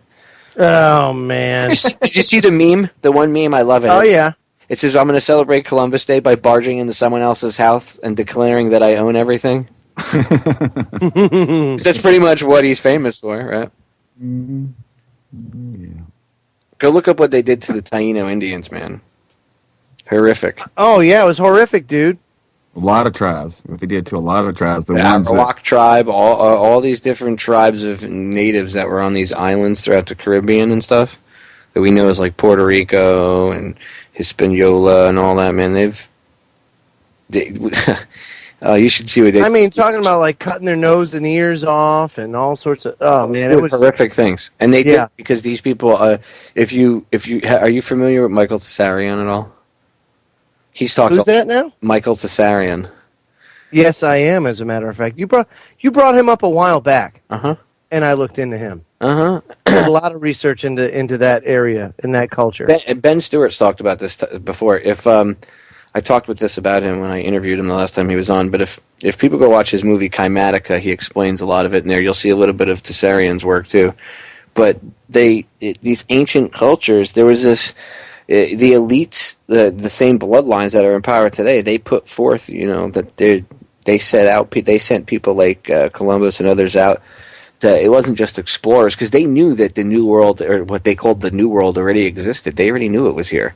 When he found it by accident. Lie. They knew it was here. Okay? They were set out. One of their things that they were set to do was they came out here, because, by the way, they found Templar markings in parts of New England that predate when Columbus and, any of the Puritans or any of these people were here. It predates any of that. So, I mean, how did the Templars, get, stones and markers and stuff over here? Well, that dates back to when they were getting chased out of Europe and everything else. See, history is very different. But anyway, these ancient tribes, a lot of them, they did, at least, this is what Tsarion talks about, how they did ceremonies and rituals. And it would heal the earth, the energy that was released, it would help, bring balance to the earth. And part of this takeover and part of this disconnecting humanity from everything where we are now was these bloodlines back then, and this goes back to the Spanish Empire. They sent their agents out to go out and destroy these tribes, these cultures worldwide, because then they could start to twist and mold things their own way. So, I mean, it's much deeper. There's way more to it. You have to go research it. That's kind of briefly little tiny nutshelling it, but. Even a lot of cats at the Nuremberg trial said a lot of the things that they got from America and what they did to the Native Americans. No, dude, it's amazing. People, the things that were done to the natives all over this world. I mean, the horrific things. The first act of biological warfare in this country was done by the settlers. Yeah, they gave smallpox-laced blankets to the Indians. Oh, that's nice, because the Indians didn't have any natural defense against smallpox because they hadn't been exposed to it. I said, look at what they do to them now. I mean, look at the Shoshone Indians now up by the naval, the atomic research deal in Nevada, where they tested all the bombs and all of that back in the day, and they're still burying all of this nuclear waste there. So they're constantly protesting down there. They even got a cage right there for a women cage and a men cage, just right there in the middle of the desert, just for the protesters. Yeah, it's just, dude, it makes you wonder. And then you look at the natives now. I've had a friend of mine on before. She's a member of the Lakota, and Joe knows her, a good friend of ours, Gwen Caldwell, and she's an activist. She's a native, and she's an activist and stuff. And I've had her on before. We were talking about she was good friends, like she personally knew Russell Means, and it's just what they've done.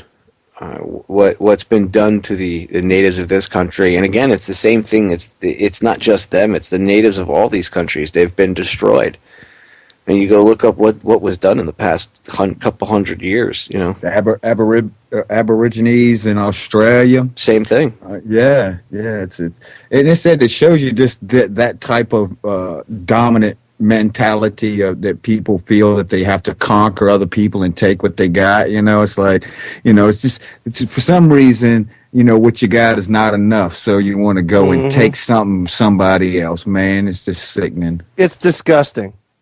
Just goes to show you how self-centered everybody is.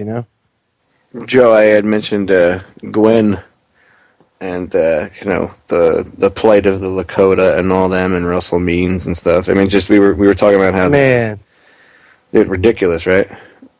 Yeah, I mean, if you've ever been to a reservation, that's no place to be. And boy, I'll tell you, Russell Means, great activist, horrible way to go.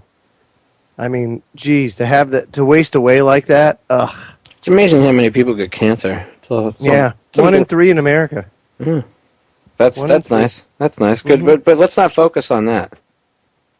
Nope, not at all. Nope. What's Fukushima? Let's focus on bigger, more important things. Like the NFL. Yeah, because that's more important. It certainly is. We need to build bombs. They support cancer research. We need more bombs.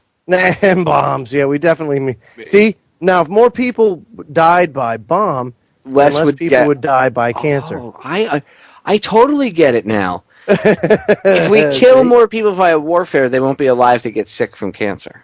Exactly. Okay. I mean, why waste away like that? I get it. I don't know why. Maybe when you're about 45, 50 why years make old, cannabis oil?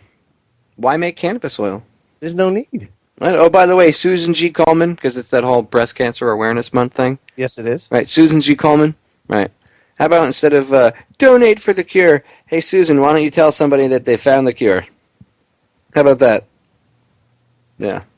Exactly. This statement has not been evaluated by the Food and Drug Administration. The Food and Drug Administration can kick my rosy red catucus.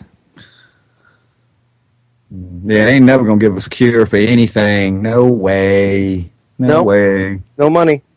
Mm-mm. No money in cures. Cannabis. That's all I got to say. Cannabis oil. Oh, come on. You're just a pothead. You're just one of those potheads. That's all you are. Yeah, even the Spanish just released a study saying, wow, yeah, cannabis. See, Bob Marley died of cancer. Yeah, well, that's because they were injecting it with him. No, it's because he smoked cannabis. Yeah, I love that. Yeah, with rolled in a big paper bag, a brown paper bag. I mean, that's got to be harsh anyway, just smoking paper bags like that. Budget cuts. Yeah, budget cuts. They didn't have access to Cubans, so, next best thing's a paper bag. Look, I've seen people make smoking devices out of interesting things. I'll just leave it at that. See? I knew it. I don't, it's not, I've seen people. Did I say I partook in it? Absolutely. That's what you inferred. Well, I'll admit on this late night that I had made some in my time back in the day. I have never had sexual relations with that woman. Right. Well, I'll just leave it at that. I'd be fibbing if I said that. Okay. Let's just say I was a judge at the Cannabis Cup. point in my life. So I'm no stranger. I'll leave it at that. Guys, we're out of time. Holy crap, 5 hours. 5 hours. I'm going to bed. Yeah, I hear that. I'm done with the coffee. I'm turning the coffee pot off. Ladies and gentlemen, thank you for hanging out tonight. This marathon broadcast and listening to us rant about what's going on. Remember, the solutions to our problems are definitely an inside job. Look at yourself. We'll see you all again tomorrow night. We love you all. We're out of here.